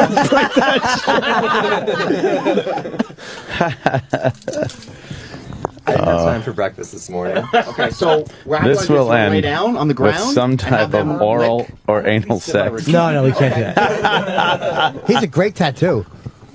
Well, what's the tattoo? Is that of you on your arm, or just a guy? It's a Tom of Finland. What's the Tom of Finland? He's a famous pornographer from the 50s and 60s. It's the chair. Yeah, Google him. Check him out. Okay. He's naked. He is naked on the chair. Yeah. naked. You're interviewing a naked in guy. your chair. In your morning all right, coffee sir. chair. Okay, so Throw it out. what happened to dice? Where did dice go? Scales, you know what I mean? Like you could start like maybe on the collarbone and then go lower. well, they're and lower. they're all gonna lick that. Yeah, I want to be okay. like going up your thigh to like your bag. Oh, okay, sure. But should they do it with chocolate or without chocolate? Because I almost think chocolate is very easy, whereas the taste of the hair and of a man's leg is a little bit harder. That's a little bit harder. Experience though, just from what you've No, I don't even. seen. Yeah, just from what I've heard. But I wouldn't like chocolate syrup anyway. I almost think that that would be harder to do without it. Okay. Good call. Would you rather do it with or without it? I'll give you the choice. No, don't, because they're going to say the easiest one. No, of course I'm going to lie. That's what's used in psychology. Yeah, I think without anything makes it a little bit harder because it's a little bit more real. We're really tapping into the fears of the heterosexual man right now. I got it. Sure. One goes up one thigh, one goes up the other, contestant-wise, and then they make out right over his dick. You know what, Troy? I mean, God. from your lips to God's ears. All right, Let's do it. I'll stand. let's do it. think I'll they should be stand. kneeling. That's the attitude we need around here, Sal. For sure over here. Let's do it. I'll stand. And guys, you can tap at any time. Yeah, exactly. How long are we doing it for? 1 minute. Wait a minute. 1 minute. And that doesn't include the licking, by the way. 1 minute once you get to the ball. Yeah. Yeah. Yeah. Hold on. Who do we got? Can they stand? Playing can he the stand parts with of his back? Opie and Anthony are Troy and... Wait, can he stand his back to us so Yeah, the wives can Sam. see? The wives should be able to see all Yeah, this. they need to see this. Somebody's got to take the reins here. Yeah. I'm trying, Troy. I'm just trying to. Let's get Travis, pull that chair back, and let's see if we can get this guy in the middle here, and let's see if we can get these wives. I want the wives to see this. Right, the wives Why should should we be see. so lucky? Okay, so one guy over here, right here. Yes. And one guy over there. Okay, turn around. Turn around. Come on, Troy. I can't Get down. see. Oh, sorry. Get down on your knees. Oh my God! What? This is just like This contest wasn't even my idea. Gay. This was not my idea. This contest. No. At all. We're not saying it was. Okay. I don't know whose I just it was. happened to be pushing the action. Huh? That's my idea. Good idea, Sam. Good one, Sam. Enjoy. Okay, so I'd say start at the knees, inside the thigh, go Absolutely. up, right? You talk on that side though, just so that the Pal Talk cameras and Ant can see. Ant. Hi. No, don't touch Okay, me. we ready to go? No, I tap out. Okay. Oh, we got a tap out. Another one. Who did we lose? We lost Dennis. Dennis tapped out. Dennis is out. Yeah, that's a rough one. To kiss another guy on his thighs like Right that. in front of a cock? Yeah, that's a rough one. That's a rough one. We're down to 3 guys. Dennis, I thought you were in it to win it. Actually, I thought you and your wife were gonna like approach me after. Where it's And then when they make out, they have to feel his dick on like their cheeks. Absolutely. Of course, that goes without saying, Sam. Slap him in the face. Why would you do it without that? You're a professional. We don't need to tell you what to do. That was dumb. I don't mean All right. Exactly. Don't tell this man his business. So we got Dave and John on their knees in front of Go Harder. So what's going to happen, Jimmy? super long. Can you turn back a little? Can you turn a little bit so we can kind of see here? Okay. Now you can come over here. No, it's right over here. Yeah, this way the wives can see. Perfect. Now you have to get over there, my friend. They're gonna. I don't know. What are they doing, Troy? Okay, they're going to start licking in his inner thigh by his knee. Perfect. Lick. Lick. They're going to go up to where his dick is, and they're going to make out right in front of his dick for 1 minute, and he's going to slap him in the face with his dick. Oh, I hope so. All right, good. While they make out. And the wives are cool with this? Wives, you can tap out Heather Height's anytime. one of the wives, and who else? Yep. Well, why don't we see how it goes? Why don't you start? You don't tap out before you start. If it gets uncomfortable, you can tap out. We're not going to rape you. Is it like a tag team where like the wives can jump in? No, they just have to watch. I'm just kidding. What? All right, gentlemen, let's go. All right, guys, come on. Do you guys have your inhalers with you? Right here. Yeah, there you go. Are you gonna tap or can you hang? You ready to do this? Yeah, I guess. All right. Good make out for you. And when you guys are making out, What's going on right now? Nothing yet, Sal, but the action's starting. when you Don't guys get are making impatient. out, put your hands around and touch his ass. Yeah, that's fair. What if I also have to like touch my taint ring too? Good idea. Now we're putting our heads together. All right, let's just start slow. Start licking the legs. For goodness sake. Let's get the show Come on. on, Come on. I'm losing my heart on. Let's go. Start just. All right, gentlemen. Go. Get in there. Now, get in there. Come on. Oh God. Nice and slow. Nice and slow. They're kissing the legs. I don't want to block your view. Go up those legs. These are.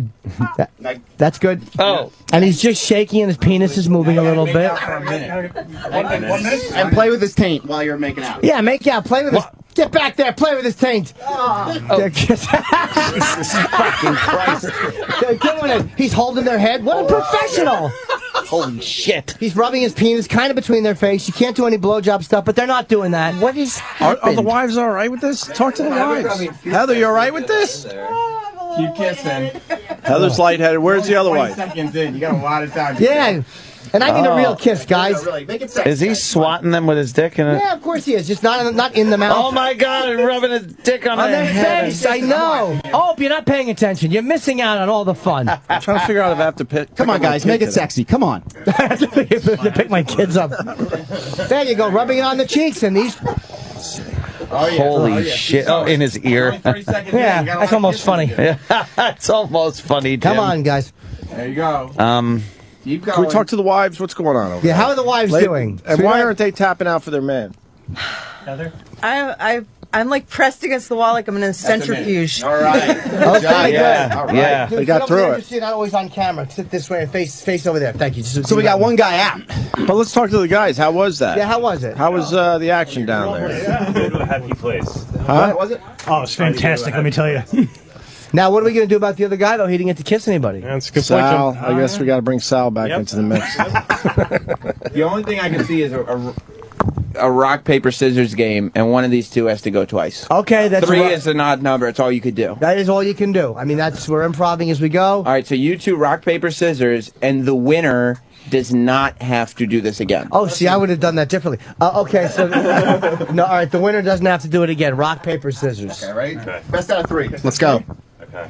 I don't know. It's just rock, paper, scissors. Yeah. 1. You want to play it? Yeah. Okay. I don't. 1, 2, 3. Shoot. Okay. I'm down. Wait, who's down? You're down? Yeah, I'm down 1. 1, 2, 3. Shoot. Tie. Oh. Tie, 1 apiece. It's heating up in here. 1, 2, 3. Shoot. Okay, it's a tiebreaker. Ready? 1, 2, 3. Shoot. Who won? He won. Okay, so do you choose to kiss again, or do you rather sit this one out? Is he really on the fence about it? Well, I wonder if I choose to sit this out, it'll get worse next time. So, Well, he's going to you're going out of the next round. Of course, what do you think? It's going to get better? Yeah, you're going I'll out to tell the you next round. I'll kiss. Whatever, I'll kiss.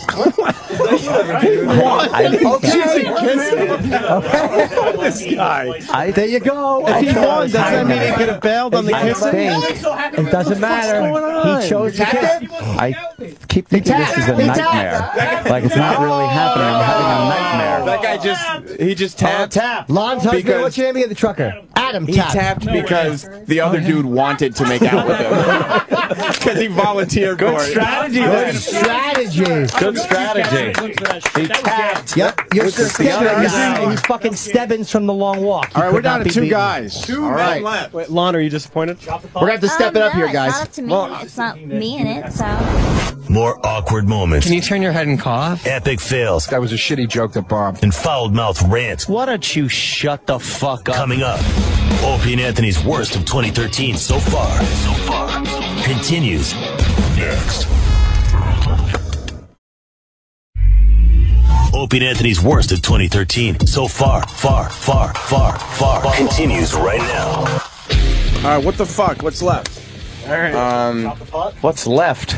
Well, Not a shred of dignity. Here's the thing. Sorry. Can't let him go my arm, Jimmy. It's so uncomfortable. Well, I'm trying to talk to you, and you're being shy. No.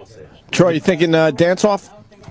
Dance, I don't know. Dance off. I mean, we have all these props. Sam, We gotta- I like Sam's idea of the double dill. We have not, no. No. What can we do with the dildos?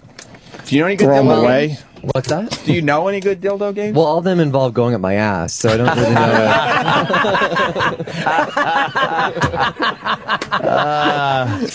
How about Fucking something funny, that man. was on the guy list is here? Funny. A little toe sucking. Oh, jeez. Toe sucking would be nice. sucking. That's a nice icebreaker. Let's do some toe sucking. I think I agree. Oh, sorry. I think toe sucking is important. We need to do something where it starts to fucking move or whatever. Yeah, let's and move then- it. Exactly. Well, We got then 2 toe out, though. sucking, and then they have to like massage oil into my cock. That sounds great.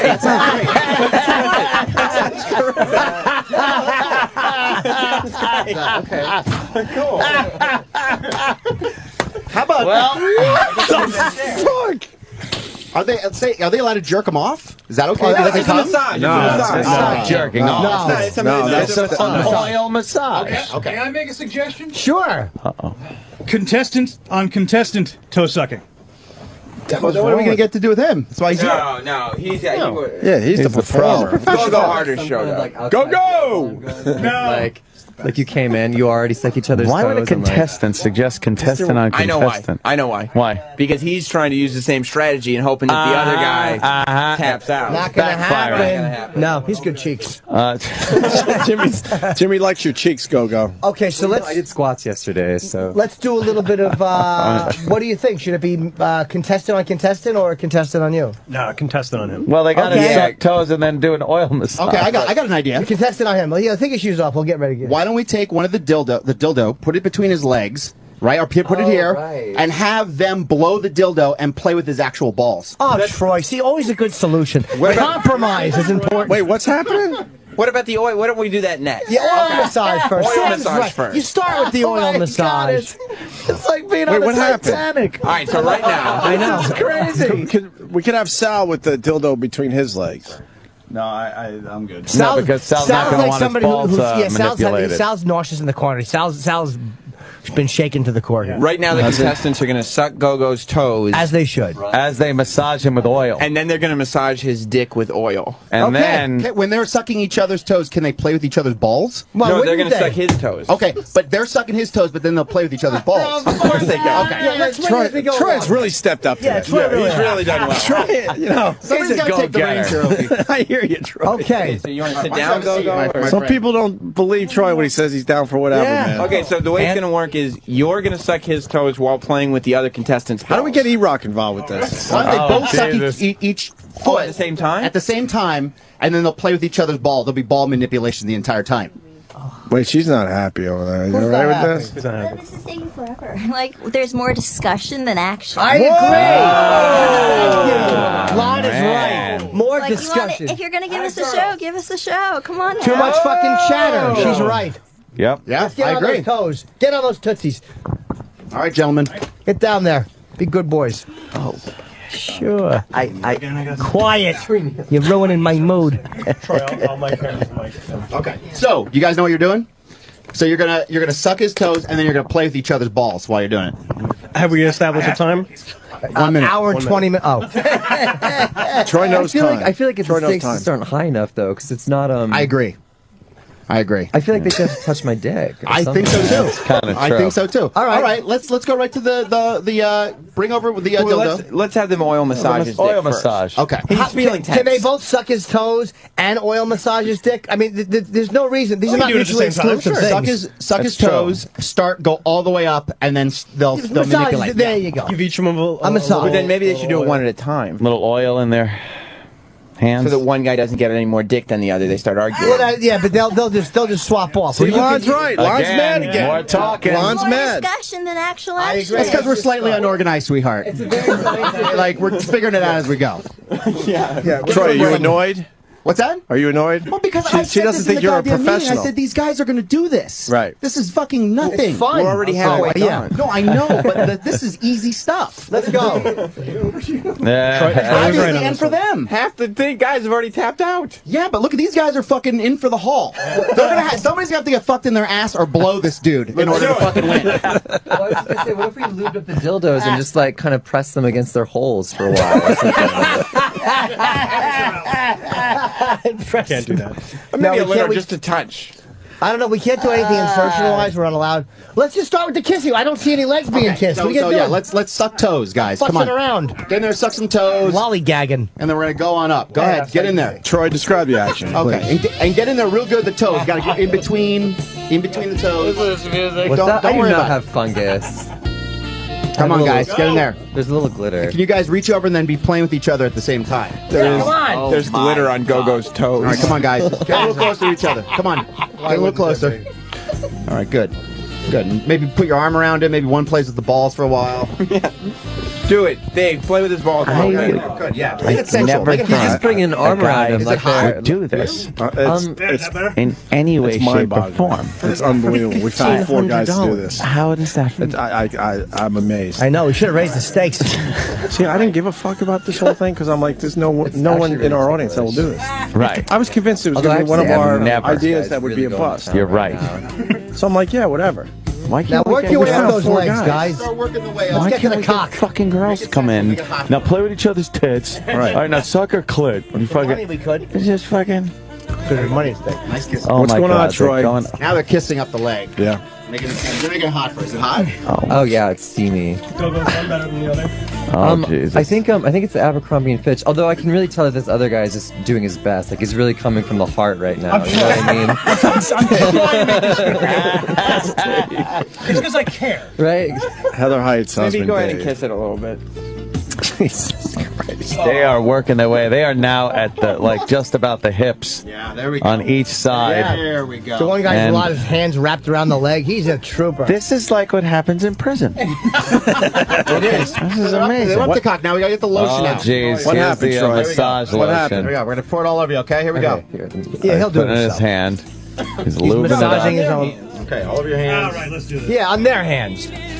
Now just get in there Oh and my God. manipulate him, and then you guys make out. Get in there! Grab that cock! Do it. What are you doing? Lon's mad again. Hold on. You grab the cock, you grab the balls. Hold on, the ladies want to get a view of their husbands. These guys. Make out. Oh yeah. Treat it like it was your own. Come on, it's not the first time. You guys got to kiss each other on the mouth. Yeah, what are you guys doing? Again? How am I supposed to get a heart on with this? Go, kiss. Now. Make out. What the fuck happened? What? You can't say what the fuck. It's going to distract you. Kiss him. Oh God, that's gross. I can't. Worst stroking ever. I know, right? Yeah, what are they doing? All right, I don't now know. They're just mashing around. Yeah. And kiss a little more. He's working it like a baster bulb. He's just like, Put a condom on each side and let them blow the double-headed dildo while they're playing with his dick. Oh, yeah. Is it time to play Lady and the Tramp? Troy is the worst, man. Troy's a great gay porn director. He certainly is. Although I'm stepping up, gentlemen. Troy knew this was lacking, and he said, "Fuck it, I'll step up." I would say that Go-Go is not impressed with their cock handling skills at all. I'm not. I mean, I feel a little stirring, but I just feel like, you know, as men, we've been down this road before, so. But Go-Go, don't hold back. If you're feeling like it's going to chub up, let it go. Oh, I am. I'm really concentrating right now, just to. Is there something else that you'd enjoy them to do while they're doing this? Well, normally I like a couple fingers up my ass, but. Well, can they can't go inside, but would you like them to play around the hole a little bit? Yeah, totally. Okay, cool. You guys lubed up? I'm being told we can't do that. Okay. I'm being told. Open wide. Who's talking to you, God? This is like a deleted scene. The audience. Yeah, the audience. This is so gay. Make it hot, like you're sucking the cock and you mean it. Yeah. This is like a deleted scene from Requiem for a Dream or something. Now they're blowing Lon the is not dildo. happy with the stroke. Lon, what's up? There's nothing like hot about it. They're like squeezing the Yeah. life out of his cock. I would think they'd know how to jerk themselves off. You would think. You guys are putting heart and soul into Tapped this. out. What happened? Exactly. What? Hey, DJ, get your mouth back. Get that dildo in your I mouth. can't just suck this dick by myself. Come on. You are the worst. You're the worst two homos ever. I got an idea to declare a winner. Oh, huh? Freestyle. What if we just do the first guy to make Go-Go completely hard? Holy shit. Go-Go No, I is a think- professional. Hold on, I think. Wow. I so don't No, feel bad you're for on to being something. right I think now. it's a freestyle. Freestyle. A 2-minute freestyle, and then Go-Go picks. Yeah. And if one of them can make him hard, obviously. That Right, would and be then the guy. Go-Go picks who's the gayest, I guess. Who is the guy? Can we do that? We can do that. Yeah. Go-Go, you all right with that? As long as we stay within the bounds of. Go-Go hard, you all right with that? I'm Whatever. not going to touch that. All right, Why it's not, Sam? What do you? No, you do. Troy. 2-minute freestyle. Okay. Anything they want to do to, Anything goes. to Well, it's up satisfy to- Go-Go. It's up to Go-Go's. You know what we're talking about. Don't worry about it. No oral, no penetration. Oh, shut up. All right. Whatever needs to be done. Who's going to go first? All right, it's 2-minute freestyle, and then Go-Go will announce the winner. I have an idea. Go-Go, for this one, Go-Go should bend over. So they have to be behind him. And it's a freestyle from the back. With a reach around? Yep. Well, ask Go-Go what he wants. Go-Go, what do you Yeah, think but of looking that? at a man that way is... That's Why rough. don't he just lift his legs up? That's true. I mean, why would we lose eye contact with Go-Go? We're enjoying our chat. It's free form.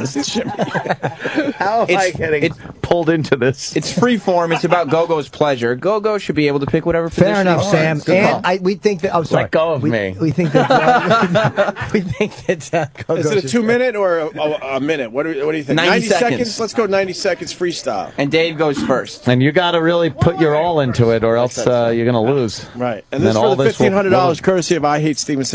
All this will have been for naught. I feel like I'd like to still sit if that's okay. Yeah. All right. I'll put my legs up though. Oh boy. Let's put some music on since it's freestyle. Let's make it sexy. Make it sexy. I feel like it's just a laugh. Now you got to keep your pants off, yeah. Yeah. But it's a 90-second freestyle, so whatever, if they want to lap dance you, if they want to play with your balls, whatever it is. All right. You got to satisfy him. Yes. In some way, shape, or form. Let me think about You this have to impress Go-Go. This is going to be a challenge. I got to tell you. Heather, you all right with this? Yeah, I just want to get that cock hard. I'm cool. Wow. All right, you ready? We'll start the clock. All right, this is it, finally. What do you like, big No. This is the finals. Whether or not you're ready, we're starting Yeah, the this clock. is for a lot of money, so. And when we start. And You know, we... wait. You know what? I need full use of this. Oh, he's taking his pants get off those completely. pants off. Absolutely. Good move. That's right. And don't think you're going to satisfy him by shoving your ass in his face. That ain't going to do No, it. I realize I got to work for this. Yeah. Yeah, it's going to be your... $1,500, buddy. The That's burden it. of proof is on you.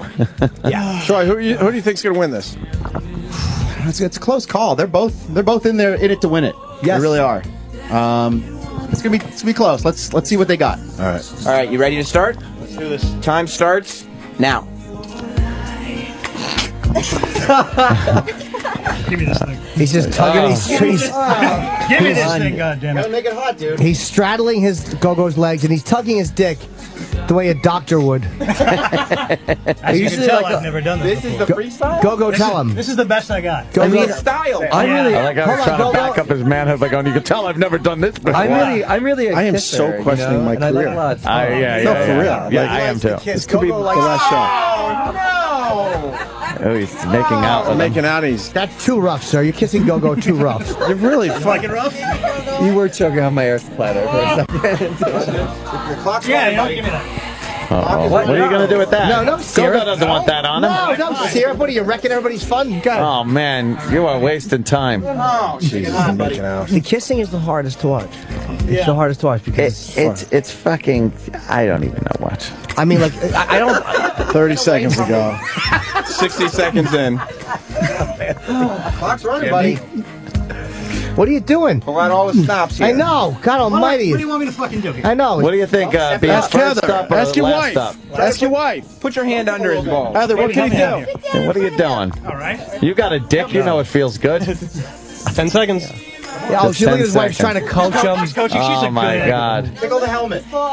Oh, it's that's right. He's got the just... piercing. That's right. I forgot about that. That's time. Time. That's Oh. it. Get your hands off that Get thing. your stinking paws off Exactly. him. Don't try to get an extra second in there. All right, Sal. The Sal's lovely lady next. said it got smaller, disappointedly. Oh, man. It did a little bit. Troy, talk to Go-Go. I know you were coming from a good place. I tried. Man. I tried to make it happy for you. Couldn't do it. Yeah, because he's not trying. I don't think he got much pleasure out of that. Well, That guy's turn. is that your husband? Oh, that's him back there. Her husband Okay. tapped out. Is the economy this bad? I know, right? Yeah, I'm totally up for Abercrombie. Right? Is the he economy has this the, bad? he has Right? the sense I like. You kind I of have a can't even feeling wrap for my him, right? head around how You have a thing for him? people would just. Would I do would say this. no. I would say. I mean, like, if can't I with a was guy, but really I've seen drunk everything. and it was 3 a.m. seen and it there all. was You just gotta no be one gay left in the bar. to do this. In some way, shape, or form. I mean, you're a handsome man, though. He won't even look me in the eyes. But I think he should while you're kissing. A little eye contact is what makes a kiss What's special. going on, Sam? Okay. There's glitter on that. There's glitter on that guy's mouth. what is your happy place like? Are you just thinking of like a field of pussies right now, or? No, I'm just trying to be completely blank. We'll get to that happy place. Like Zen. Because you're about to have 90 seconds on the clock to Exactly. bring Go-Go to his happy. Sam, start to Freestyle. 6. Start to 6 up there. And go. Go. There it Go. is. Yeah, she's right. Go-Go has a full reset. Hello. That's better. Good. Oh my God, this is creepy. Oh, he's staring him Yeah. right in the eye. He's really jerking him. Yeah, He's manipulating the back as well. he's playing with his. Grab at his ass. He's grabbing his ass, I'm and not he's. gonna put a finger in. No, don't put a finger in. He's tugging his penis, Just keep it a secret. playing with his balls, giving the balls a jiggle. And he's making eye contact. Yeah, the whole Wanted me to make time. eye contact. He likes to kiss too. Remember that. Oh, okay.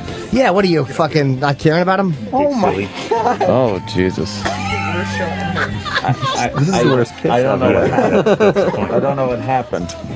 He's not enjoying the kiss. I'm sorry, I'm not trying to go all out in here. Well, you got to go all out. There's a lot of money at stake. Otherwise, you're just tugging the guy's cock for no reason. Dick and balls aren't That's for the $1,500, courtesy of I Hate Steven Singer. It is cock to Oh, cock. Sure. Jesus. Their cocks are touching. As they should be. That's the way it should be. A couple of man's cocks should be So touching. you know what this guy should do to totally turn around? If he just went, all right, put some lube in my ass crack, and then just rode his dick.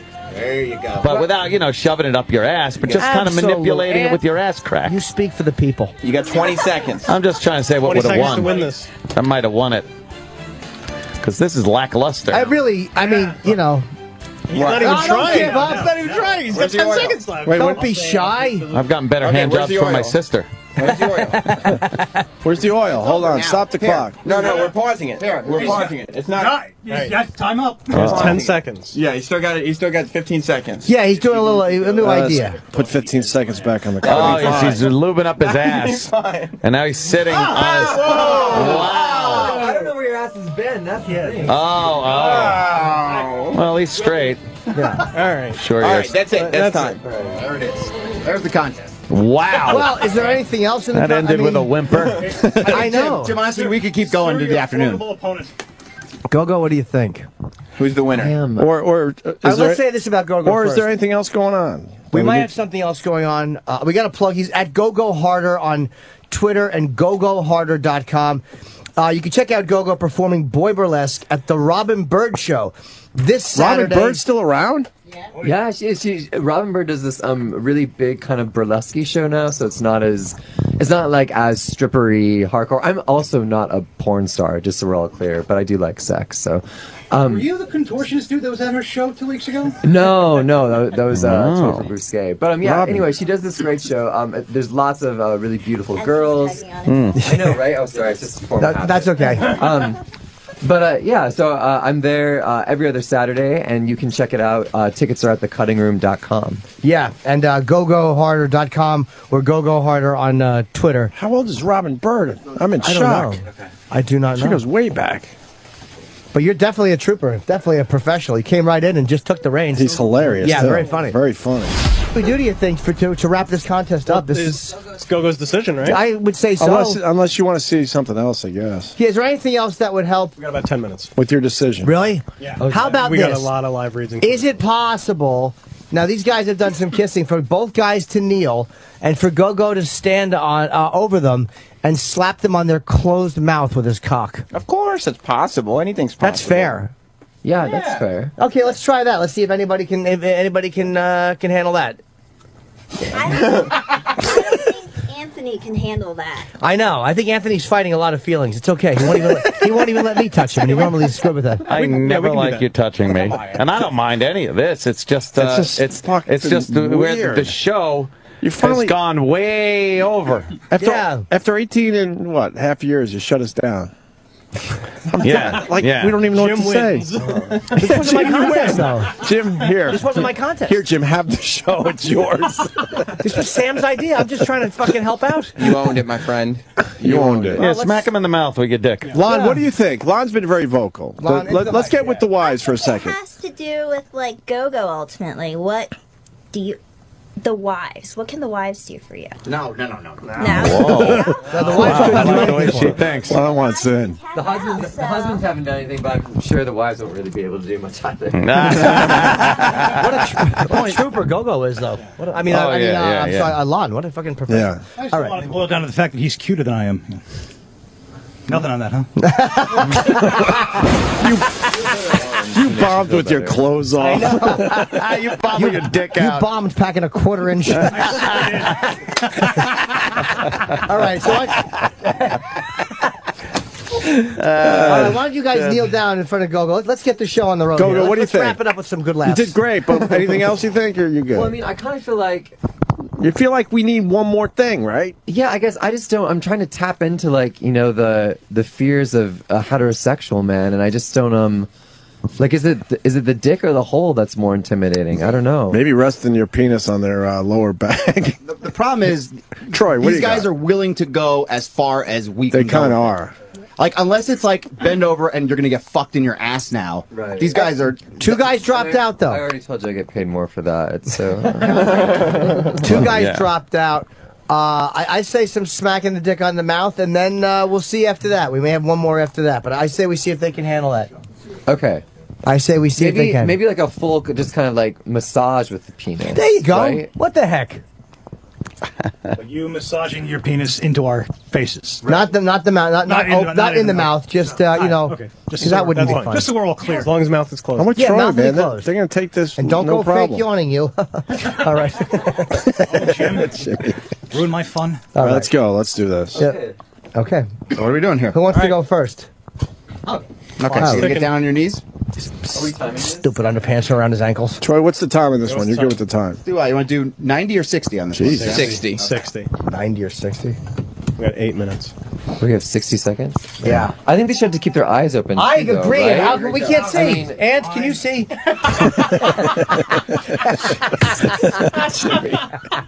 Jesus. Turns around. I turn around and this. Do you ever rub a pencil eraser on your face? Yeah, talk us through this. Yeah, Dave. that's what it is. A pencil eraser. Troy, what's going on? Telling yourself that. We gotta turn You guys gotta turn around. He's taking his penis head and he's just wiggling it all over his face. Oh, this dick. Yeah. I'm used to there being a camera between me and a penis usually. Oof. Wow.